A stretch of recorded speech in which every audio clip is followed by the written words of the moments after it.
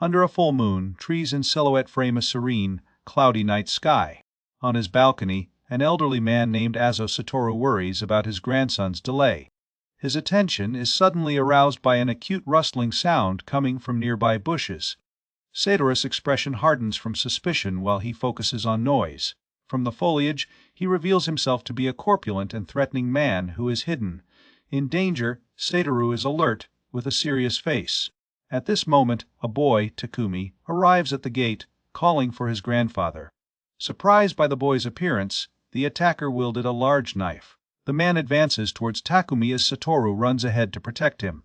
Takumi watches terrified, tears arising in his eyes as the scene unfolds. With a violent movement, the attacker's knife is diverted. But you continue your assault. The face of the shoelace wriggles with shock at the unexpected determination of the old man. Satoru bravely faces the greatest man, causing them both to fall to the ground. Takumi shouts his grandfather's name in pure horror and disbelief. Satoru forces a smile for his grandson. Something quickly calls your attention. Your vision becomes blurred as you feel your consciousness being pulled out of your body. The last thing you realize is the grandson's desperate screams as his soul disappears. Satoru appears with a soft click.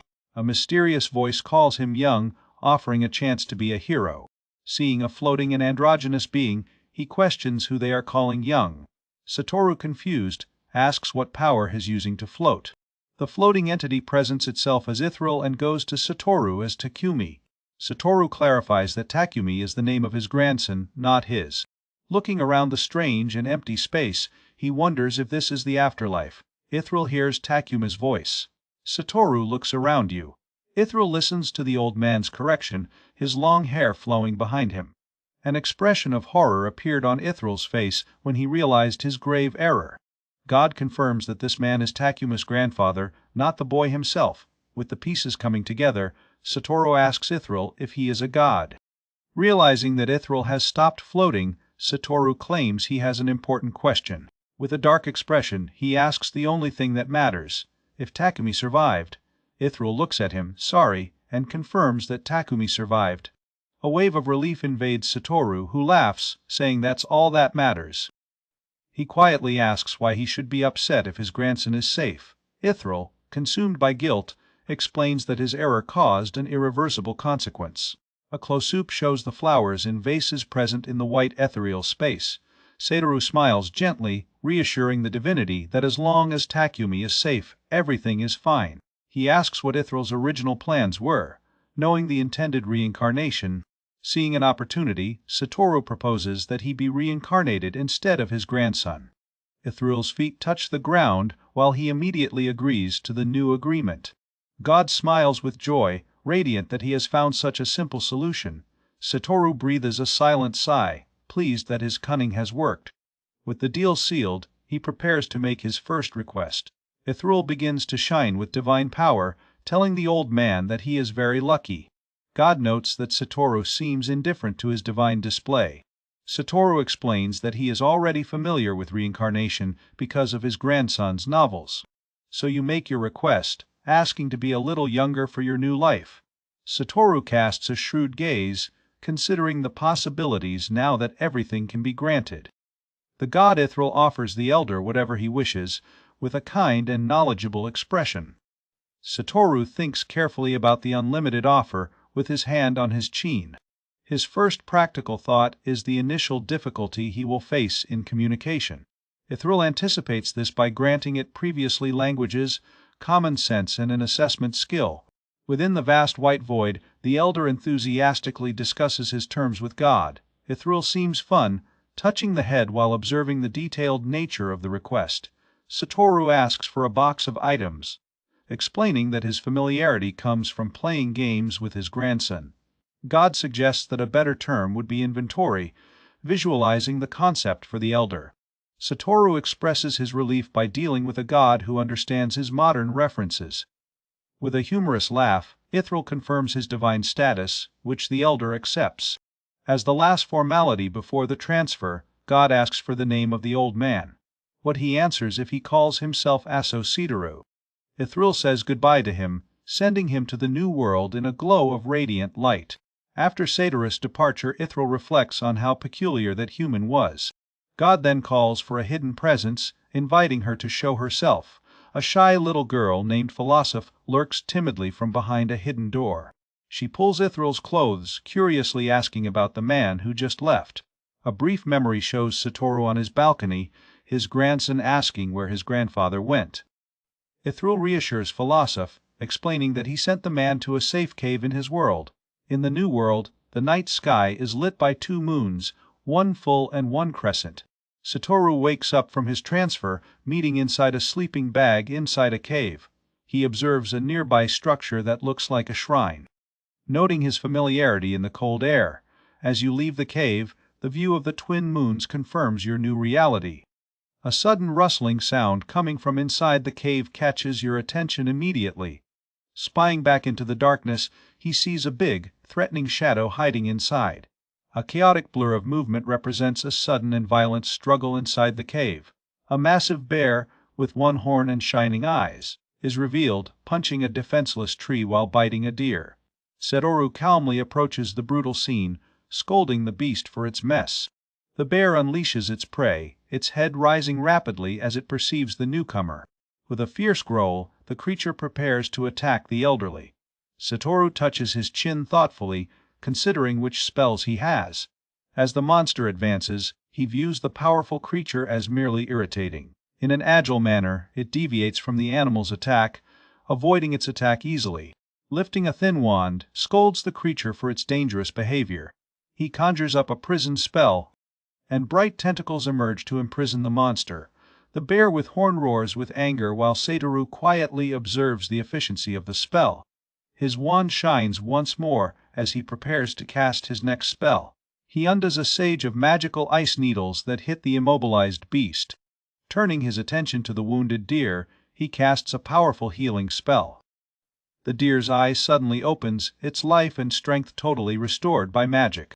He watches the cured animal jump away, wishing him well and warning him to be safe.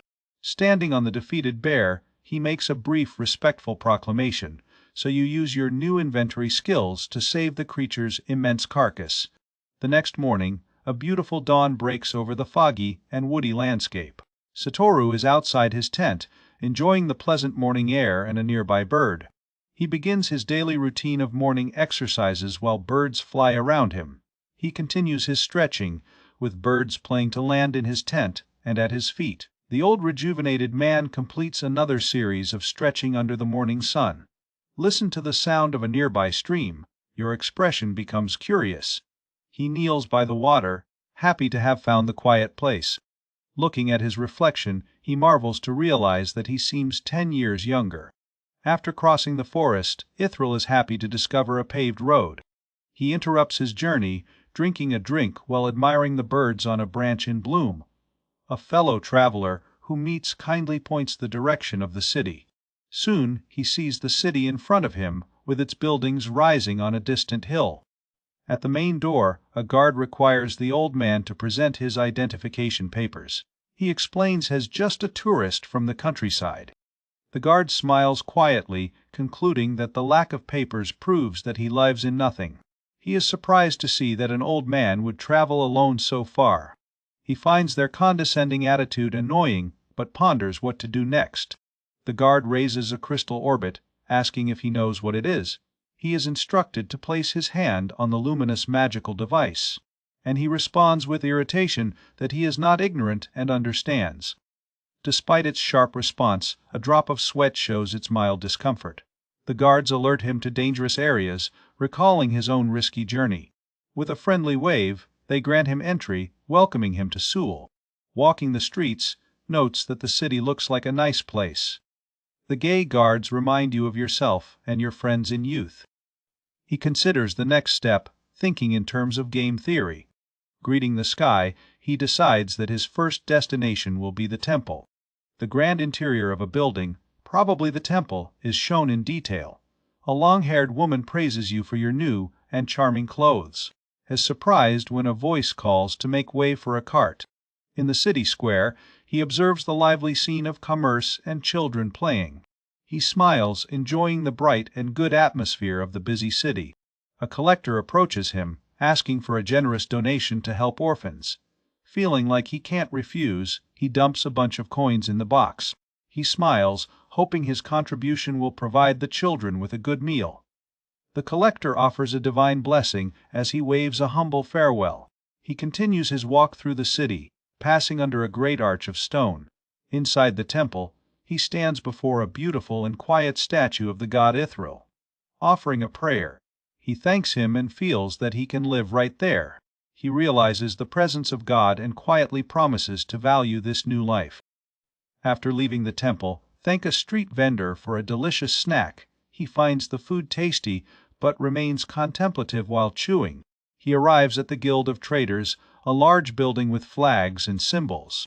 The strict master of the guild asks if he is lost, judging him as common. A kind receptionist politely intervenes, directing him to the registration table. On the table, he explains that he is on a leisure trip and wishes to register. She asks him to put his magic in a crystal sphere for the record. He leans, intrigued by the brilliant magical device given to him. The sphere bursts, turning into a bright, star-like shape in your hand, so she flattens, changing shape to become a rectangular identification card. Surprised by the transformation, he claims he will deal with food. The receptionist warns him to obey the rules while he thanks her. She offers you words of encouragement, wishing you the best as a beginner. Back at the market, he realizes the price of tea is too expensive. He approaches a salesman, asking if he can trouble you for a moment. He asks about the price of a potato, what the salesman thinks is strange. He tells you he'll be satisfied with only 2 potatoes. After taking a bite of a steamed potato, he admits it was a bit exaggerated. Turn your head, noticing a mess on the street. A little boy named Leo sits on the floor, crying, apologizing for an accident. The rude ruffian who pushed him stares back at him, saying harshly that the boy should be alert. A close-up shows the disastrous result, a completely broken egg box. The boy starts crying, lamenting to his mother who broke her eggs. He approaches the crying child, gently asking what happened to the precious eggs. Leo leads the old man along a path, identifying a building as his home. As they approach the inn, Ithral consoles the boy, saying they will apologize together. Inside, Leo's mother shows up, furious with the eggs destroyed and impossible to sell. Leo apologizes profusely with his face marked with tears while the proto watches. His mother continues her diatribe while he asks if she would be willing to listen to him. The old man intervenes, explaining that he witnessed the event and that the boy is not to blame. He asks if she has oil and vinegar, suggesting a way to make the eggs sellable. With a noise, Ithral starts beating the broken eggs in a bowl. He triumphantly presents a pot full of a creamy sauce, stating that it is ready. The mother skeptically proves the unknown substance, thinking he had an amateur trick.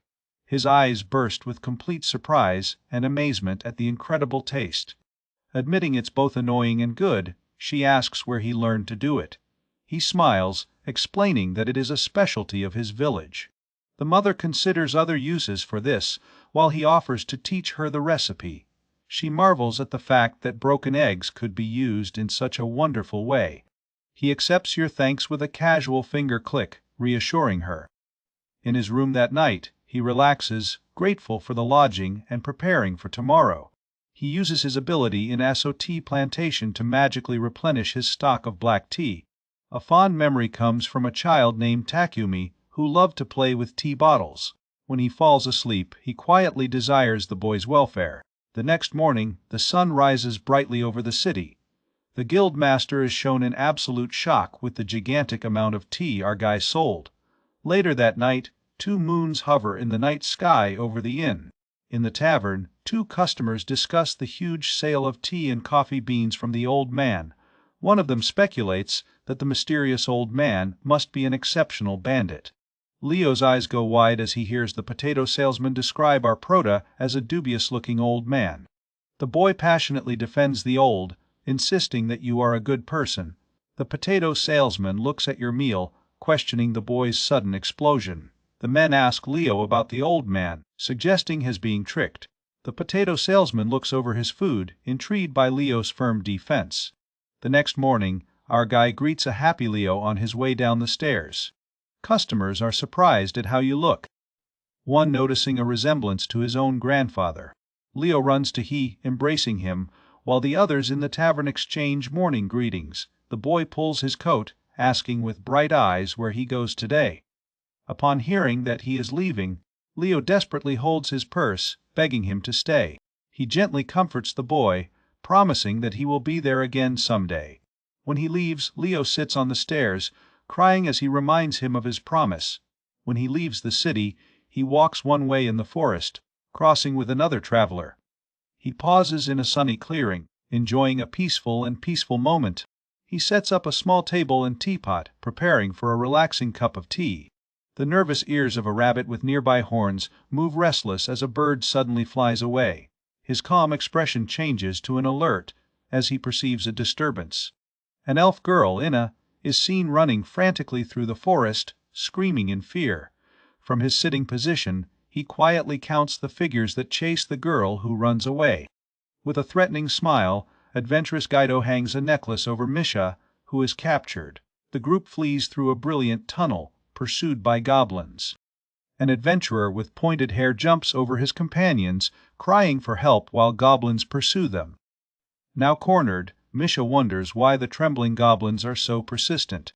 Thinking his end is near, Misha apologizes to her parents in despair. The pack of goblins growls with malicious joy, displaying their sharp teeth. Hidden nearby, Gato smiles from ear to ear, thinking his plan is working, while Mina tells him to be quiet. Misha looks back, shocked, while a calm voice asks if she's all right. The elderly person appears beside him, gently observing his situation. His sudden arrival frightens both Misha and the confused goblins. From the bush, the hidden adventurers question what's going on. Misha begs to run, but he asks for a small item back. With dexterity, he withdraws a purse from his braid, identifying it as the cause. A goblin courageously lifts the bag, demanding its return. He casts a swamp spell, telling the goblins they're sinking to behave. Hidden adventurers are surprised, questioning the old man's past. He says he has powerful magic.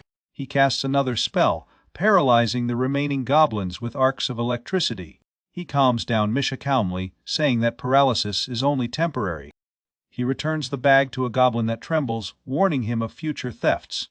Confused with his power, Misha asks who he is. He promises to explain later. Now exposed, adventurers panic, and Mina blames Guido for being too noisy. They come out of hiding, pretending to be relieved that Misha is safe. Our little Velvet confronts them, claiming he saw everything. That leaves them speechless. Guido tries to threaten the old man, telling him to stop talking. Our Velho casts a severe and insightful look, completely indifferent to the threat. The three adventurers are now tied up. Realizing they are completely defeated, Misha observes, with her face made a mask of nervous unbelief. Now with Misha at your side, our little Velvet politely asks the city guard for a moment. The watchman recognizes our little Velvet. Surprised Gramps is back so soon. Our little Velvet stands beside Misha, asking the guard to give him a hand. The friendly expression of the watchman turns into shock when the adventurers are tied up. Realizing the gravity of the situation, he screams for his boss and runs for help. Misha watches the watchman run, face full of confusion. The main adventurer, Guido, laughs with a convinced expression and quick thinking. Our lord touches his chin thoughtfully, realizing that problems are yet to come. The adventurers are shown dragging their captives, now bound by the city. The watchman casts a look at the Velho, realizing that the situation is being resolved. Guido, angry, encourages his companions to run, fearing for their lives. Misha observes the scene, darkly concluding that all human countries are equal. The Velvet watches unstoppable while the adventurers fight their prisoners in handcuffs. From a distance, the guard asks if the grandfather and the girl are unharmed. The Velvet advises in an enigmatic way Misha that she must leave before things get worse. A little boy spies through the wooden fence, watching the strange procession. The guard explains to the Velho they can't touch the high-profile prisoners. Guido adjusts his armband with a confident smile on his face. A heavy wooden door hits with a resounding bang. Misha releases a frightened scream, surprised by her sudden arrest. In a simple room, Misha confronts the Velvet, questioning why they were arrested. She starts crying, blaming herself for bringing him trouble. A jolly boy comes in, announcing that a man came to see Grandpa. The visitor holds a sandwich basket. He presents himself with a severe expression as the guild master of the city's adventurers. Misha gets nervous behind the velvet, which maintains a calm and observant posture. He then asks if they came to apologize for the actions of the adventurers. A nearby guard silently advises the velvet to be careful with his words.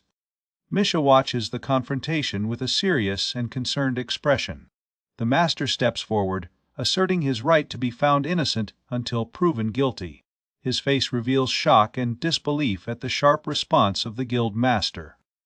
He counters her claim, saying that her sources claim that they were the ones who ambushed them.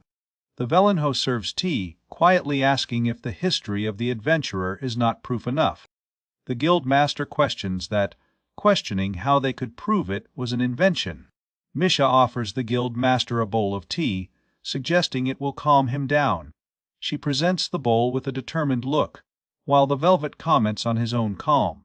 The guild master accepts the bowl skeptically and takes it to the lips. He immediately retreats, with his face contorted with disgust by the bitterness of tea. With a soft smile, the velvet asks the man if he is calm now. The guild master regains composure, stating that a confession will ease his punishment. Affirming that you will punish them personally, the doorman and the escort boy lurk behind a corner, secretly listening to the exchange. He then admits that he is not completely ignorant of the scheme of adventurers. Misha and the velvet listen carefully as the guild master begins to explain. He reveals that what happened to them is part of a common corrupt business. He explains that adventurers instigate incidents for rewards and rating points. The Vellenho, looking disinterested, comments that the whole scheme is revolting. The master of the guild recognizes the point of the velvet while Misha hears their discussion. Velvet looks out the window, ominously suggesting that the next victim may not be that kind. He continues his veiled threat, reflecting that the forest is a scary place. The guild master swallows dry with nervousness, a drop of sweat on his forehead. He promises to apply to adventurers the harshest punishment of the guild. When he leaves, the master of the guild declares he will have them withdraw the complaint. He thinks to himself that the velvet is scary. The velvet offers a warm and reassuring smile to a surprised Misha. Misha asks if the matter has been settled, while the inner boy happily eats a sandwich. The inner boy is surprised to see the velvet and Misha in the common room. The guard and the others greet the velvet, congratulating him on his success. They play lovingly, patting the back of the Velho, recognizing that he defeated them cleverly. Misha is sitting at a table, writing in her diary that the suspicion has been clarified. It reflects that they received an unofficial retaliation, finding a way to counterattack a failed system. In another scene, the long-haired god asks the young woman, Luch, his opinion. The man begins to comment on the character of the velvet. Loose Cora, while you hear that the velvet is a capable man. A new day rises, with the sun shining brightly on the landscape.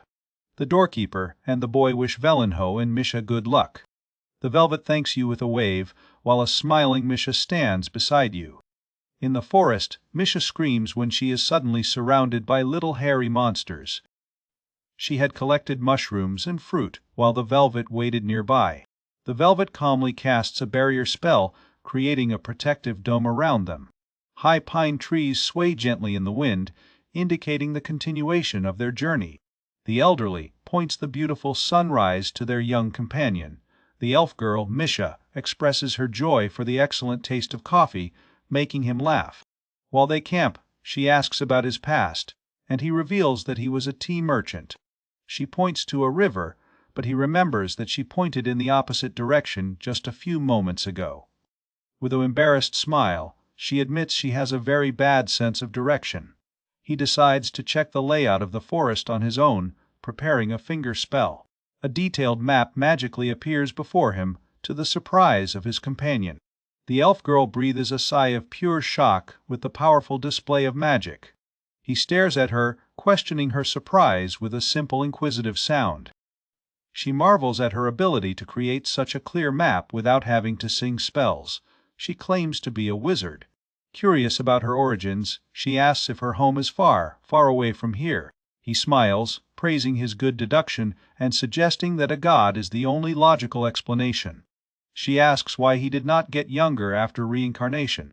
He explains he won 10 years back. She notes that all other reincarnated people became much younger in the records.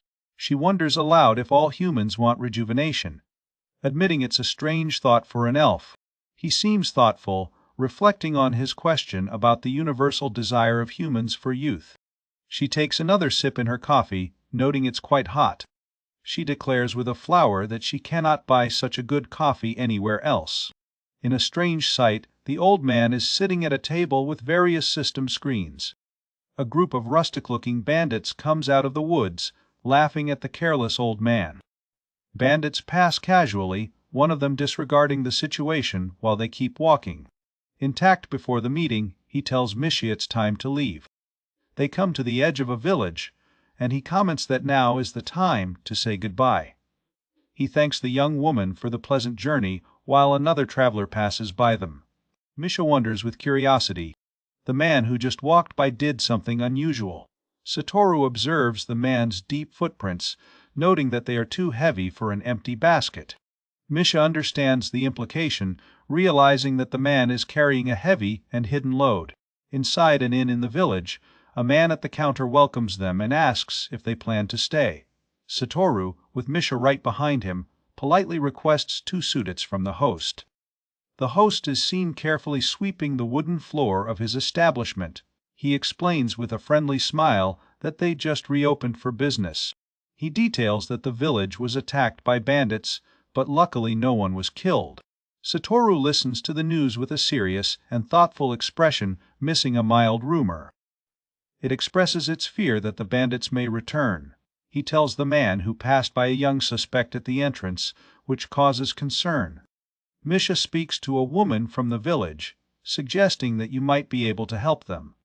You wonder if he will listen to him, offering to gather the others. You consider the request with a contemplative expression on your face while deciding. In a clearing, you sit quietly while a huge wasp near, scaring Misha. It calmly lifts a map and presses the index finger at a specific point. The giant wasp is instantly fulminated by a powerful ray of electricity, screaming its shock. Misha is amazed, asking if he really can do things like that with just a map. A man jokes about the peaceful display, asking if you're some kind of insect hunter. A little girl approaches you and asks directly if he is strong. Her eyes fill with tears while she explains that the bad people hurt her mother. You smile kindly, reassuring the child concerned that he, of course, will help. The night falls on the village, with 2 moons shining brightly above the roofs. The residents evacuate toward the church, worried, asking if the bandits are coming back. The old wizard informs them that he communicates to his companion elf that the bandits have arrived. A magical map reveals the positions of the bandits, showing a large gang surrounding the village. Lifting his staff, he casts a spell, summoning a protective barrier. Miri watches amazed while the immense magical barrier envelopes the entire village. A resident looks out the window, questioning the strange bright light out there. Looking at the dome of light, 2 men question whether it is divine protection. With a confident smile, Azao announces that it is time to begin his defense. 2 bandits hiding in the woods sight the brilliant dome, curious about its origin. The leader of the bandits smiles, believing that bright light must be a treasure hideout. Anxious for looting, the bandits run towards the village while Azao and Miri wait. Aso prepares another spell while Miri nervously watches the bandits approaching. A strong discharge of magic explodes from the ground with a loud bang. Aso coldly observes the success of his attack as the bandits squirm on the ground. A lone bandit runs frantically back to his camp, screaming about an unforeseen problem. He reports breathless to his surprise boss that their hidden forces have been defeated. The leader gets angry knowing that the culprit was just a strange old man. He blatantly promises to crush the old man to pieces as he approaches. Asao's boots are shown walking firmly and calmly towards the bandits' camp. Azao and Miri spy on the bandits' main camp. The leader of the bandits sights them, ordering their men to capture the valuable elf. As the remaining bandits advance, Aso calmly lifts his staff to cast another spell. He unleashes a paralyzing spell, taking down the bandits who were advancing. The leader of the bandits grinds his teeth, managing to resist the paralyzing spell. He smiles triumphant, believing he has overcome the old man's magic. Miri is surprised because the powerful spell had no effect on the leader. He advances with his sword, boasting that Asau's magic is useless against him. Miri screams in fear. With a simple touch of the forehead, Asau miraculously prevents the leader's attack. Spying through his fingers, Miri is confused by the impossible defense she witnessed. The leader is thrown back by a seemingly light blow. Miri watches with wide eyes, completely baffled by Asau's casual power. By closing the teeth of frustration, the leader of the pack curses the strength of her opponent. He strikes furiously again, screaming for the old man to simply die soon. Asau easily blocks the sword, quietly observing that the leader has some resistance. He casts a trapping spell, declaring it punishment for the gang's crimes. The defeated leader curses Asau, powerless in his magical restraints. Miri, nervous about the overwhelming display, notes furiously in her diary. Asau announces it's time to go back, leading the floating bandits back. The residents gather in shock, one recognizing a bandit who had robbed a store. Asau floats the captured above the crowd, asking them to let him pass. The residents look in amazement, completely amazed at the scene. The mayor arrives, pointing to the captured and asking if he's the one who captured them. A grateful resident asks if he was the one who protected their village. Asau humbly admits that he thinks he helped. A little girl expresses her deep gratitude for his help. She holds a small intricate pendant, a symbol of her gratitude and relief. The little girl runs joyfully toward Asau, calling him grandpa with affection. Next to Asauzen, the mayor of the village based on a solemn agreement. Asau kindly accepts her gratitude, answering that she is welcome. The mayor then offers to teach Asau something, asking for his attention. Anxious, Asau declares that he is ready and willing to listen. That night, an imposing mansion rises silhouetted behind its great gates. A maid named Lydia is at the door, requesting entry to see her master. Inside, she informs Master Ori that she has successfully found the item. From her master's point of view, Lydia explains that there is a problem. Ori despises the news, questioning the mention of an old man in a pointy hat. Lydia faces her master with a cold, determined look. With a threatening smile, Ori declares that the old man must prepare to die. A large amount of mass is thrown hard on a table. A young woman arches her eyebrows, surprised by the sudden loud sound. With intense concentration, Asau begins to punch the dough with skill. Your elf companion Miri watches in wonder, wiping the sweat off her forehead. The girl's parents observe the strange display of cooking with worried looks. Residents, including the mayor of one day, look in complete confusion. They whisper among themselves, finding that he is making something different from bread. Wing skillfully cuts the dough prepared in thick and uniform noodles. The fresh noodles boil and cook in a large pot of boiling water. A smoking bowl full of noodles and mushrooms is presented as ready. The villagers look curious to the brown, warm and unknown dish. The mayor's eyes go out to prove it, declaring it delicious. He marvels when he realizes it's food from Asau's homeland. The mayor insists on negotiating a feudal gentleman's reward for him. Asau politely refuses, explaining that it was not right to do so. He claims it is the duty of an elderly person to help young people. The head of the village sights the chief rushing towards them, coming from a nearby hill. Boss arrives with a message from Foss City about the gang. Asau observes with an expression of doubt, questioning the news. The mayor alerts you urgently to hide your values from the incoming envoy. He explains that the local Lord Oswald is a notoriously greedy man. Asau sighs, thinking to himself that it seems to be the same everywhere. Later, he and the mayor watch the village children playing hide and seek. The two children laugh while dueling with batons. Adults observe the carefree children, noting how they are following the joke. Asau expresses his desire for the world to change when they grow up. Later, Asau and the mayor sit down to discuss defense strategies. Asau suggests strengthening a specific place rather than the entire village. Miri agrees, proposing to form and train a militia team immediately. The mayor cares about organizing this without his enemies finding out. Asau confidently suggests just warning them because gangs avoid trouble. The mayor and Miri agree that your logic is sensible. The elf girl happily pours teacups to the group. The mayor asks Asau if he served in the army before becoming a wizard. Asau clarifies that he was a farmer who cultivated tea, not a wizard. He offers his own homemade tea, and the mayor is fascinated by its aroma. When the mayor takes the cup to his lips, Asau calls it normal tea. The mayor's eye widens from total amazement after proving the incredible infusion. The village chief gives a sip of happiness, commenting on the tea of the planter of you. Mina expresses her joy, while the chef praises the superior flavor and aroma of tea. Changing the subject, the chief explains the agricultural difficulties of his village and asks for advice. You pass your hand thoughtfully on the beard, reflecting on the problem of the fields. He suggests using fallen leaves to create a nutritious humus as a fertilizer. The boss, impressed by the idea, starts taking notes eagerly with a feather. You add that mixing soot from your fireplaces would also be beneficial. With your lesson completed, you hold your cup of tea, closing your advice. Under emotion and gratitude, the chief immediately promises to share this valuable knowledge. The gentleman's stance is serious when he mentions the matter of the stolen looting.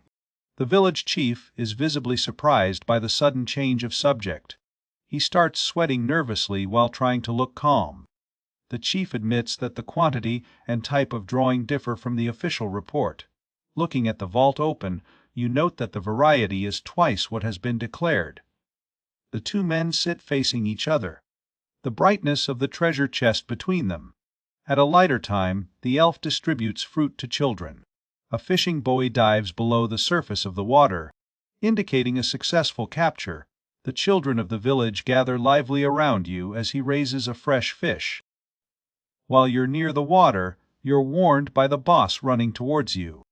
Let him know the people of Fu City have just arrived. You look up at your task with an intrigued expression on your face. Two imposing figures, Gold and Joke, march with purpose into the village area.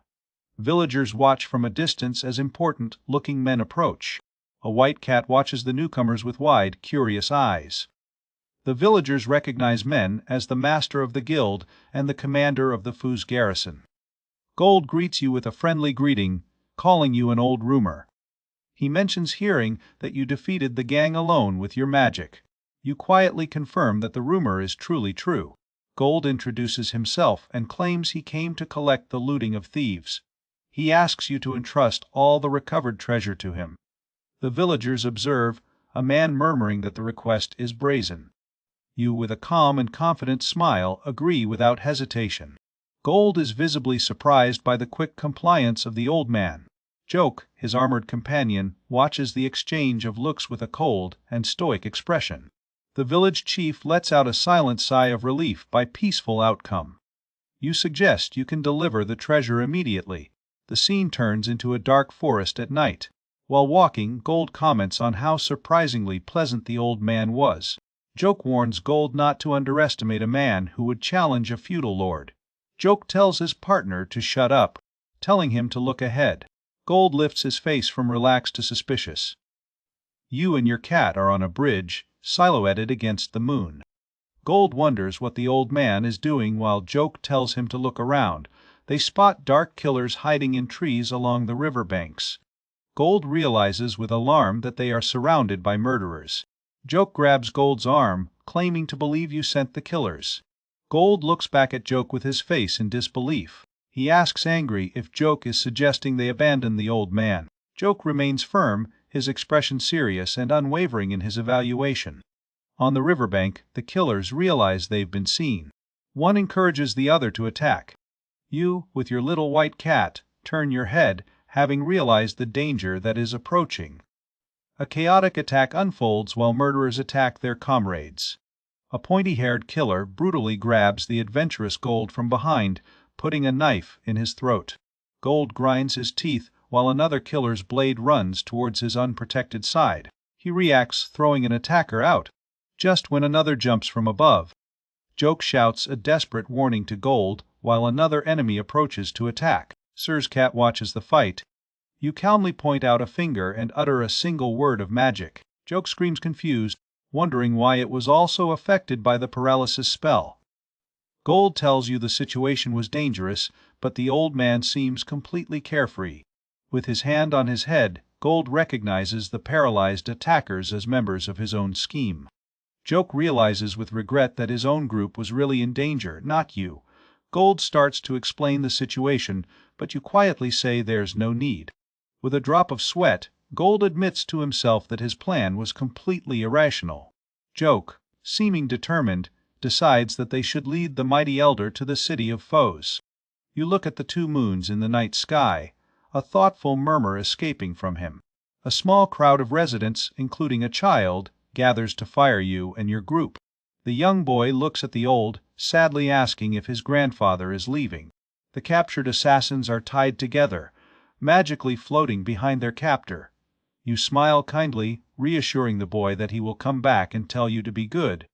Residents watch as you, Gold and Joke prepare to leave the village gate. Just when they leave, a voice calls by the name of you, making him turn around. The elf woman Mina runs down the village street, determined to reach them. She arrives, panting, and happily presents a package wrapped in cloth to you. With a proud smile, Mina explains that she made the gift herself, using her recipe. You look at the package offered with a surprise and emotional expression. He unwraps the fabric, revealing an organized package of udon noodles hidden inside. Mina explains that she used wind magic to dry the noodles to keep them well. The old chief in the crowd holds his fist, impressed by his ingenuity. You smile warmly, thanking Mina for the thoughtful gift and wishing her luck. With one last wave, you and your companions leave, leaving the villagers behind. During the journey, you cherish a 6-day journey, although Gold murmurs that will take longer. Gold keeps complaining about the long journey, especially because it's a round trip. Night falls in the forest. The group set up camp, and even the captured killers are fed near the fire. Joke notes with dryness that prisoners have quite an appetite for men in the situation they are in.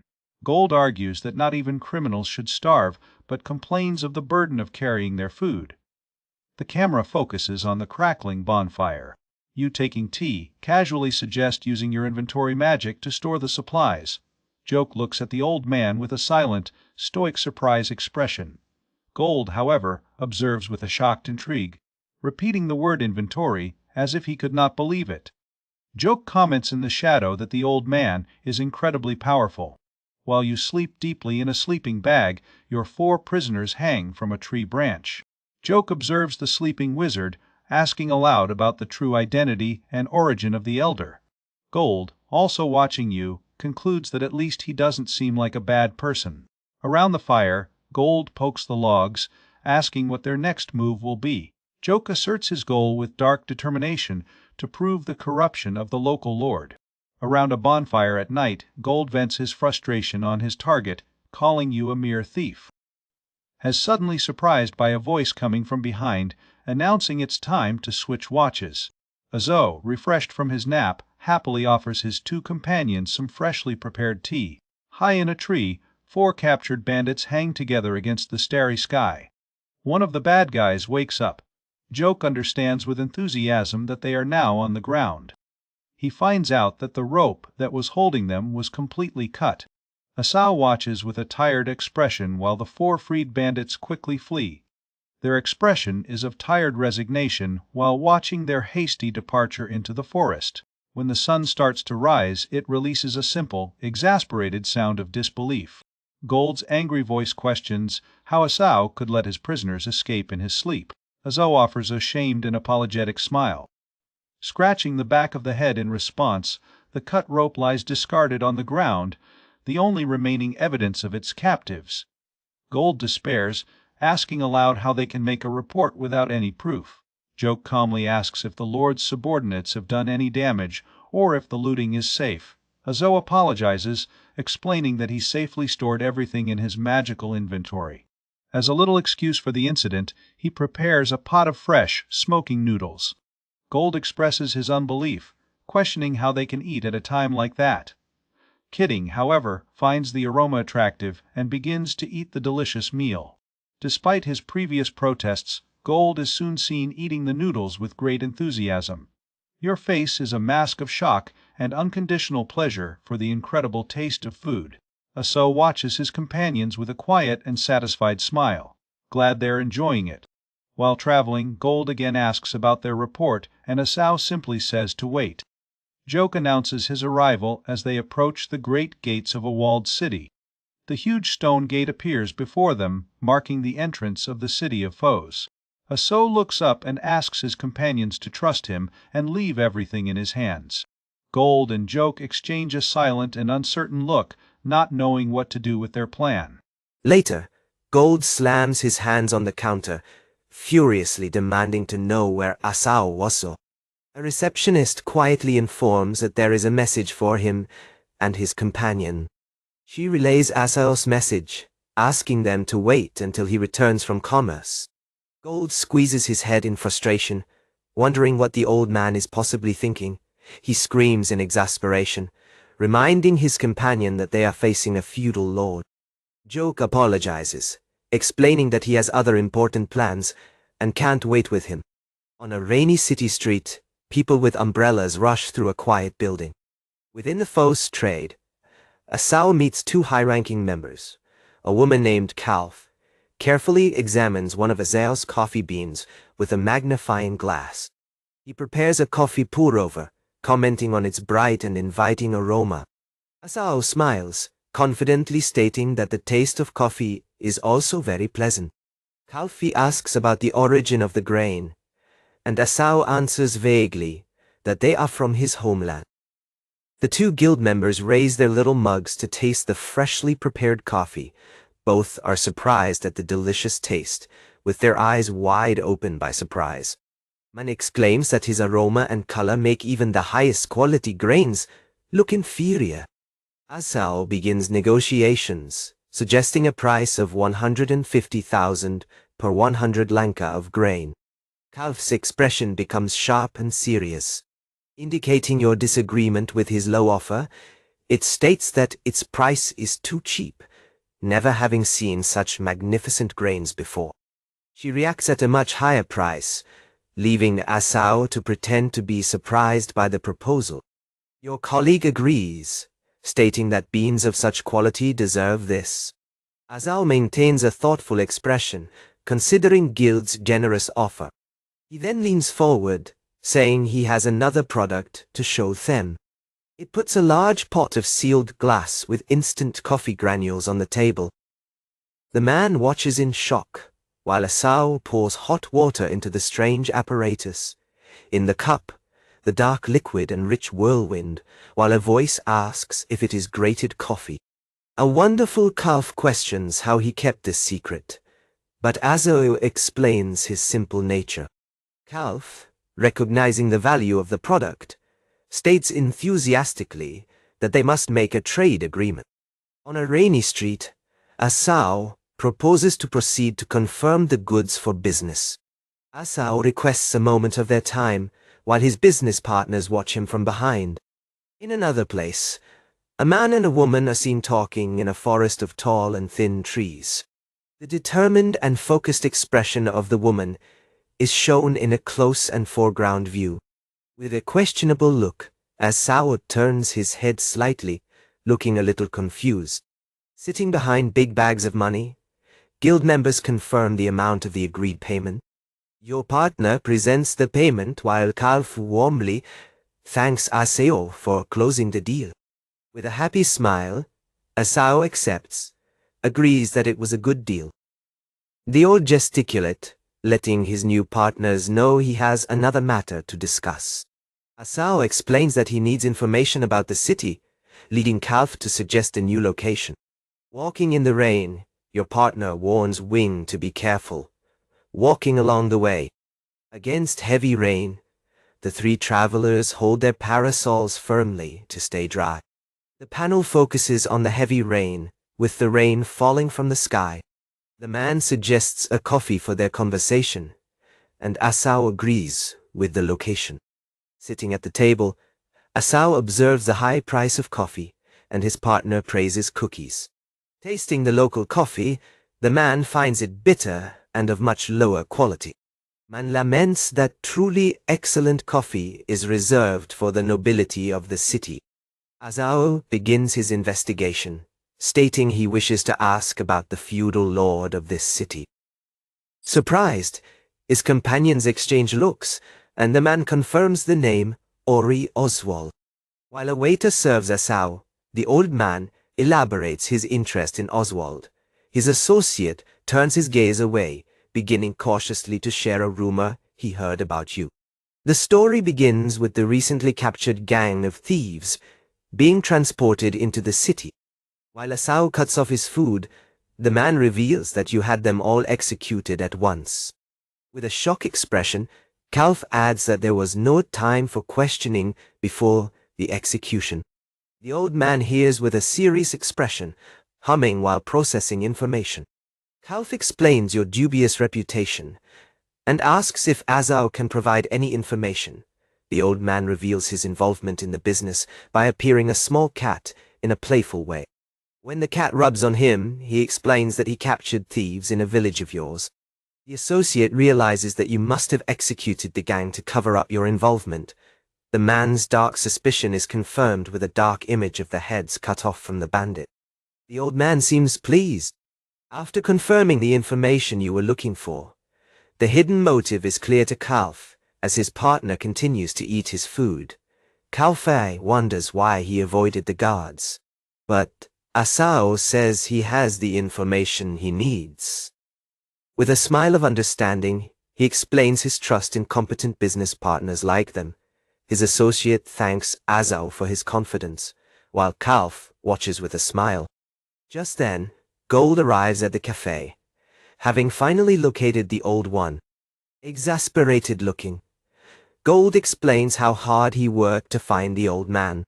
Gold retorts that he and Jilk are not inseparable after Asao asks about his whereabouts. The two guild members listen silently, somewhat surprised by Gold's abrupt appearance. With a serious expression, Gold reminds Asao that he's in danger by being there. The associate tries to calm Calf down, while a waitress brings a chair to Gold. Gold accepts the offer to sit down and joins the group at his table. In taking his seat, Gold seems visibly stressed, still disturbed by circumstances. Fun with the scene, Calf hides a laugh behind his hand, while his partner watches. Anxious to share more, the associate leans to tell Asao another interesting rumor. Man shares a rumor he heard about the scary maid of yours, the elderly wizard. Asao looks up with a thoughtful expression, questioning the mention of a maid. A woman explains an ancient rumor about the personality of the feudal lord who would have changed due to the influence of a maid. He returns to Asao at the table. Demanding an explanation for his words, the angry man asks if Asao revealed everything, but Asao calmly promises to explain later, next to a yawning cat. Asao comments enigmatically that there is no smoke without fire. With an understanding smile, he anticipates seeing the expressions of you and your maid. The scene returns to a dark and rainy night in the great manor of the Lord. Inside, the chief governess, Mari, holds a whip with a cold, calculating expression on her face. She approaches a group of adventurers on their knees and in chains, demanding that they hear their apologies. Their leader, Gold, watches from his chair with an expression of laughter. One of the adventurers in chains desperately protests that their target was not alone, as promised. Marie coldly rejects his complaint with one indifferent remark asking, "So what?" The sharp click of a whip echoes as the captive adventurer cries out in pain. She questions the man, asking if he brought any jewelry or simply returned empty-handed. Gold laughs with satisfaction at the scene, while Mari makes a mockery of decapitating them all. The captured man and an adventurous blonde woman look up with absolute terror, chained and helpless. Mari casts a perceptive and aside look before continuing her line of questioning. She then assures Gold, who now sweats, that she was just joking. Mari turns her attention to a different hostage, asking about the old man in question. The adventurer explains that the old man is a powerful support magic user. Holding a wilted flower, Marie proposes a plan to take the old man's bat. The adventurer listens attentively. With a determined expression on her face while Marie asks her opinion, she simply recognizes the plan, her eyes wide open with a mixture of fear and understanding. Without warning, Marie violently beats the adventurer's head against the wall with a disgusting click. Supported nearby, Marie asks threateningly if the woman expects her to fix the mess. Gold shudders, murmuring that the wall is being beaten once more. The scene returns to the present day, showing a wide take of the mansion at night. The great butler approaches the ornate gate while someone knocks outside. Opening the gate, the butler questions the identity of the visitor. Asau tilts his conical hat. Expressing relief that they finally opened the gate, the steward questions the reason for the elder's visit, with a severe and unreceptive expression. Asau declares that he has come to meet you and asks the butler to announce you. The butler reports that Master Oswald does not receive anyone without a prior appointment. With a firm look, the butler orders the old man to return dry. Spying through the closing gate, Asau politely asks at least to convey his message. Asau says with confidence that he is sure that the master would like to meet him. The butler is upset and angry, not knowing how to deal with the old insistent. Marie appears beside the butler, quietly offering to convey the message through him. The scene changes to a quiet and elegantly decorated corridor inside the imposing mansion. Marie drives Wing to a waiting room, telling him to wait there for a moment. She takes a slight bow, with an air of knowledge, before leaving him alone in the room. Asao sits patiently in the waiting room, surrounded by fine furniture and works of art. He waits for a moment, letting out a light, almost imperceptible sigh. Marie returns with a tray with a cup of tea, apologizing for the interruption. With a nice smile, she offers you a cup of freshly prepared tea. Asao accepts the tea, thanking her and saying he will have some mal. He takes a sip, immediately recognizing the distinctive and familiar aroma of tea. Asao tastes the tea, recognizing its familiar aroma from a previous gift. Observing the maiden-chief, her expression becomes cautious and thoughtful.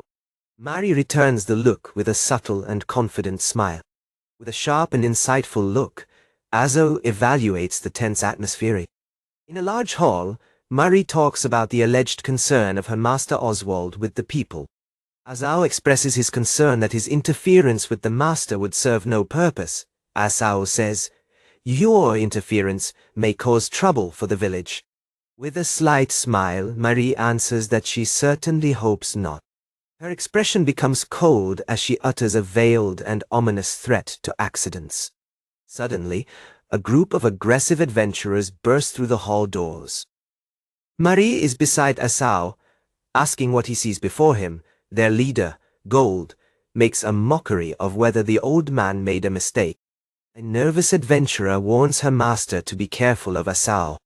Asao observes with a calm expression. Gold declares with contempt that Asao is nothing but a fragile old man.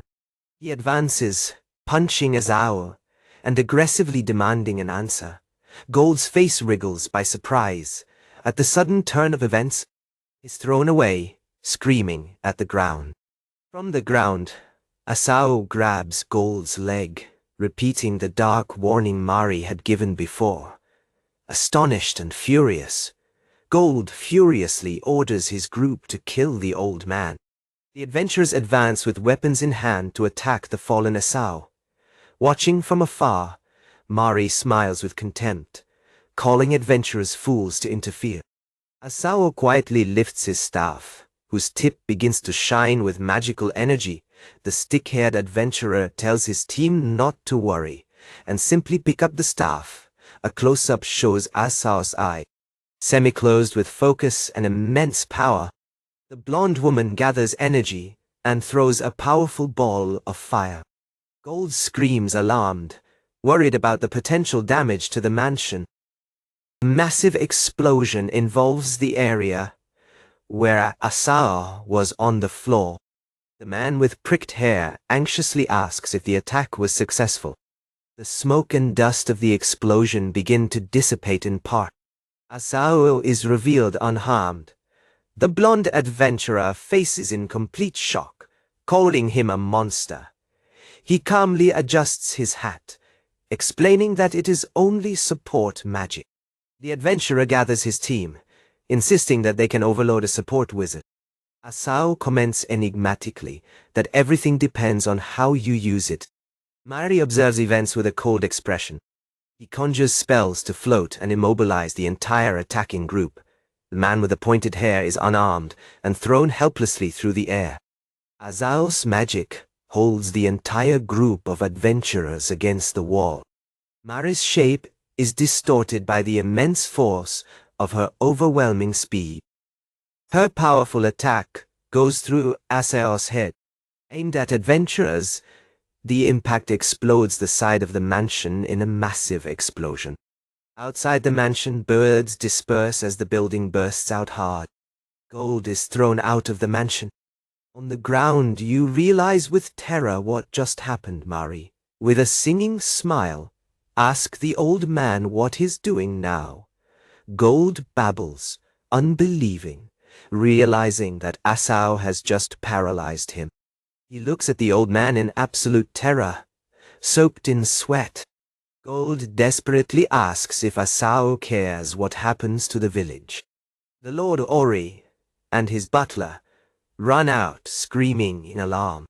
Ori faces, shocked, destruction and his captured men. Gold is defeated on the ground, looking up in complete shock. With a concerned expression, the feudal Lord Ori informs the old man the situation is bad.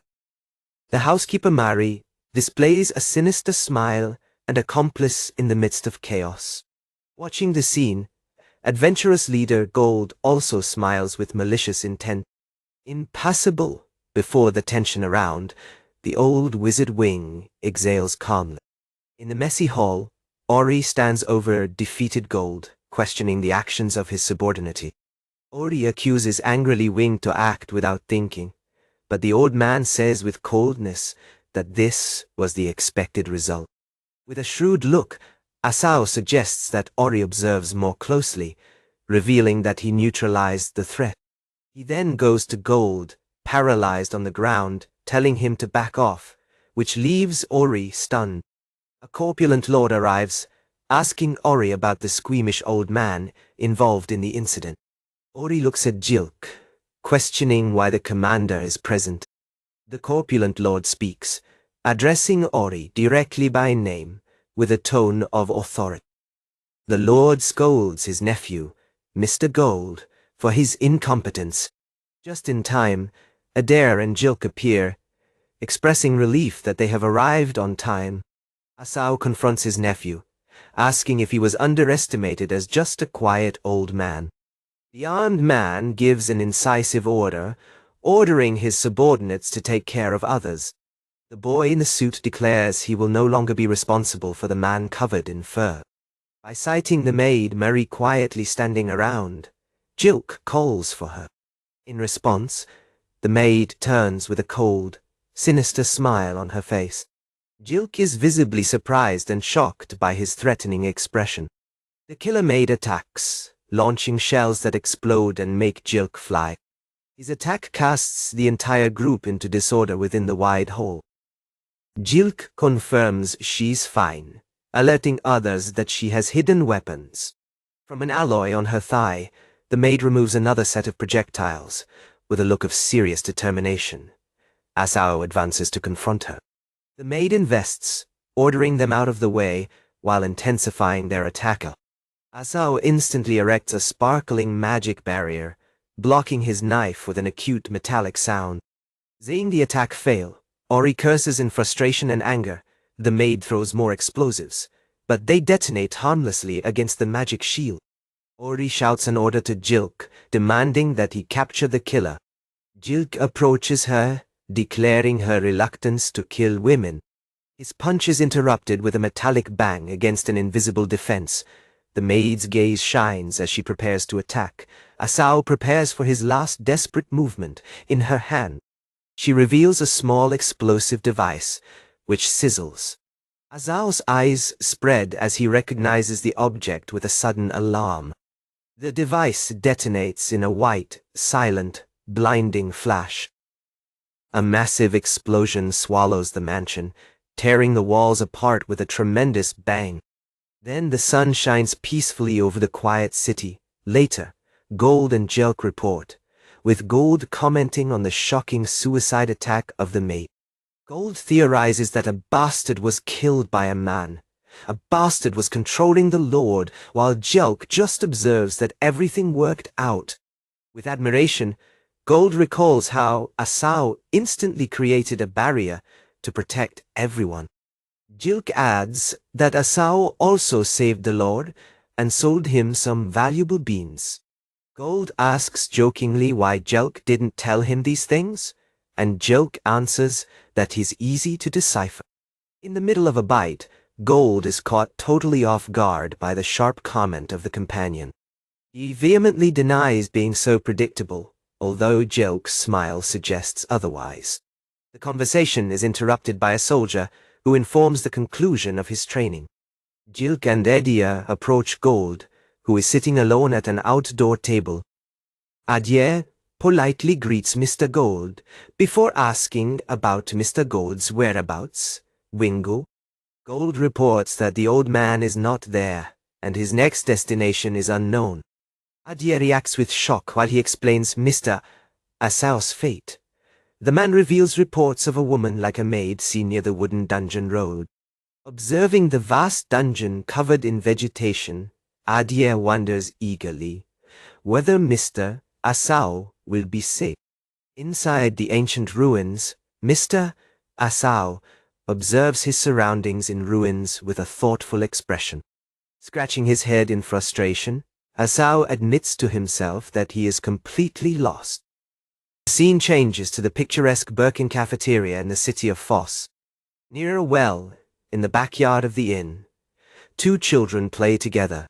Silzil proudly presents a potato covered in earth, explaining how to fry it in oil. His older sister, Othli, confused, asks the meaning of the word fry. From a distance, their mother and another man watch the children gossip with smiles. Silzil looks at his sister, curiously asking when that grandfather will return. His older sister, Othli, looks away with a thoughtful and slightly concerned expression. The two girls ponder the whereabouts of Grandpa, a balloon of thought showing his face. Othli suddenly remembers he mentioned going to the forest dungeon. She dramatically warns that ghosts appear in the dungeon and will eat them. Listening to the conversation, the mother approaches with dishes, asking what they are doing. Silzil, now worried, asks Mom if Grandpa will be okay there. The mother suggests that the dungeon can be too dangerous for him alone. His words make the two girls puff up, face taken by shock. With a naughty smile, his mother concludes that he may end up being eaten by a ghost. The two girls release a synchronized cry of anguish, terrified by their friend. In panic, Silzil suggests asking Uncle Gold for help to save Grandpa. A rustling sound comes from the bushes deep in the ruins of the old dungeon. Upon hearing the noise, the lost Mr. Asao turns his head to investigate its origin. He is alone on a path, spying on the stone structures covered in vegetation and vineyards. Asao breathes a soft sigh, looking around with a slightly tired expression. He continues to examine the surroundings, his face showing a mixture of confusion. A sudden gust of wind passes through him, scaring him on the way. Another rustling sound emanates from the dark foliage just in front of you. His boots glow as he holds his position, facing the invisible presence. A monstrous, toothy smile shines in the darkness of a nearby bush. A shrill sound erupts from an unexpected source, scaring everything around. The fountain is a small white cat scratching Asao's leg with its claws. Asao gently catches the purring cat, calling him a good girl. Holds her hands, the cat emits a deep, vibrant purring of contentment. Deciding to take a break, Asao magically sets up a table for tea. He offers a piece of fried donut, asking if he likes the cat. The cat eats the snack. Her eyes glow with joy while she declares it tasty. Asao is pleased, noting that he is happy to have made the simple donuts for her. He suddenly realizes he's seen the cat before, in Foss, in the village. The cat looks back at him with a wise and intelligent expression. Like you're getting it? Holding his cup. Asao begins to suspect the real and mysterious nature of the catty. The cat Mia, and turns around, beginning to walk along a path, as if he were guiding it. Asao prepares his teapot, considering he should trust the mysterious cat guide. The cat looks over the edge of the teapot, with wide eyes of curiosity. He wonders out loud if the cat could also be lost, just like him. For a brief moment you imagine the cat as a scary ghost, running away from its own species. Asio whispers thoughtfully, while your white feline mate seems to wonder where you are. Walking through the woods, he asks the cat if he could be kind enough to keep him safe on the way back. A vision of the dungeon reveals a stone bridge in ruins, arching over a deep, dark abyss. On the 4th floor underground, Asao and his cat jump through the air, away from defeated monsters below. Going down to the 5th floor, he remains victorious over defeated enemies, holding a shiny little one. When arriving in a wooded area on the 6th floor underground, Asao decides that it is a good place to take a nap. He is seen sleeping deeply against a tree, snoring quietly amid the strange vegetation of the dungeon. The feline companion lurks behind his leg, remaining alert and guarded while his master rests. His ears contract sharply, his attention suddenly attracted by a distant sound. A close-up shows the cat's sharp, focused eye, concentrated on the source of the disturbance. A rustling sound emanates from the dark, dense forest just in front of its resting place. From the shadows, it is revealed that Asao sleeps safely inside a magical, protective and sparkling barrier. 2 threatening bandits, wearing Japanese oni masks, smile maliciously as they approach the seemingly vulnerable target. Coming up among the bushes, the swordsman watches the old loner, assuming he was lost or left behind. The white cat sends out a scream of shock and alarm when he sees the bandits approaching. One of the masked men gets his katana, preparing to strike the asleep Asao with a powerful cut from top to bottom. His blade beats loudly against the invisible barrier, and he comments on his amazing resistance. The little cat watches the violent attack, trembling and crying out of fear and anguish. Both bandits repeatedly strike the shield, their powerful attacks without effect on the peaceful Asao asleep. Pausing their useless attack, the bandits see with frustration that their victim remains completely asleep. The cat, still on guard, turns his head to look at the target. The 2 threatening figures regroup. They hover over the sleeping man. One of them darkly declares that the lucky old man will simply die in his sleep. From his position next to Asao, the cat cautiously lurks at the 2 men with threatening swords. The face of the cat twitches and trembles, with a mixture of fear and a growing just determination. His expression hardens as he prepares to act against the imminent threat to his master. One of the bad guys wonders if the creature is the old man's pet, and asks his partner what they should do. Your partner smiles maliciously, suggesting they skin the creature and sell its valuable skin. Now, growling defensively before Asao, one of the bad guys looks down with a confused expression. In his leg, a vineyard is fixed, taking away his mobility. The 2 bandits stumble on each other without understanding interference. Asao's hand holds a wand imbued with latent magic of silence and paralysis. Bandits gasp in shock when they realize they've become the target of a magic spell. The little cat advances with incredible speed, its paws barely touching the ground. Jumping into the air, the cat unleashes a mighty cry toward the bandit. throwing them down while Asao watches quietly. The defeated bandits lie on the ground, trembling and completely paralyzed, while the cat releases a proud meow. Asao looks at the scene with a slightly surprised and fun expression.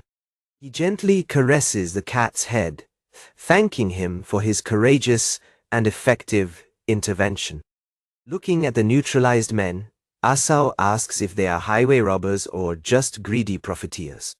One of the bandits, trapped under his partner, defiantly declares he has no power. Asao watches as his feline companion beside the mask's Oni discarded. Asao carefully examines a wooden board that is holding. He puts a discarded Oni mask on the floor, declaring it to be solid evidence. Asao confirms to his cat that they are bandits. One of the captives says he was angry at his partner who warned him about attacking an old man with a barrier. Smoothing the goatee, Asao contemplates what to do with his two bandits. He remembers a conversation with his acquaintance, Genzu, who seemed agitated. Asao decides to leave the bad guys there without wanting any more trouble. A poster hanging from one of the bandits declares him a sorry and captured loser.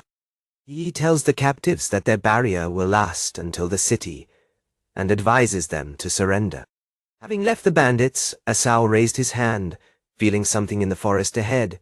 He sits at a small table in front of a huge dungeon gate, enjoying tea with his cat. A leader of adventurers who arrives sighting Asao and tells his group to stop.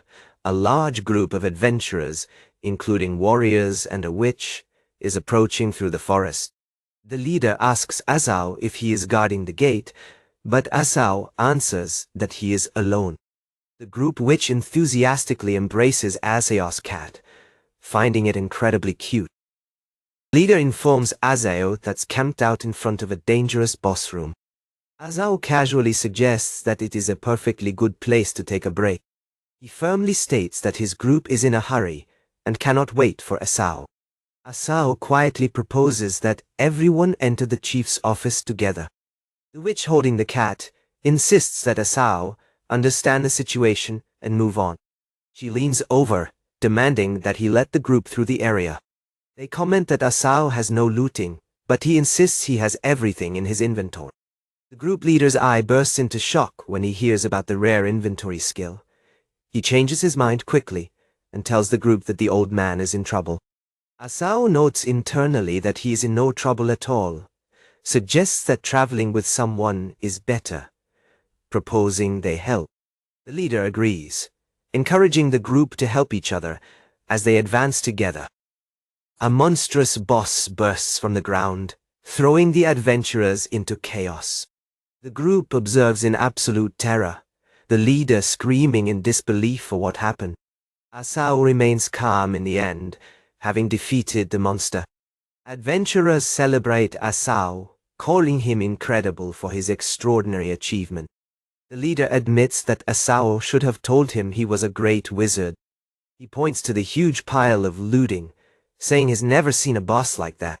The leader asks Asao to place all valuable materials in his inventory. He explains that now they will report the chief's subjugation. Asao recognizes the group's charges as the same men he dealt with earlier. One of the men begs for his life, fearing to lose his job. Asao looks at Man and praises him for working with such dedication. The former bandits are now seen working as porters, carrying a heavy log. The scene changes to a bathroom, with steam rising from the chimney. Inside, Asao dives into a large wooden bathtub, while his cat has a smaller one. He relaxes in the hot water, telling us how refreshing he is. A voice screams from the entrance, asking if old Asao is there. Gold shows up, screaming that this is no time for a relaxing bath. Asao recognizes the visitor as Gold, which is at the top of the steps. Gold joins Asao in the smoking hot spring, and the two relax in the water. Now dressed in robes, Asao is next to a closet, ready to talk. He comments to Gold, who is slightly colored, about how pleasant the bath was. Gold, leaning on a table beside an oil lamp, prepares to explain its urgent matter. Gold leans on the table, reminding Asio urgently of the subject they need to discuss. He warns that others plan to steal Asio's credit for the conquests in the dungeon. Asio calmly takes his drink, simply asking if this is really happening. Gold insists that they are shaping the story as if it were the rescue of a helpless old man in trouble. Asio thanks his friend for the information, discarding it as a merchant would. Gold scolds him for being too kind, suggesting he take an adventurer's leave.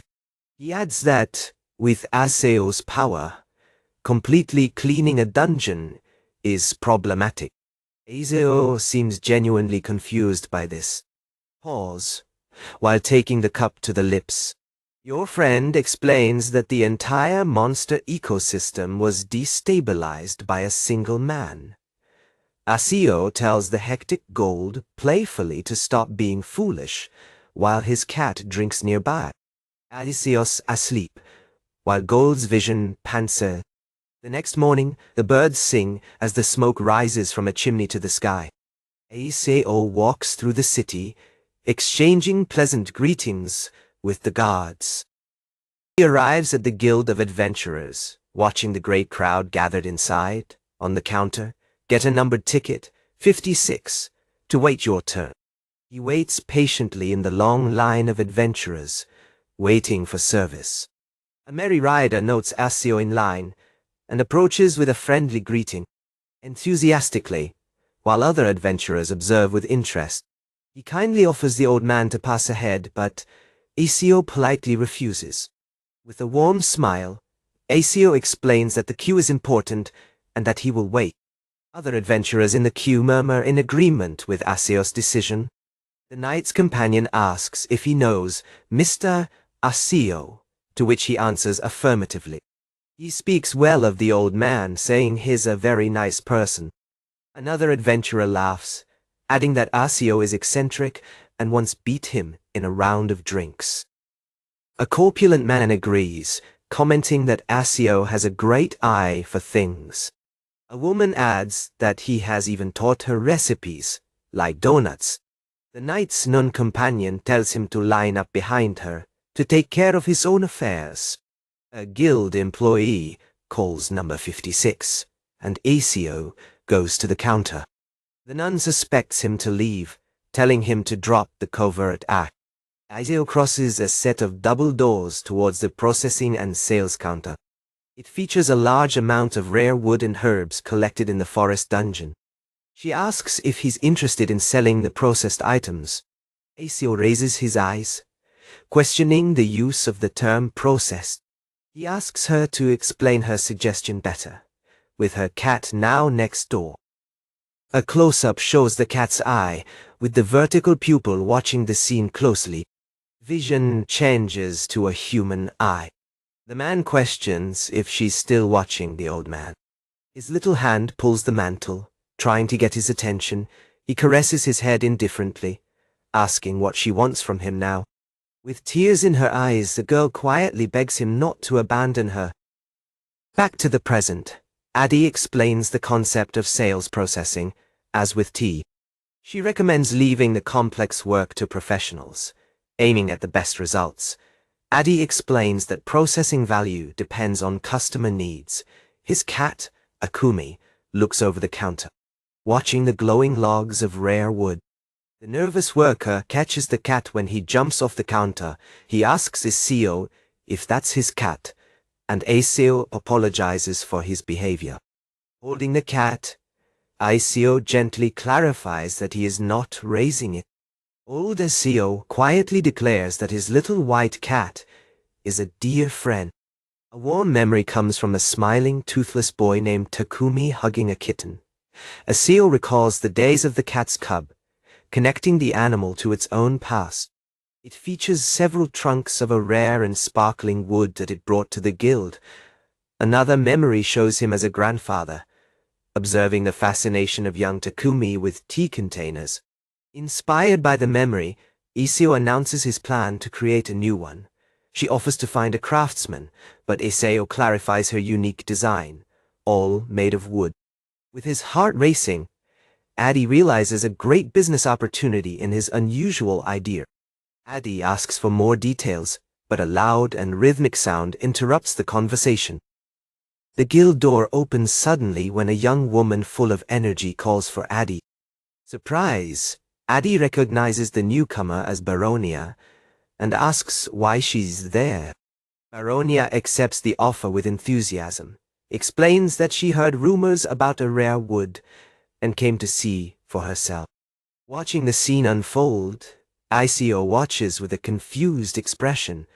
Baronia marvels at the fact that such valuable wood was found in a low-level dungeon. She eagerly asks to test the hardness of the wood, but Addy tries to stop it.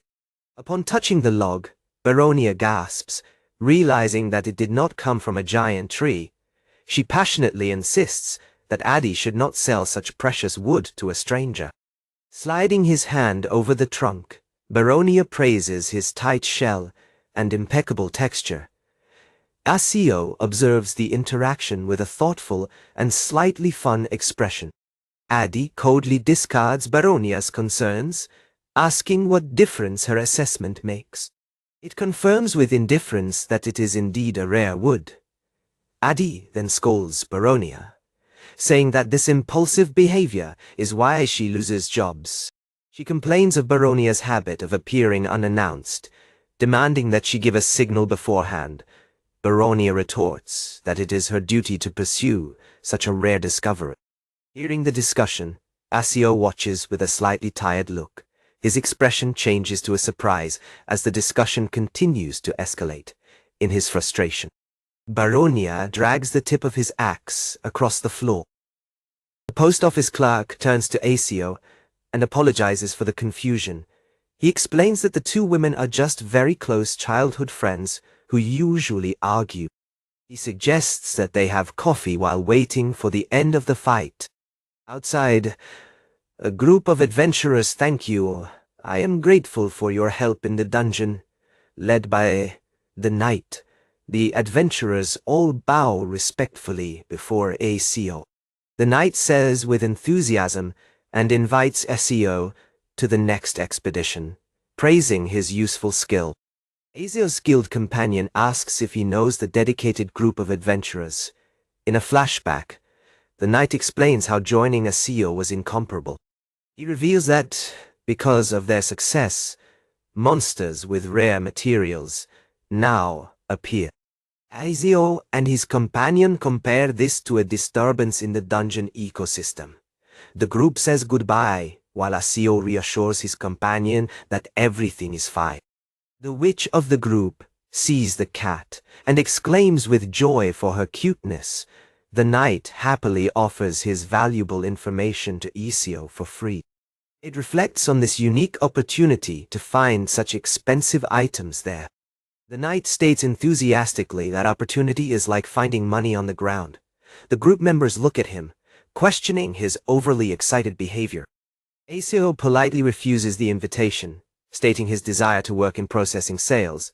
The knight seems surprised and somewhat disappointed by ICO's decision to refuse it. A glance of the young knight reveals his intense and focused eye.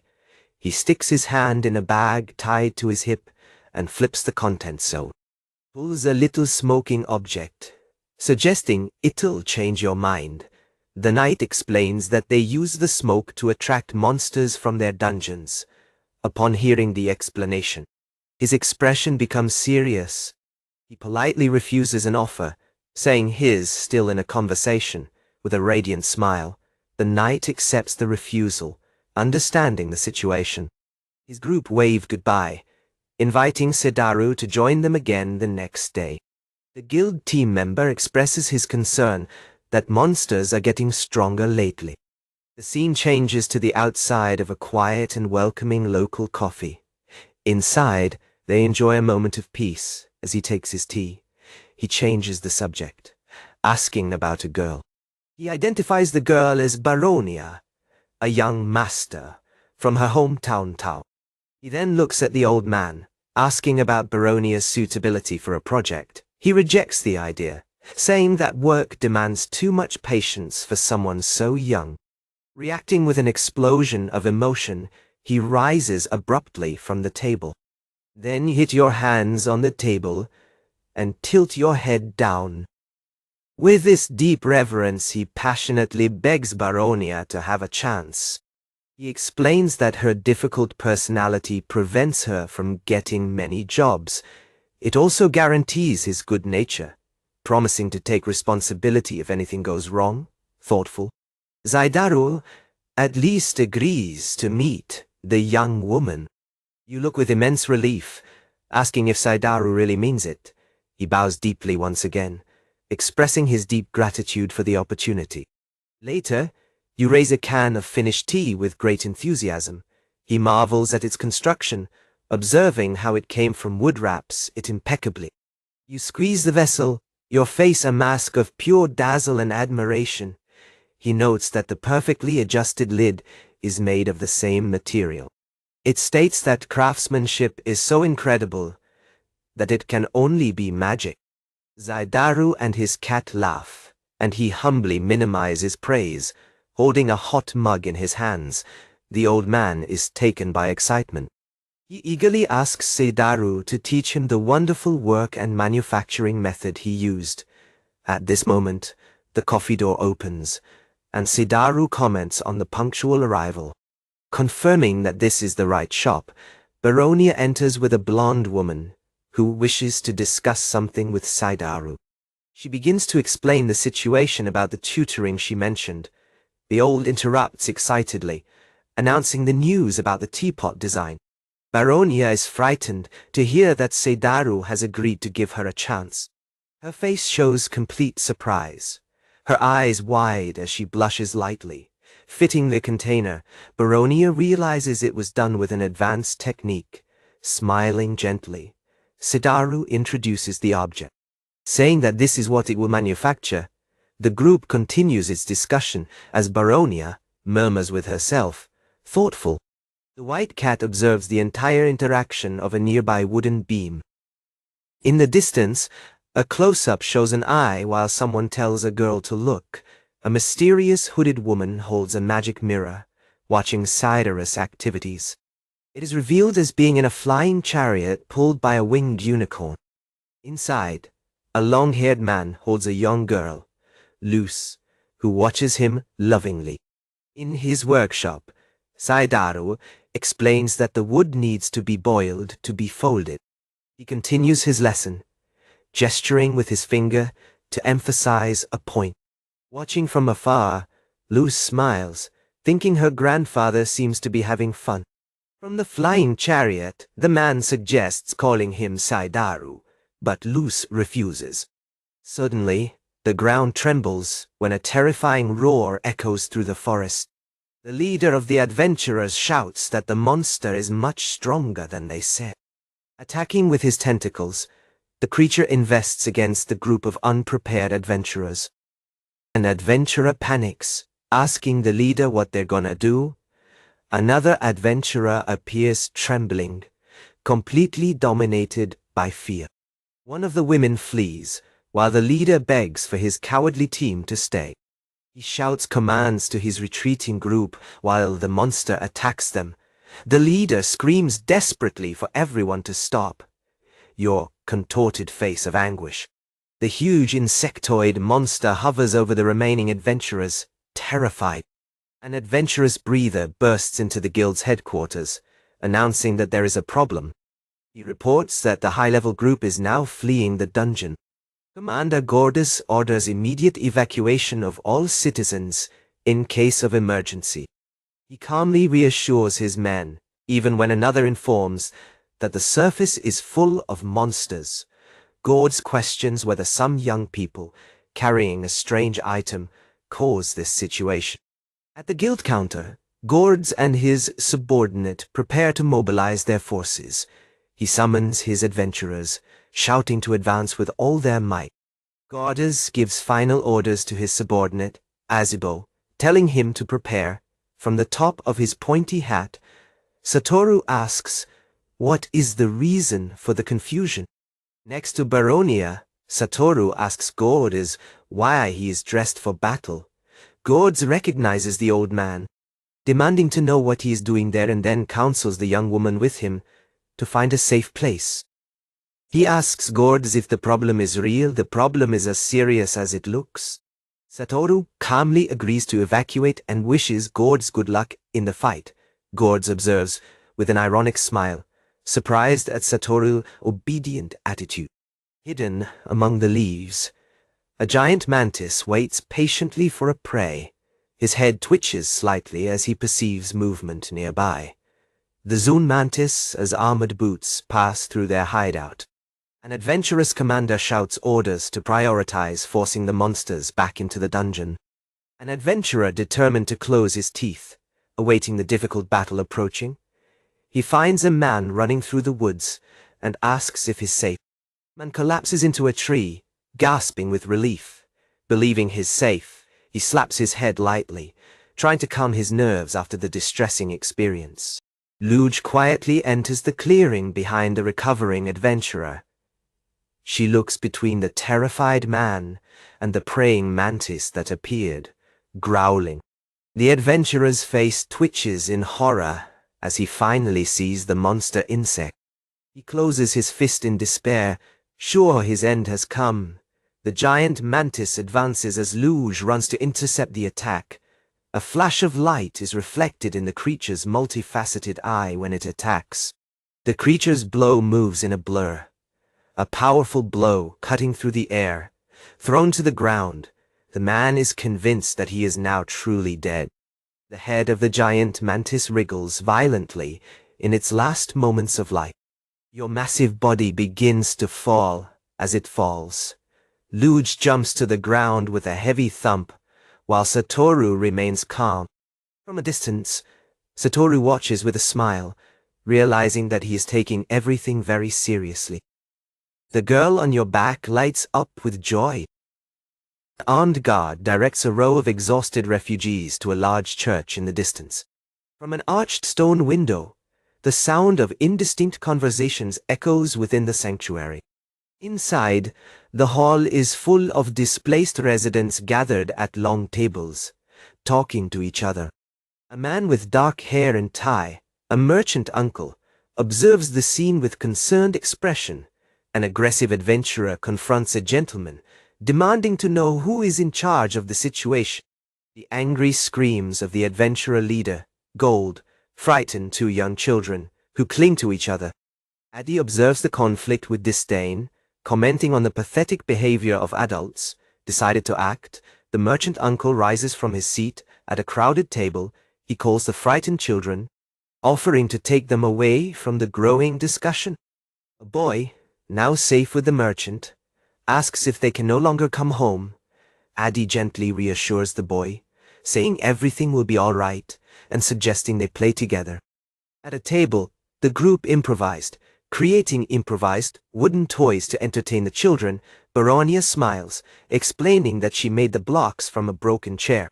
She then jokes that this task was simple compared to a request made by that grandfather. The children suddenly realize that Satoru is gone, just when an acute scream echoes outside. In a dark forest, agitated steps roar through dense vegetation, suggesting danger. A group of adventurers struggle desperately against a giant and shrill insectoid monster on a stone path. Gold, their leader, shouts commands with an expression of intense tension during the frantic battle. The dark forest floor is filled with grotesque and twisted bodies of fallen monsters. From the oppressive shadows of the trees, countless pairs of evil eyes face the fighters. Gold and his blonde companion are back to each other, darkly recognizing the endless wave of monsters. An adventurer looks up, surprised at the sudden and unexpected arrival of someone new. From the shrubs that stir, the elderly Satoru and young Lucci appear in the clearing. Gold questions their dangerous return, while Satoru calmly asserts that he only came for something. When asked if this type of monster outbreak is common, they confirm that this has never happened before. He observes the fallen creatures, noting that even normally docile insects have become inexplicably ferocious. With a sigh, he expresses his frustration for not knowing the cause of the turmoil. In another place, a woman's mouth bends in a confident and cruel smile, invisible to others. On top of a thick tree branch, the woman Asura observes the battle that unfolds down there. His expression is of calculating and presumptuous cruelty as he sees his plan succeed. From her point of observation, she has a clear view of the adventurers in difficulty below. The sword of a warrior resonates uselessly against the hard chitin of a great insect monster. Another fighter is thrown back by the immense force of a creature's powerful blow. Azan coldly evaluates that adventurers are running out and will soon be completely pulverized. The terrified blonde adventurer, with his face in a mask of horror, unleashes a cry of panic. Asura internally comments that the incompetent adventurer has yet to prove useful to his plan. She pauses her thoughts for a moment, looking down her perch with a thoughtful expression. On the ground, Seitaro is sitting with the adventurers, studying a map to find the source of the outbreak. In his hideout at the top of the trees, Asura is surprised by what he sees. Seitaro declares that there must be something at this very point. The blonde adventurer turns to Gold, asking if it's possible he found the solution. Gold calls for his troops to pay attention. Preparing to issue a new order, he announces to his cautious men that they have finally found the solution to his dilemma from his hideout.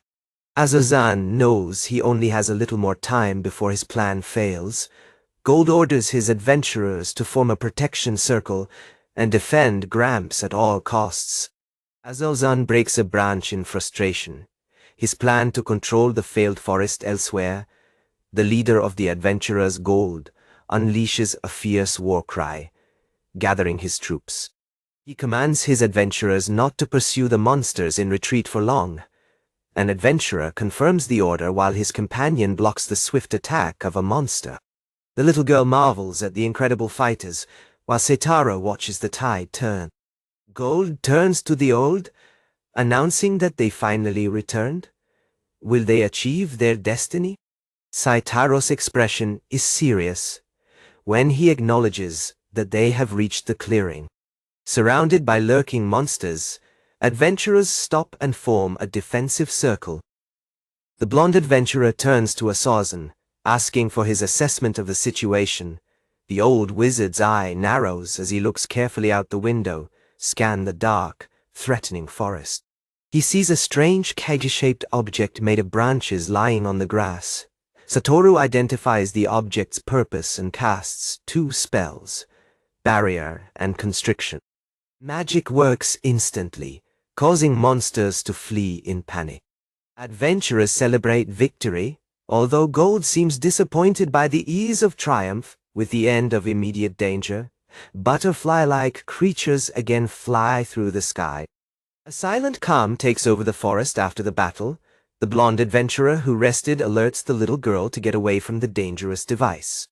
Ignoring the warning, the curious girl points to the object and asks what it is. Satoru's face becomes dark as he prepares to inspect the strange magical item. Kneeling, Satoru announces his intention to inspect the mysterious cage of sticks. His inspection reveals a complex magical construction covered with diagrams and runes. The little girl watches with sparkling eyes, intrigued by the properties of the magical object. With one look, Satoru can see the face of the object, with an expression of dark certainty. Satoru announces that he has identified the owner. Elsewhere in the forest, a tall tree remains silent against the evening sky. Asura grinds his teeth with frustration, realizing that his elaborate plan failed. Having been discovered, she prepares to escape the clearing of the forest. An adventurer spots her in the shadows, screaming at the mystery woman. The adventuress ragged the blame furiously for the attack, demanding that she take responsibility. The entire group of adventurers surrounds the woman, confronting her aggressively. Her eyes narrow, revealing a cold and threatening fury for being cornered. Her expression changes to a disarming smile while she offers a jewel as an apology. The blonde adventurer is momentarily puzzled by the sudden offer and request. He questions if a single jewel is enough, but it lifts it anyway. The jewel detonates in a massive explosion, swallowing the area in smoke. Using the explosion as a distraction, she jumps through the trees. Adventurers cough in the smoke, thinking she ran away out of fear. In chaos, the blonde woman stumbles and accidentally opens a small bottle. The bottle breaks on the floor, and his companions scream on alert. The adventurers realize, with increasing horror, what has just been broken. From the smoke, new terrifying monsters begin to crawl towards the adventurers. Before the battle, the blonde adventurer thought he heard a strange and faint sound. Gould discards sound as a figment of imagination, telling him to simply ignore it. Gould then approaches Gramps, saying that there is something he wants to ask you. He asks if there's anything he wants to ask. He asks the old man if the little girl is his granddaughter. Birds fly across the cloudy sky, far above the canopy of the forest below. Nodding, Seitaro firmly denies that the girl is his granddaughter. The blonde adventurer then comes to the conclusion that he is a lost child. Right now, the little girl pulls Seitaro's robe. She looks at him with a radiant smile and calls him Grandpa. Seitaro is disconcerted, while Gold smiles, both totally confused. The young woman's face is lit with a bright, innocent and cheerful smile. Suddenly, the old man gets scared with a rustling sound coming up close. Seitaro asks himself out loud if he really heard anything. A younger man ignores his concern, telling his grandfather it was just imagination, looking a little confused. Seitaro insists that he actually heard a noise. A terrifying sight shows people screaming as they flee from a monstrous dark insect. The scene changes to a quiet night sky. 2 moons shine among the stars. From a high parapet, a white cat observes a silent street lit by lamps. Inside, Seitaro and the little girl sleep peacefully under the same blanket. An incorporeal voice calls the name Seitaro, awakening him from his sleep. In darkness, a figure shrouded in bright light appears, asking if Seitaro can hear. When Seitaro sits down, the visitor explains that he is speaking directly to his mind. The visitor announces that he has descended from heights. Seitaro, angry, tells the visitor to erase his brilliant halo before saying anything else. The visitor begins his explanation, beginning with the foundations of the situation. Looking at the sleeping child, Seitaro correctly deduces the nature of the request. The visitor, Ithril, confirms with a kind expression that Seitaro's assumption is correct. Sitting next to the bed, Ithril explains that the complete story is quite long. Seitaro hears with a serious expression as the complex tale begins to unfold. There are not only countries of people in this world, but also many places where only monsters live. This child was the daughter of a king of these countries, was a peaceful country. But the ambition of its inhabitants was greater and planned a coup d'état. The plan for world domination was the first step of the plan. He was able to rescue this child, but if he interferes more, the balance of this world can be destroyed. That's why Ithril would like to leave this child under his care. After a little reflection, Satoru concludes that he trusts Ithril, but feels that something is being omitted. From the door, the white cat watches the 2 men, following the critical moment. The cat releases a soft meow, as if he were offering his own opinion on the subject. Satoru looks up, with an expression of tired but thoughtful contemplation. With a silent sigh of resignation, he accepts, saying there is no other option. Upon hearing Satoru's answer, Ithril's face lights up with immense relief and joy. Radiant, Ithril immediately says he understands and accepts the deal. Satoru rebukes him kindly for agreeing so quickly, even before hearing his condition. On the windowsill, the white cat seems to express his affection with a small heart. The cat then leaps gracefully from the window, landing gently on the bed. The girl wakes up, joyfully greeting her new grandpa and big brother. Ithril observes the newly formed family unit with a gentle and satisfied smile. Satoru also smiles with his eyes closed, happy with the outcome. The three are shown together in the room, a happy family. Though unusual, the scene transits to a starry night sky, indicating that time has passed. In a flashback, Satoru reflects on the child's secret, finding it hard to believe. Ithril looks at Satoru with a confident and knowledgeable expression. The two men are seen sitting under a tree, sharing tea while the child plays. The little girl waves happy, calling for her grandfather as she runs. Satoru tests Ithril on abandoning her, but Ithril says that does not seem to be the case. The girl laughs while running freely across a field, the white cat running beside her. Ithril expresses his deep relief that Satoru accepted his difficult request. Satoru observes with a thoughtful and serious expression, asking what he would do if Satoru exploited the child. Satoru suggests he could even abandon her halfway. Ithril takes a sip of tea, pushing away dark thoughts and commenting on its bitter taste, with a gentle smile. Ithril expresses his complete confidence that Satoru would never do that. Satoru is momentarily surprised. He admits defeat with a smile while the child plays happily in the background. You ask out loud about the child's name while she rests. With a cat in his head, Ithril suggests that the child wants Satoru to name it.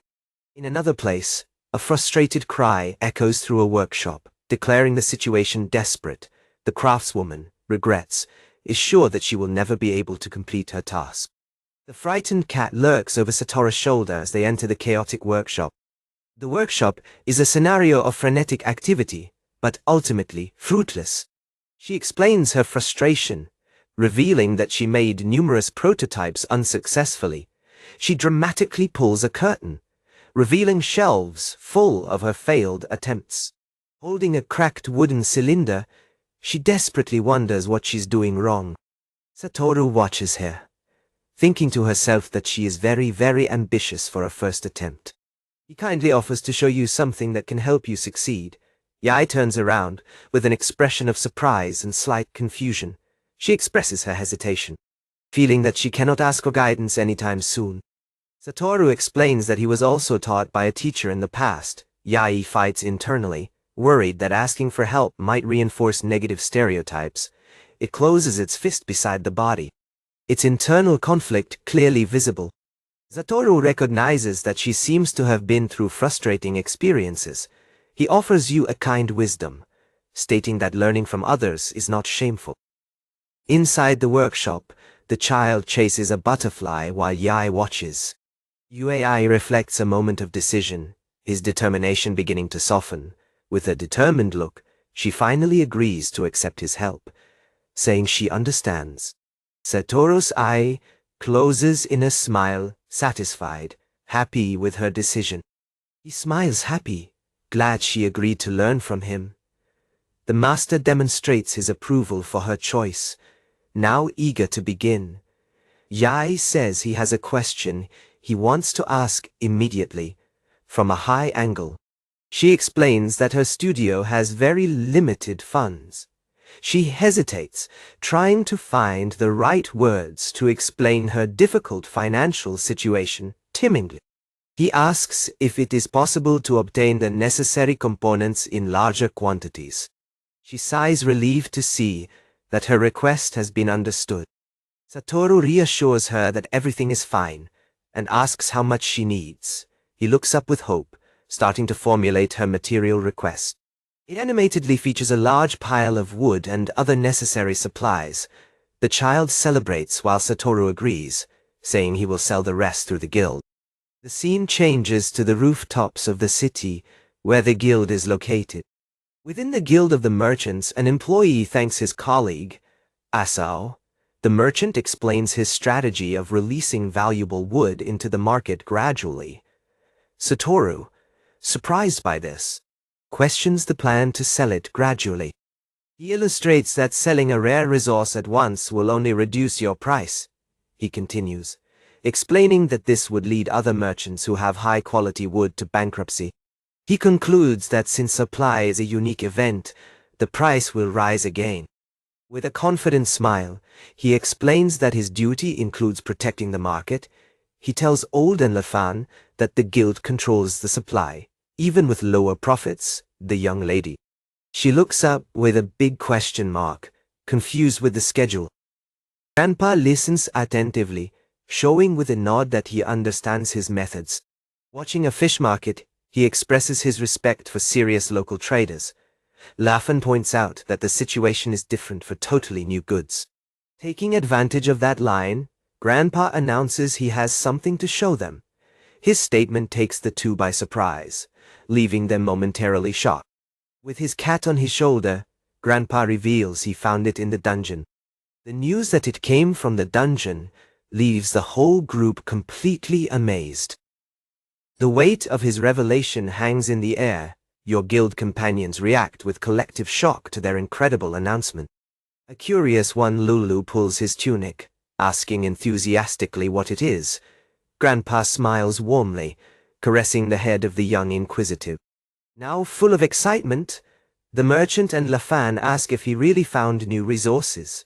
Grandpa confirms with a calm and wise look that what they heard is true. Deciding to demonstrate, he says the evidence is in the pudding and starts searching his purse. He delivers a list to Lafan, asking her to gather the necessary tools first. She takes the paper, observing that all the items must be in the guild warehouse. The merchant offers himself promptly to help, while Lulu taps his feet excitedly, wanting to participate. Watching his enthusiastic companions, Gramps allows for a gentle and satisfied smile. Soon they arrive at the large and imposing entrance of the main warehouse of the guild. Inside, the group searches the crowded shelves for the items on the list. The merchant proudly finds one of the items, a bowl of the Far East. Lulu lurks inside an open container, her eyes shining with the wonderful view.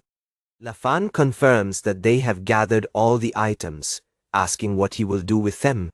In a kitchen, Gramps becomes a pancake with mastery, impressing his friends at the door.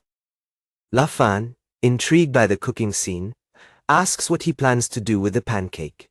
He raises a small bottle of dark liquid, asking if they recognize it. The merchant watches the mysterious bottle, imagining that it may be just colored water. With a little snap, Grandpa pulls the cork out of the bottle. He starts pouring the thick, viscous liquid out of a small jar. A rich and continuous flow of dark amber syrup flows down. Lulu watches with her eyes wide with joy as the syrup is poured over the pancakes, watching the scene. Lafan comments aloud if the sweet cover would be honey. The merchant, however, notes that the aroma is completely different from honey after the first bite. Lulu's face lights up by declaring it delicious.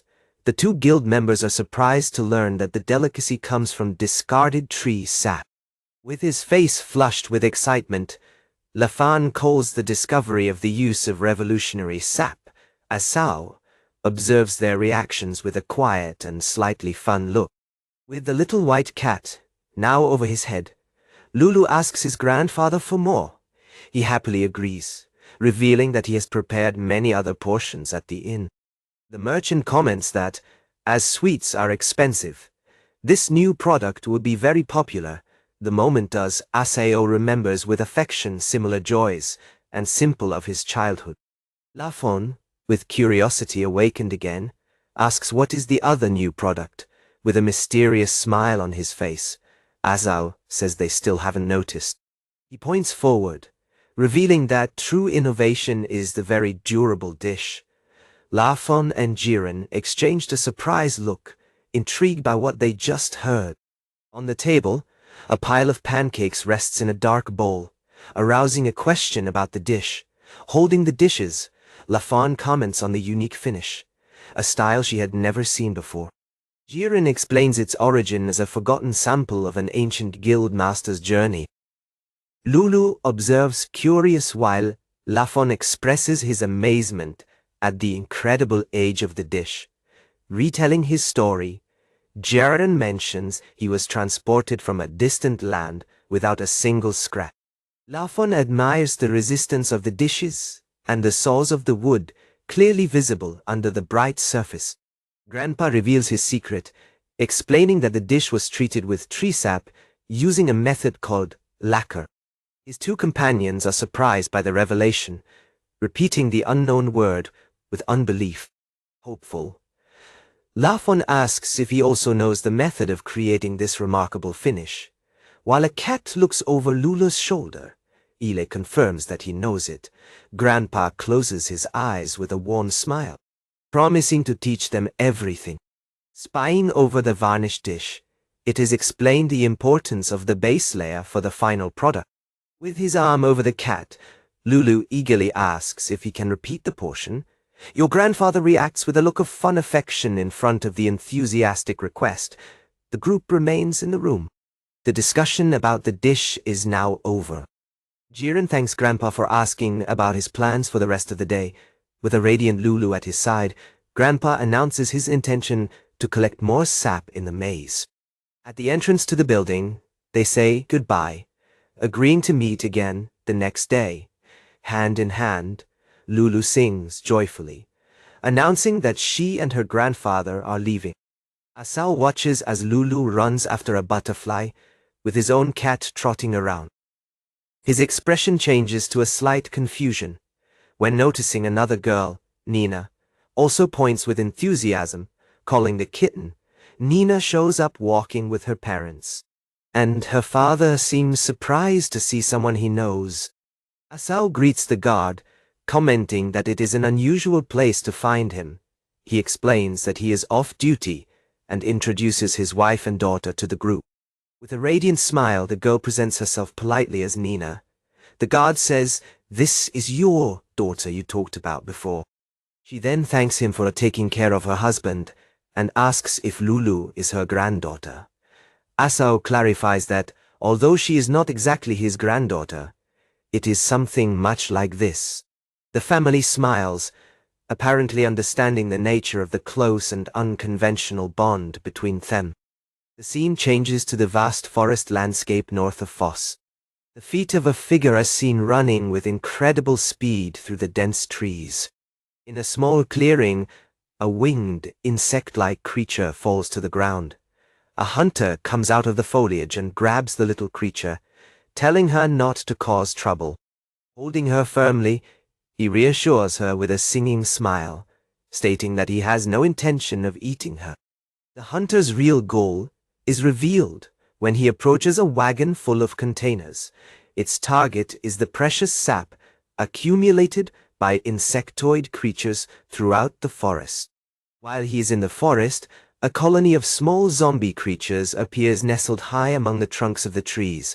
The hunters force their captive, now trapped by a leash, to guide them obediently to the nest. Upon arriving in a huge, twisted tree, the leading hunter praises the little creature for the good work. Then he declares that from then on they take on, for their purpose is in sight, coldly command your subordinate Danon to kill the now useless guide. The other bee-like creatures buzz anxiously in the trees, feeling the imminent danger. A much larger bee monster suddenly descends from the canopy toward the hunters. His movement is interrupted by receiving a powerful blow. The other little creatures watch from the trees, with sad eyes and tears. The bold hunter faces the fallen monster, muttering with contempt over the insects. Then he throws the largest bee monster into the ground, violently neutralizing the colony's protector. Walking through the forest, Satoru notices a creature struggling on the ground. The great bee creature is lying, trembling, releasing a sound of pain. Danon confronts his companions with anger while they pick honey from a tree in a rough way. Satoru and up, questioning if they know that stealing honey is forbidden by guild. With a big, arrogant smile, Danon recognizes the old man from a previous encounter. Satoru pretends ignorance, asking if they've met and what they're doing. Danon responds with disdain, saying that the interference of the old man is useless. Danon Moxley suggests that Satoru is past his prime, making fun of his new hairstyle. He reminds the forgotten Satoru that they had met before in the forest dungeon. Satoru has a flash of memory, finally recognizing the adventurer of that time. Danon happily explains that much has happened, and that now they collect honey. With a serious expression, Satoru asks if they are bothering the bees. Danon laughs unbelieving, mocking the idea of bothering simple insects. Danon says. His group falls into laughter, disdaining Satoru's concern near the buzzing tree. Danon explains that creatures are just insects with a little intelligence. He cruelly grabs one of the beast-like little creatures scared by the head. It states that they're just as smart as dogs or cats. Not monsters. Satoru's eyes narrow with cold and severe disapproval of Danon's cruelty. The ground starts shaking violently, scaring the surprised Danon. His companions, Sheena and a Mohawk adventurer, come to confront the old man. Satoru tells the light to get away, ensuring that everything will end quickly. He watches with alarm while a magical attack is prepared against him. Disturbed by disturbance, Sheena throws a powerful ball of fire. Satoru throws himself out of the way, just when the spell blows up behind him. The Mohawk adventurer runs through the smoke, approaching Satoru. Several small bees buzz anxiously, safely, into a tree. The Mohawk adventurer smiles as he swings his sword, screaming for Satoru to accept it. Its blade resonates uselessly against the hexagonal magic barrier of Satoru. The adventurers observe, realizing that Satoru is choosing to resist. The little bee creature trembles, while Sato held her protectively in her arms. Satoru claims that bees seem more reasonable than the cruel actions of adventurers. Danon screams out of anger, questioning why the old man is on the side of the insects. Satoru quietly declares that, to him, bees seem much more human, magical, and thick vines burst in, arresting the adventurers while Danon threatens legal action. She watches the scene unfold, her eyes glowing with admiration for her grandfather. Satoru explains that being human is about how you treat the weak. The little bee-like creature looks at him, listening attentively to his words. The three captured adventurers observe with confusion and anger from within the vineyards. Danon insults Satoru angry, calling him senile. As he fights his restraints, Satoru closes his eyes, sighing with tired disappointment at their foolishness. Satoru watches as Danon's group retreats, with one despising his words. The newcomer holds the movement, hitting Danon hard in the face, stunning and staggering. Danon holds his face, feeling the pain of the sudden blow. The man presents himself as Gold, the master of the guild, becoming threateningly over Danon. Danon, Sheena, and the Mohawk adventurers face their boss with absolute terror. Gold screams furiously, reporting that this time they will not escape easily. The angry words of the guild master echo, emphasizing the severity of his punishment. A sense of impending disgrace takes over Danon when he realizes his destiny. In front of the master of Guild Gold, the elderly Satoru apologizes for the disturbance. Gold explains that it is his duty, since offenders were his own members. He turns to the terrified adventurers, reporting that his lies are now useless. From a distance, Satoru watches Gold confront the trio in the forest. Next to him, the young girl intensely faces the drama that unfolds. The scene shows Gold continuing to scold the adventurers. Satoru's expression is tired. While he remembers a recent and important conversation, starts a flashback, showing Ithril revealing the true nature of the girl to Satoru. A magical status screen appears, detailing your identity as a bright slime in its true form. The identity of the girl is a brilliant slime, and the small slime, trembling and gelatinous creature appears before them. Satoru observes with a painful but gentle expression. With a warm smile, Ithril continues to explain the creature's power. Ithril reveals that the girl's powerful special skill is called Idler. Satoru confirms that he saw the absurd ability with his ability to evaluate. Ithril explains how he can override all magic and absorb energy. Outside his power, the little slime unleashes a big yawn. Because of this skill, Ithril asks Satoru to become his godfather. Holding the slime, Satoru questions whether it is worthy of such a task. Ithril begs him to protect the child from those who would use it. He adds that he believes that the child himself desires the care of Satoru, now a baby. The slime looks at Satoru with bright, affectionate eyes. Moved, Satoru agrees, deciding that you should choose a good name for her. He closes his eyes, contemplating the perfect name to bestow. Back to the present, a sudden "ah" escapes from Satoru's lips. Noting that he was distracted, Gold asked jokingly if he became senile.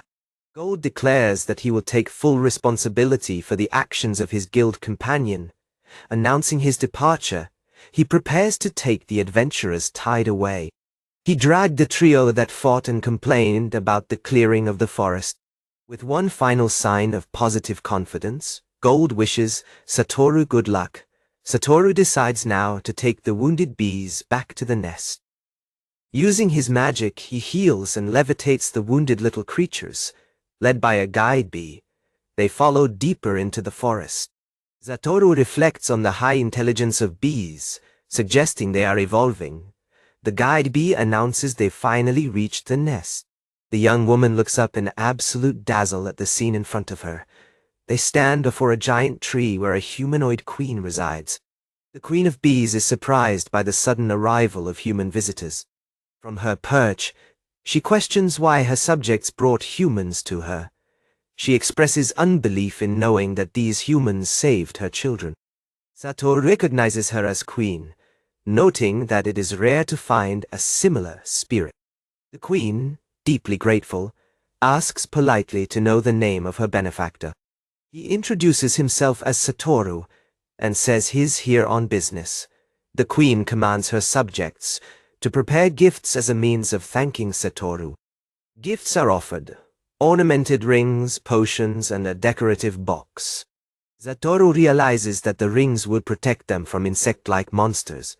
The girl is amazed, holding one of the magic rings in her hand. The queen's gaze falls upon the child with a sudden and intense curiosity. His expression becomes thoughtful when he feels something profound about the girl. The majestic bee queen, sitting on her throne, asks you to tell her the child's name. The young woman seems nervous, stuttering, and unable to find the right words to answer. Asao explains that the child is about to be named and invites the queen to testify. The girl looks up, completely shocked and surprised at Grandpa's announcement. A bright flash of light bursts out suddenly, scaring Asao while watching. The light diminishes, revealing the queen, Asao, and the girl. A long-haired man comes down gracefully from the sky, surrounded by a radiant light. The Queen of Bees observes her grand arrival with an expression of admiration and slight surprise. Asao observes with a tired but resigned expression. He smiles, expressing his relief at having arrived in time for the nomination ceremony. Satoru humbly says it is not a grand event, but it is insisted that it is very important. Stepping forward, he prepares to put a beautiful crown of flowers on the child's head. He gently puts the crown of white flowers in his light hair. The queen, grateful, offers to serve as a witness to the memorable occasion.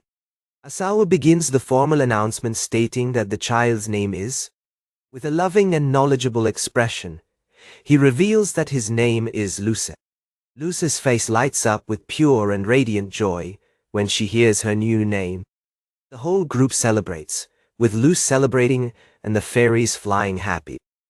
Satoru tells Asao that her happiness has made the effort to come worthwhile. Luce thanks his grandfather and expresses his joy for waiting for Satoru. Asao agrees with a nod, but his moment of peace is interrupted by an urgent cry. The group turns to see what interrupted their happy moment in the forest. An elf, Selise, for abruptly on a trail in the forest, gasping of exhaustion. She looks at them in panic, begging them to come back to town quickly. The scene moves to the Foss Garrison training camp, where soldiers move. A white cat is frightened by the hasty footsteps of the soldiers who pass by running. The cat watches from the side, while a soldier runs down an alley, behind a block of stone. The cat hears voices asking for the commander. He gets scared with a sudden loud scream, demanding to know where the doctor is. Commander Jilk furiously orders his men to find any magician in the city who can use healing magic.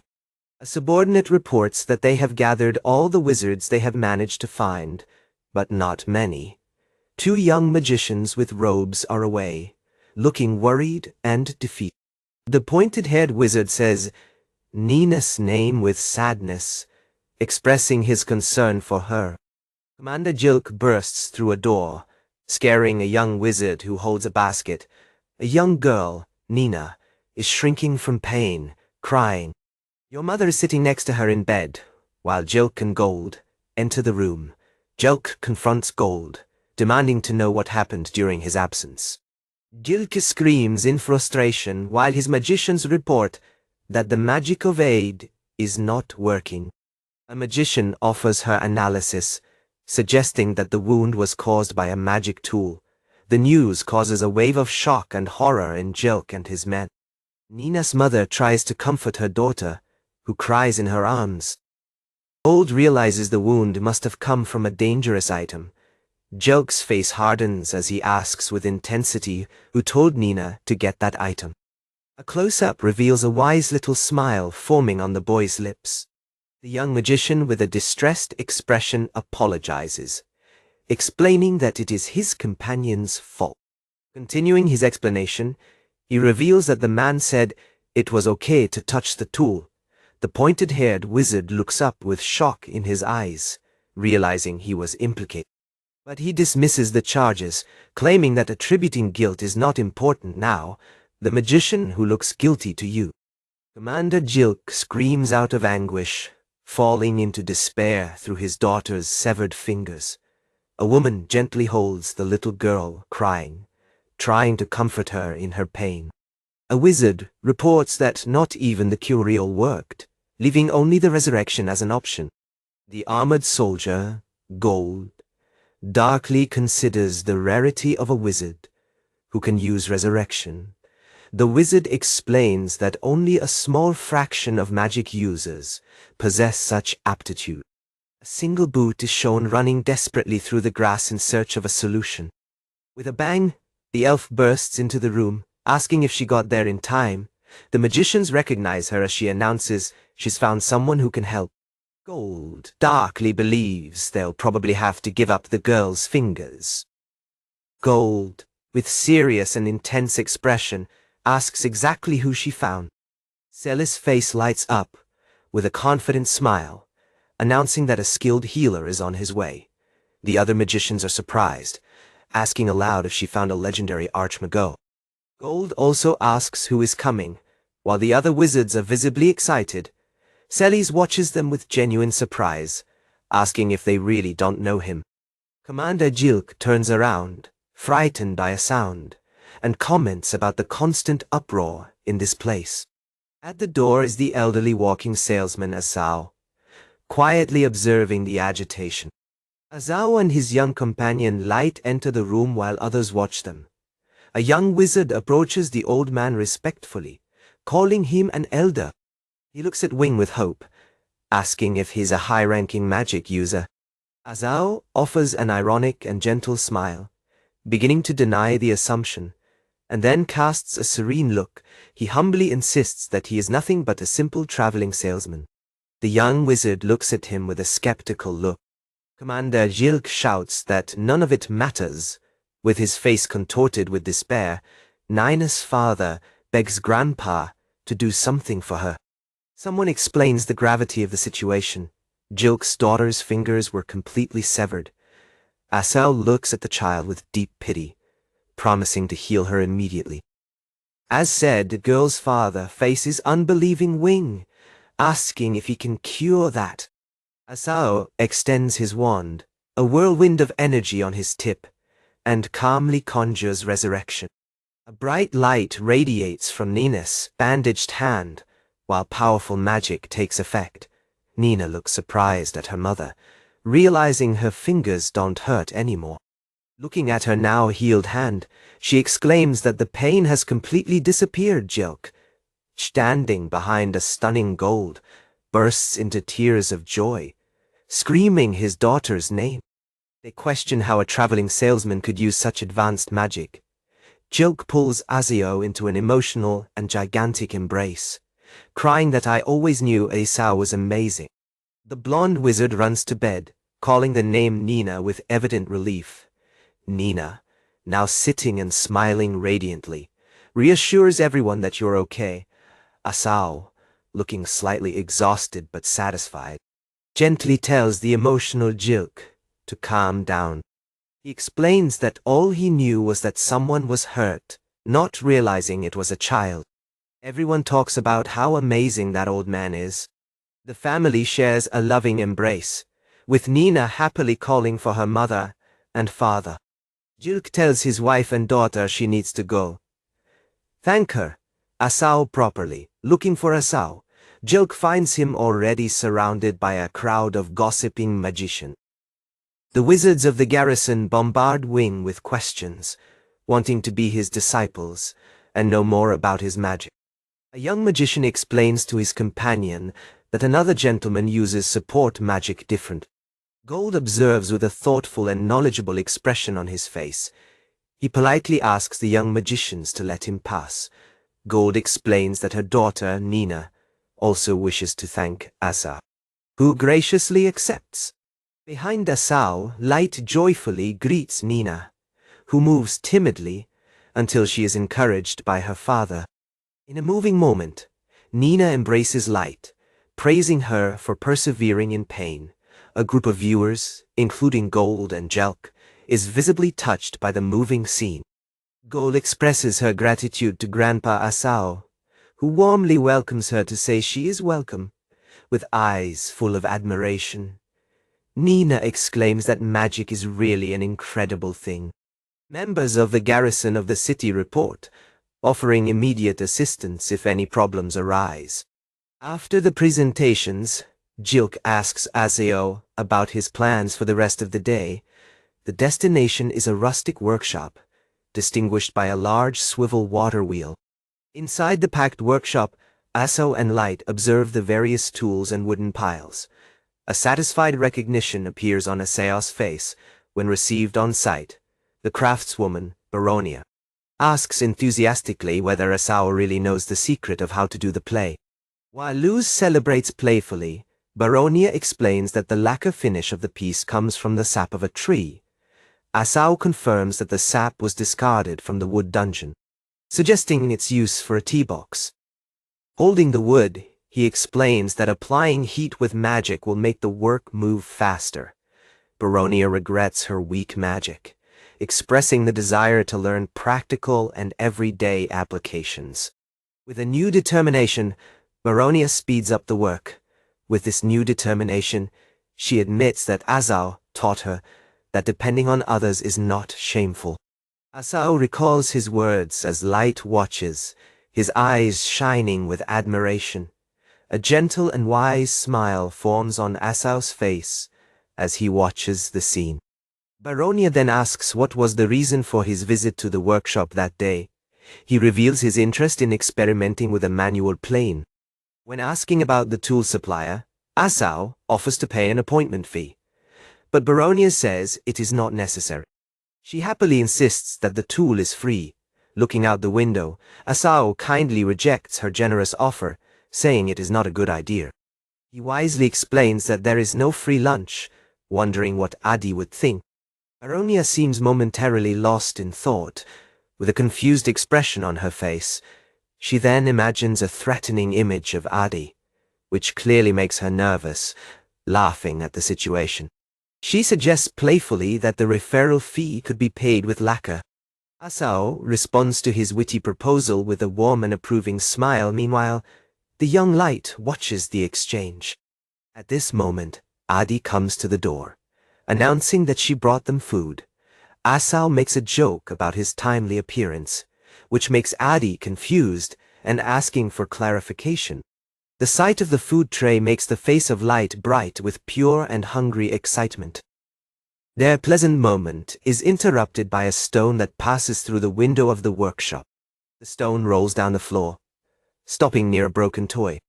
Baronia and Adi react with shock, questioning why a stone was thrown at them. Baronia runs out, looking for the offenders. She looks visibly frustrated while the old man thinks about it.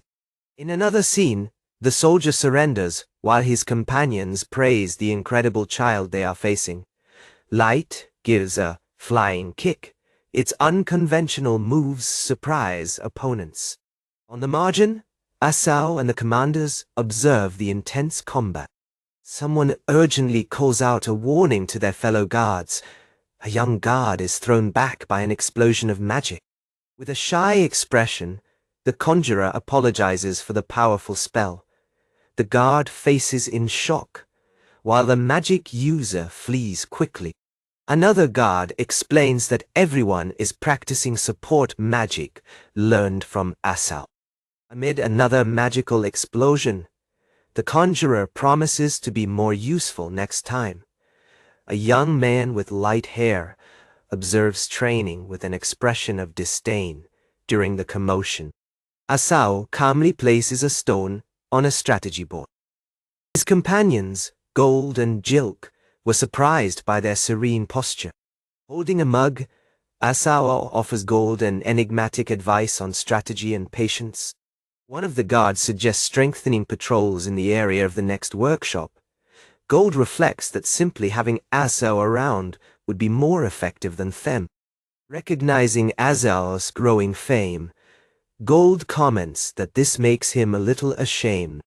Jilk contemplates a move, his fingers hovering over the game board. He beats decisively with a play, making clear his strategic choice with a confident look.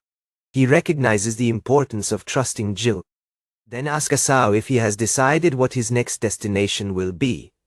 From a distance, Asao watches the exhausted guard as he advances. Turning around, he informs Gold that, before that, he needs your help with something. Inside a kitchen, Asao demonstrates how to slice a very thin potato, Luce and another girl watch with wide eyes of admiration as the slice falls. He explains the process while placing the slices in a smoking skillet. Asao proudly features a large inviting bowl full of golden fry. Wiping his forehead, he watches while the girls enjoy the crispy snack. Someone asks Asao if he invented another new recipe. Baronia and Jilk arrive, bringing a huge basket overflowing with potatoes. Asao expresses his joy and thanks for the abundance of ingredients. The sound of hasty steps echoes through a long, empty corridor. A group of children appears, attracted by the delicious aroma coming from the kitchen. Asao warmly greets energy-filled children, but says they should wash their hands. A girl asks, confused, why they need to wash them. He explains it's to avoid stomach pain or fever. Luce intervenes with the right answer, receiving from him a proud look. Happy children run together to wash before the meal. Baronia calmly tells the lively group that there are enough potatoes for everyone.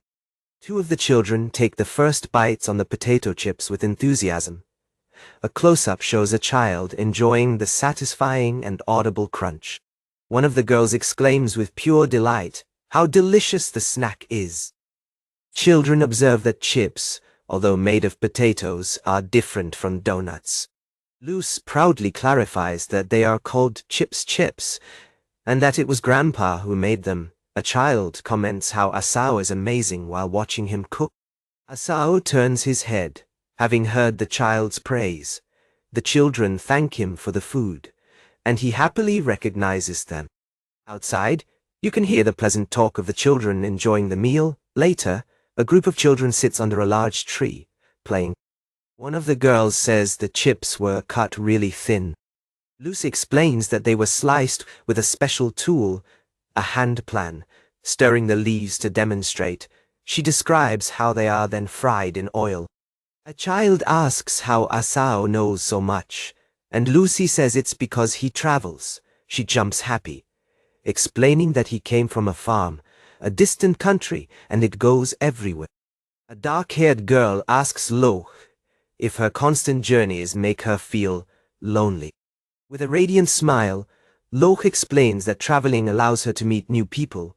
She asks her friends if they understand, and they seem to agree. The dark-haired girl looks up, surprised, when a voice calls everyone from a balcony nearby.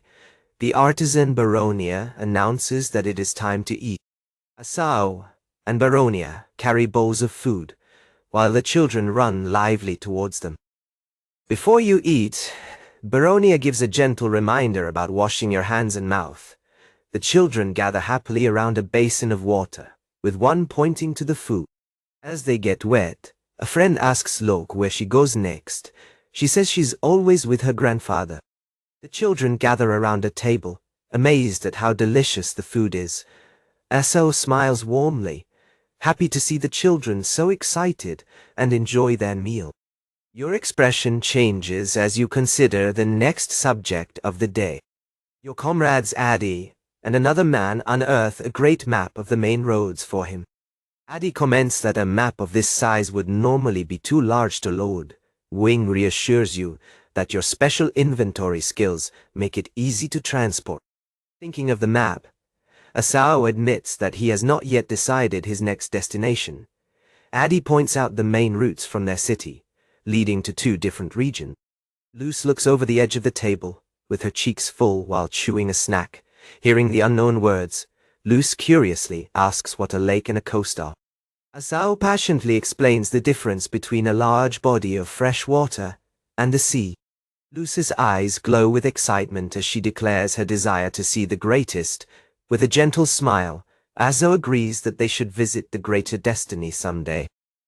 Addy points again to the map, explaining that both regions are centers of rare items. She advises that the journey to the coast is long, suggesting the lake is the first stop. Asao carefully considers her logic, thinking that the route proposed by the lake looks good. Nina, another young lady, says the lake is a good place to go. Another young girl offers her own practical advice on the most efficient route. Satisfied with the plan, Addy offers to write a presentation letter to Asao. Asao smiles gratefully, thanking Addy for her kind offer of help. The group discusses business ideas, with Addy suggesting that Asao sells her high-quality tea. Addy jokes that Luce's cuteness could also be used to attract customers. As the night approaches, a column of smoke rises from a chimney to the sunset. Inside, a boy stacks happy pillows. With a slight noise, adults observe the children, who fell asleep after playing with Lucy. A companion comments with Asao on how his granddaughter is popular with other children. When a mother arrives to take her son home, Asao expresses his gratitude for all getting along. Nina wakes up sleepy. While Luce whispers about chips in her sleep, Nina and her mother wave goodbye when they leave the house for the night. After the departure of the guests, Asao turns his attention to his own plans under a hanging lantern. Relaxing on a sofa, Asao asks his companions more information about Iloka. Addy enthusiastically describes the city's animated water transport and its unique native species. His companion adds with excitement that the lake is famous for its special fish. The mention of fish seems to catch Addy by surprise. Asao's interest is aroused by the conversation about special fish. With a curious glow in the eyes, he dives into a vivid reverie about various fishing adventures with Lucen. The conversation reminds him that an elf girl named Chloe was also going to a lake. Addy points to the map, helping confirm that Chloe probably went to Lake Ilakan. Addy then directs the conversation back to Asao, asking about the preparations for his trip. Asao says it's almost ready, only one last thing left to do: to ask for the blessing of heaven. His enigmatic response leaves Addy slightly surprised and curious. The next morning, young Luce wakes up, stretching her arms with a happy yawn. Running to her grandfather, she happily asks if they're going out again today. Asao and Luce walk hand in hand along a stone path toward a great church. At the entrance, a robed clergyman gratefully accepts Asao's offer to donate chairs. Asao expresses his surprise at finding someone real like that in such a place. Ithril lowers the hood, smiling and praising the craftsman's skill. Before a great statue, Asao declares his intention to pray for a safe journey. With a sharp smile, Ithril realizes that Asao did not come for himself. Asao admits that his visit is more of a consultation than a prayer. Luce looks at him with an expression full of curiosity and surprise. Ithril asks if Asao's request has anything to do with the city. Ithril offers to listen, but Asao warns against making promises without hearing the detail. Ithril expresses complete confidence in Asao's intentions. Asao finally reveals his true purpose, asking if the white cat is related to Ithril. With a slightly surprising expression, Ithril confirms that the cat is one of his family. Asao then asks about the mechanism Ithril uses to observe it through the family member. Luce plays happily with the friendly cat, holding his paws while they dance. Ithril calls Luce, attracting her attention while she plays. The girl runs to her grandfather, asking if he finished his chores. The group walks through the city, with the white cat following them along a fence. Asao expresses his gratitude for the help of Ithril, who commends his attention to detail.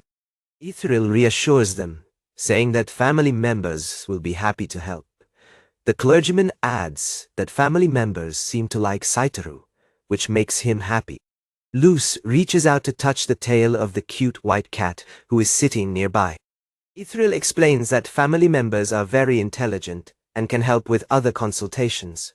Asao thanks Ithril, who then asks if that was his only doubt.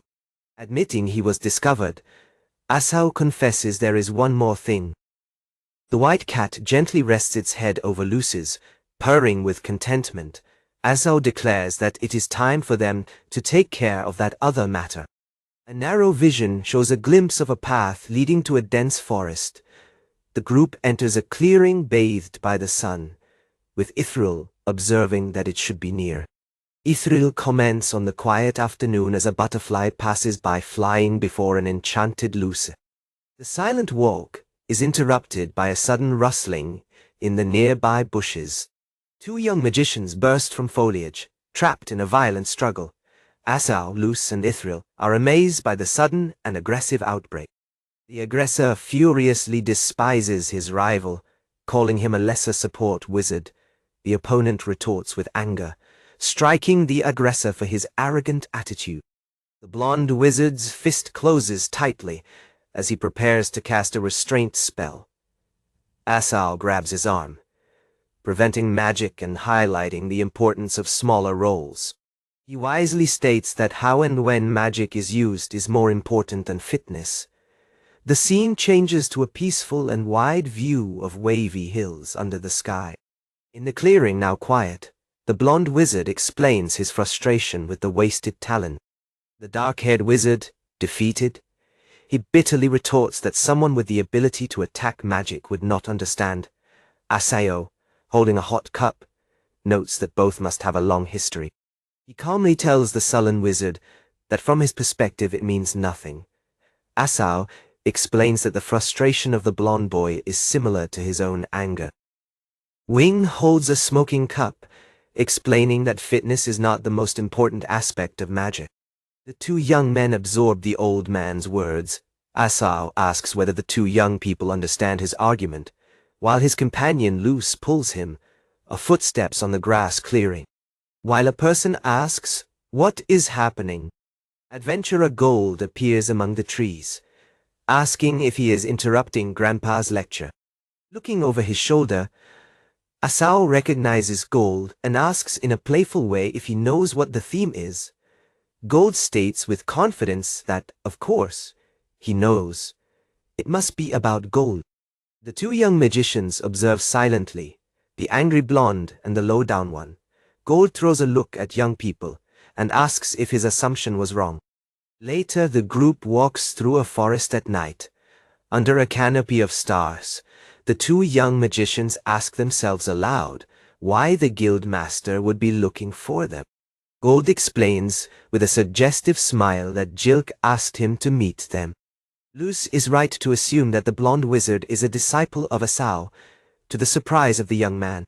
While walking, Gold comments on the gentle nature of Asau that retraces Gold's absence of fear. Gold confirms she was praising Asau, who asks boldly if he has also been praised. The scene changes to the rustic workshop with a large water wheel next to it. Aseo and Luce enter the workshop, happily calling for Baroni Asen. The young craftswoman tells Asao excitedly that she was appointed to replace the temple chairs. Asao explains that the temple was a refuge, so she made the new chairs especially resistant. So look at Wing with a slight blush, expressing his sincere and moving gratitude.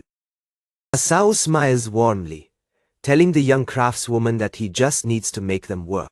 She proudly presents a tea box she made using the Asao method, which Asao praises, watching the city. He mentions that he did more so that they could use it. Asao announces it's time to leave for the next town with the newly created items. A large crowd of residents, led by Gold, came to say goodbye. Asao admits to being a little embarrassed by the big meeting. While Luce smiles happy, he thanks everyone for the kind gesture, while Luce shows concern for his age. Adi asks Asao to visit again. While the girl runs towards Luce, Luce warmly greets Ninakan, who smiles back before her expression changes.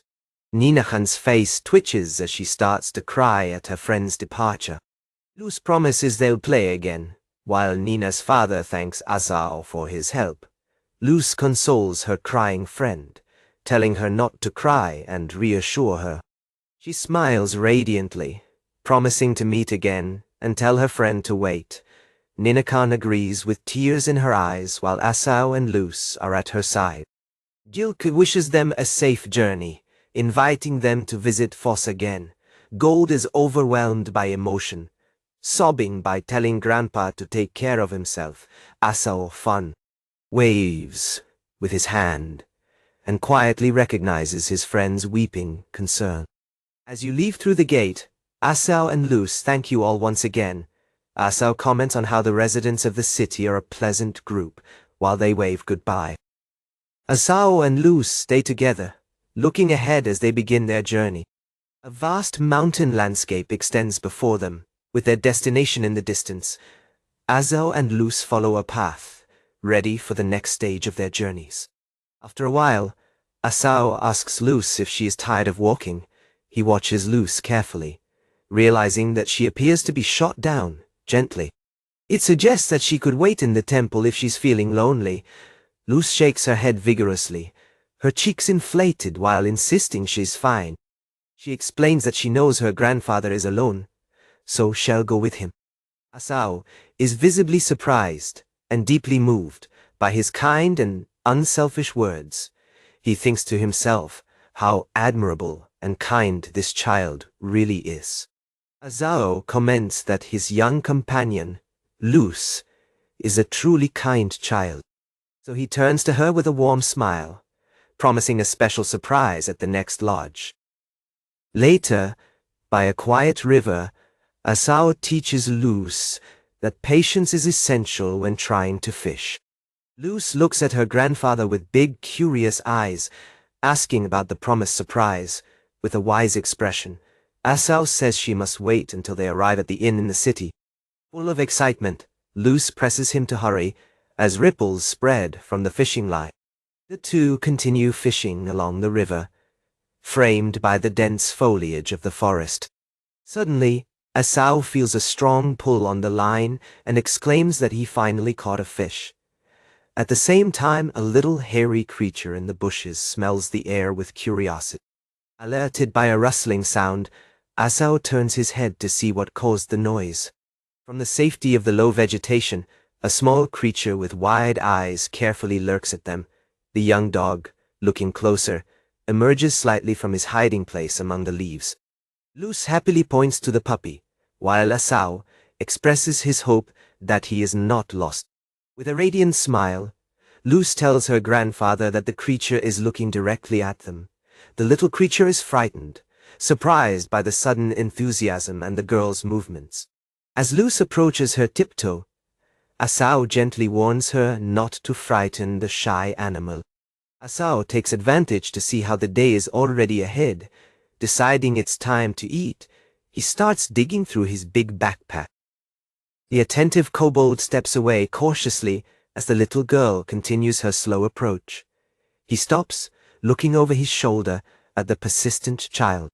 Luz offers a sweet and reassuring smile, telling the creature she's not scary. In a sudden turn of events, the kobold whispers urgently to keep her quiet, realizing danger. Luz is visibly frightened, with a slight layer of sweat on her forehead, when she hears the creature speak.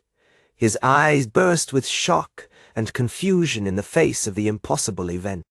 She exclaims, completely unbelieving, that the puppy just spoke.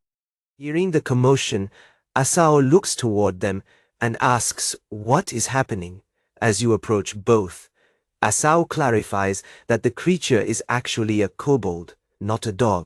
Luz then notices a wound to the creature's leg and points to his grandfather. Asao immediately kneels to help, casting a healing spell on the little kobold.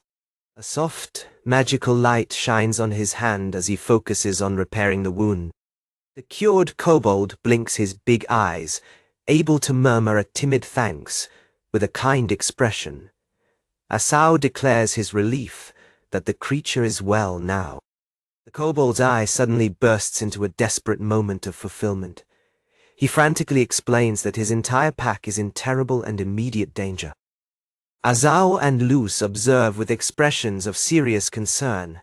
The kobold screams for them to follow and shoot into the forest, leading the way. While they're running, the creature asks Asao why he's not afraid of her. It explains that humans in the region are usually violent and fear monsters. She happily replies that she is also a monster, but she has met many kind people. The kobold looks back, surprised by the unexpected and confident statement. The trio continues its urgent run for the winding trail of the forest. Anyway, another kobold collapses from exhaustion, gasping that he cannot continue. Behind some bushes, a figure looks at the kobold lying in the clearing. A horde of grotesque and laughing goblins moves threateningly toward the helpless creature. The first kobold desperately tries to awaken his fallen friend, begging him to stand up from the ground. Magical vineyards begin to wriggle and grow with purpose. One of the vines slides and curls firmly around the ankle of a goblin. The entangled goblin unleashes a shout of surprise as he slips and falls upon his companion. The magic trap throws the whole horde of goblins into a chaotic pile.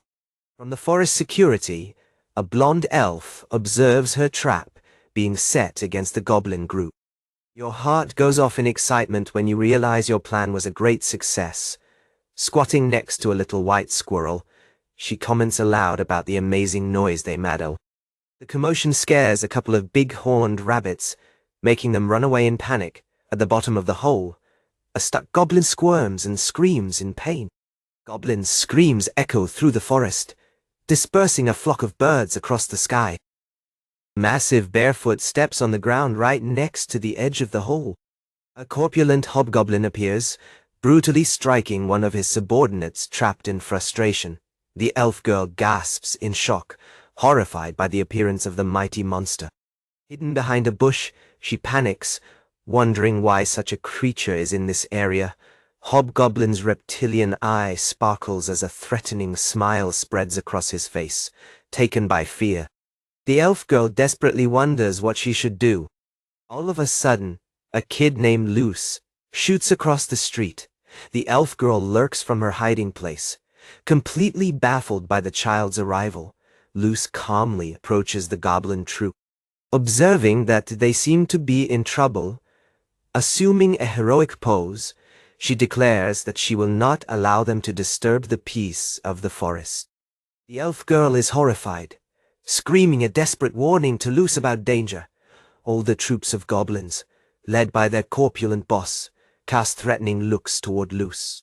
A close-up shows the hobgoblin salivating with malicious anticipation. Running into the open field, the elf girl grabs Luce, telling her to run away and leave it with her. The goblin troop unleashes a collective cry as the elf girl advances against them. Holding Luce, the elf girl looks back with a concerned expression, realizing her dilemma. She is frightened to hear a familiar and calm voice cutting through chaos. An elderly man, Satoru, observes from a nearby cliff that they seem to be in trouble. He reassures everyone that they are now safe as he prepares to cast a levitation spell with a powerful entrapment spell.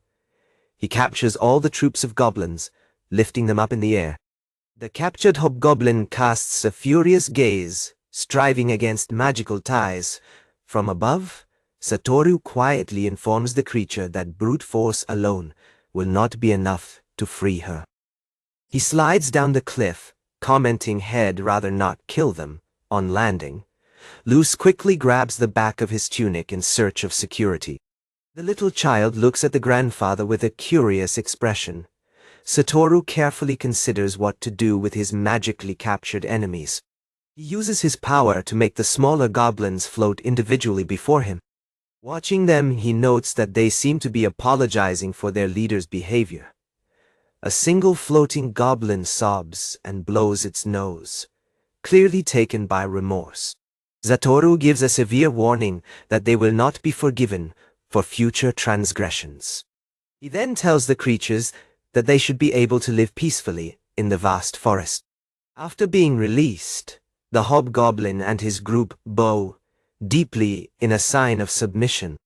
Satoru then asks the elf girl why she is there, and she admits shyly that she has lost herself. Later, next to a crackling bonfire, Satoru listens attentively to the story of the chief of the kobolds. The chief explains that his people rarely found goblins in the expansive forest. He continues, stating that the two goblin groups should not be together. Both groups never intentionally entered each other's territory. A group of young kobolds confirms that this peaceful dynamic changed when the hobgoblin appeared. Satoru hopes the hobgoblin has learned a lesson from his painful and humiliating experience. A young kobold features a wooden box full of large and bright crystals to the group. Examining the sparkling stones, Satoru comments that they remind him of the game Ohajiki. The chief of the kobolds takes a respectful bow, expressing his deep gratitude for saving his pack. He offers a generous gift, a large fish and fresh fruit, as a form of thanks. Both Satoru and Luce marvel at the splendid fish they received. A group of young kobolds smile, happy and safe in their village once again. A little kobold that looks like a fox holds his stomach by releasing a loud snoring. The elderly Satoru observes the situation, murmuring that he understands what is happening. Within the camp of the kobolds, a member of the clan diligently stirs fire. Satoru carefully tastes a spoon of broth, judging with mastery its flavor before cooking, holding his ingredients. He instructs a young kobold to watch him carefully and learn. With the meal ready, Satoru announces that it is done and that everyone must eat. The group eats happy, with Luce exclaiming how delicious Grandpa's food is. Chloe, the blonde elf, happily delivers a second portion of the meal. A young kobold sips his noodles with pure pleasure, eyes wide with joy. With a warm smile, Satoru expresses his happiness that everyone enjoyed the food. The kobold chief is deeply moved, expressing immense gratitude for the generosity of Satoru. Satoru suggests, joking, that in return, the boss could share some ohajiki with Luce. Running to Satoru, Chloe asks if he ever ate, knowing he intended to leave. While eating, Satoru asks Chloe why she has not yet returned to her own forest. He explains that he got lost and decided to visit Ilokan. He invites them to accompany him. A collection of large crystals is presented, bright and uncut. which Satoru calls ohajiki. Chloe and Satoru are impressed by the beauty and rarity of crystals. Examining a crystal with sharp eyes, Satoru sees its immense potential. A proud young kobold tells Luce it was he who found the beautiful stones. Luce and a kobold ask for more food, and Satoru notes the growing friendship between them. With a thoughtful look, Satoru realizes that crystals could solve the problems of kobold. He proposes the idea of trading the stones for food to the chief of the kobold. Satoru explains the basic concept of exchange, a crystal for a fish, for example. He then reveals that a single crystal could actually be exchanged for dozens of fish. Chloe and Satoru explain how making the crystal smaller creates a usable coin. With a tired expression, Satoru admits that implementing this new system will not be easy. The kobold chief looks up with determination, asking Satoru to give him some time. To help immediately, Satoru offers to exchange some of his own remaining food. The chief, in ecstasy, realizes that the cubs of the village will no longer have to starve. With a gentle smile, Satoru promises to find them a reliable trading partner in the city. Later that night, Luce and the kobolds sleep deeply together in a tent. Kobold camp is quiet. Their tents rested peacefully in the moonlit forest. A threatening hobgoblin leads his group of smaller goblins through the dark woods. Taken by fury, the hobgoblin hits the ground with incredible and explosive force. A great rock breaks under his mighty punch, while his subordinates watch, terrified. He casts an angry look at his shrinking goblins. Terrified of his wrath, the hobgoblin violently punches one of its own goblins, throwing the creature away. Two wounded goblins lean on a tree, moaning in pain after the attack of their leader. Back in the tent, Luce's ear contracts to feel a disturbance in her sleep. She sits, rubbing her sleepy eyes while a kobold asks what's going on. Little kobold, also moving, asks Luce if it's morning. With a gentle smile, Luce reassures the kobold, saying he can keep sleeping. An ominous silhouette reveals the hobgoblin standing between its exhausted and fallen troops. A goblin is thrown and slides until it stops abruptly in a clearing, raising dirt and dust. Luce remains calm as he collapses to the ground, looking at her. A threatening and drooling smile spreads across the face of the hobgoblin, while he laughs silently.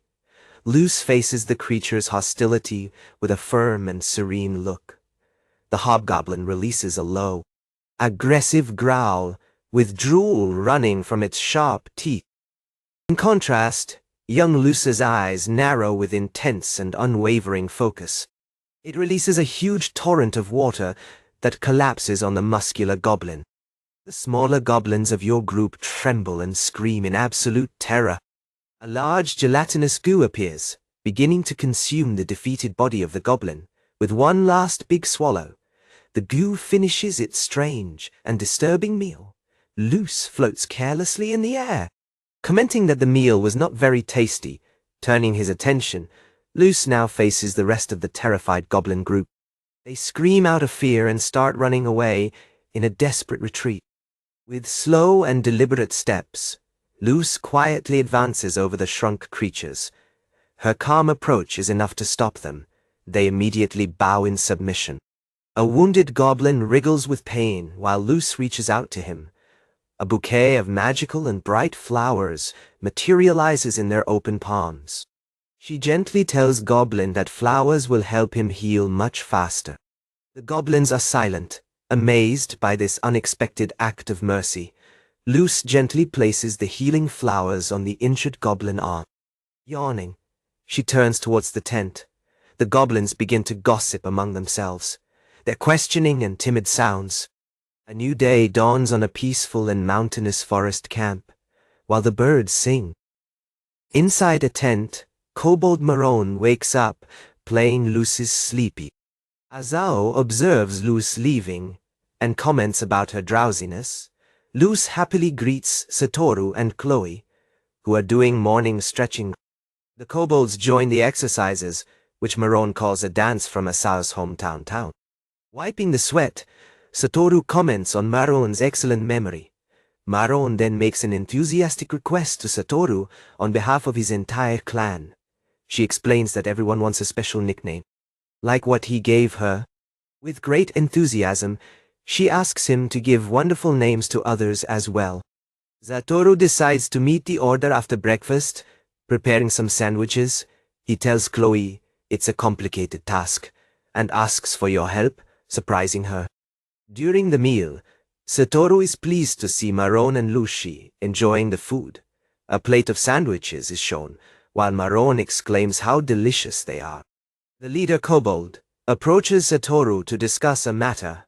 He thanks Satoru politely for taking care of his daughter, Maron. Then he reports that the nearby goblins were unusually noisy that morning. He speculates that this happens because goblins have a very simple way of thinking. Satoru casually suggests that if you are causing trouble, you can suppress them again. Chloe defends exterminate them while she considers the confidence of Satoru comforting. But they intervene calmly, saying that this should be discussed later. Deciding to investigate first, Satoru tells Lush he's going for a walk. The scene expands across a vast area. Upon arriving at the goblin nest, Satoru and Chloe are surprised at what they see.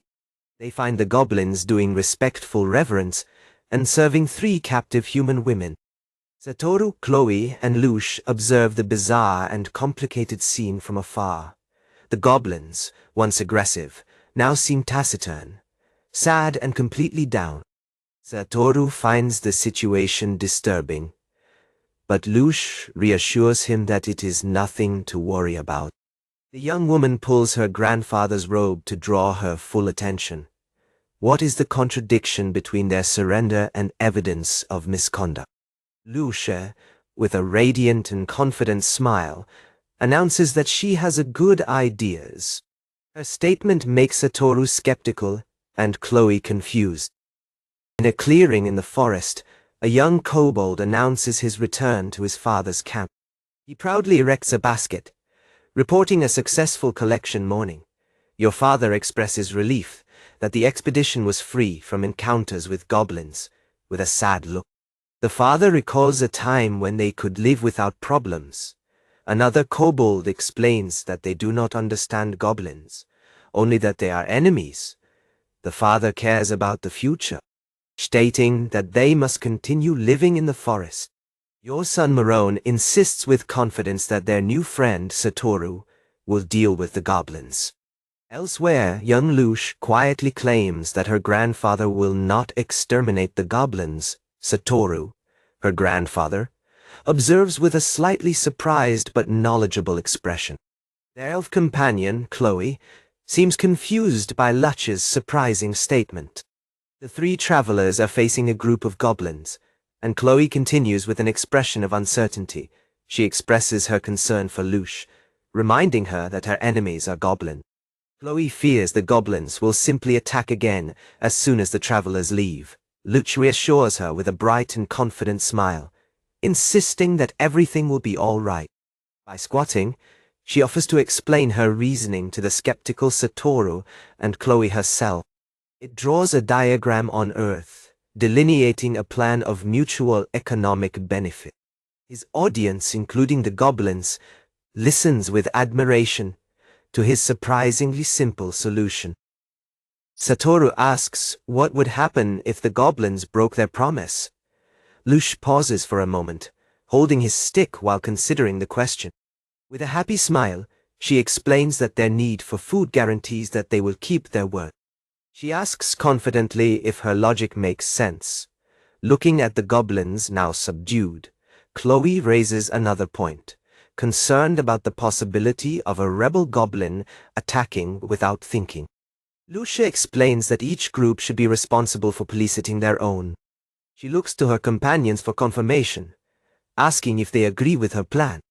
The goblin leader makes a firm and determined nod, accepting the terms of the agreement. Satoru observes with a gentle and proud smile, impressed by the wisdom of his granddaughter. In another place, an adventurer claims the arm of a defeated monster with a powerful blow. His companion asks if that was the last. Receiving a dispensive answer, the dark-haired adventurer brags that they can now handle these attacks on their own. Your white-hair partner expresses doubts, suggesting that they can still be saved by Asao. Gold agrees, reflecting that Asao can help them without them knowing. They wonder where the old man is now. In what was once a hiding place of bandits, a group of travelers eat together. A bowl of freshly prepared sandwiches is presented, ready to be served to the group. Women enjoy food, exclaiming that it is delicious and that it is a new experience for them. Satoru uses a brilliant magic tool. Asking what is present in the immediate area, your recon magic identifies the site as an old hideout for bandits. He notes that there are more groups than he expected, but Lushi remains carefree. Satoru concludes that if the bandits become a threat, they must be eliminated after the meal. He reminds everyone of the shared task of washing dishes.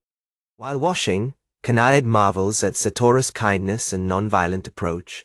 Lushi proudly declares that his grandfather's strength comes from his goodness. Kanade observes with a complex expression, admitting that he is envious. A flashback shows Satoru using calmly immobilization magic and paralysis to subdue bandits. Kanade reflects that continuing traveling can be better than coming home. A view from a high point reveals a vast body of water illuminated by the sun. The group arrives at the picturesque and extensive lakeside town called Ilikan, standing on a hill. A companion announces the arrival, while Satoru congratulates them. Chloe is impressed by the innovative travel magic and continuously launched by Satoru. Lushi, inspired by his power, declares his desire to use magic in a legal way. Satoru and Chloe look at the excited Lushi with loving and worried expression. With a thoughtful expression, the old wizard Asao finds it difficult. In a clearing in the forest, he explains to his companions his hesitation in teaching magic.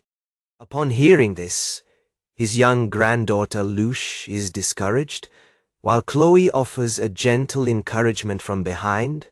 The gentle elf gives a comforting caress to the disappointed girl's head.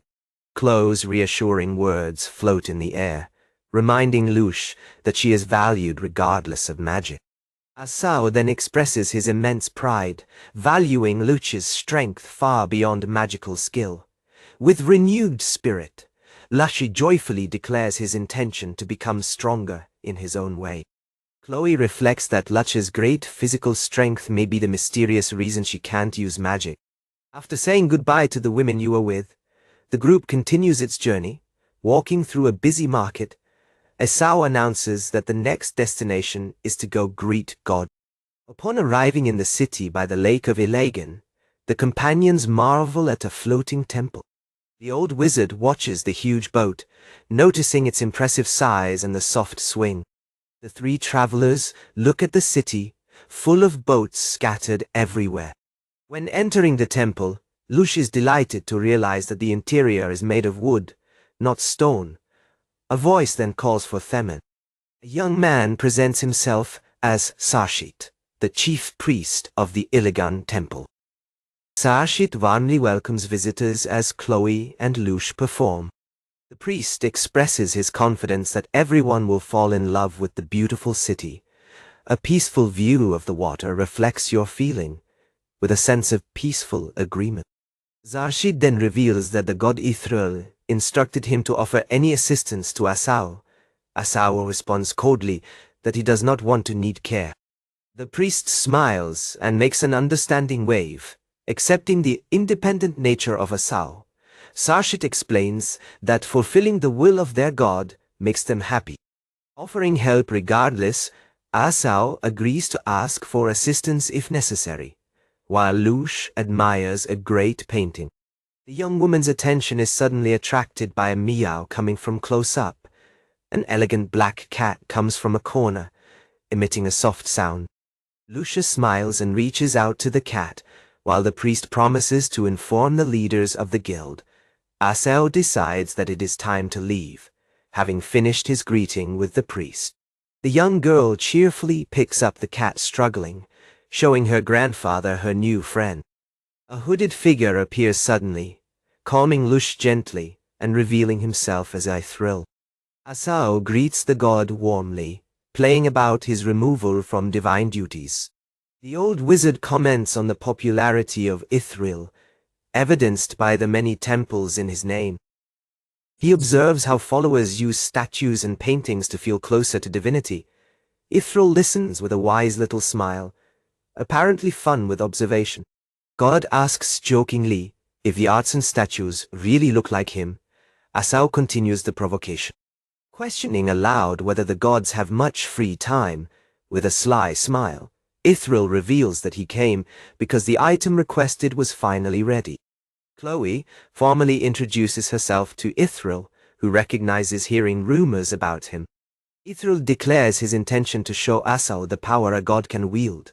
From its sleeve, Ithril produces a small round mirror ornamented for Asao.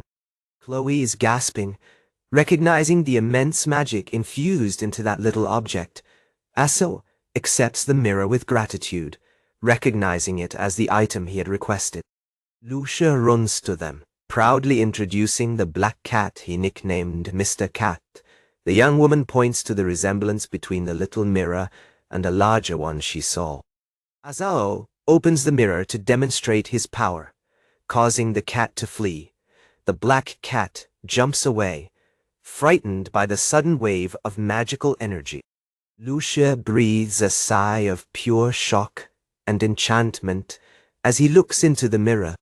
The little girl faces the wonder of the image she sees. The mirror reveals her friend Ninakan, who is equally surprised to see Lush. A young woman carrying wood is surprised to see a little girl.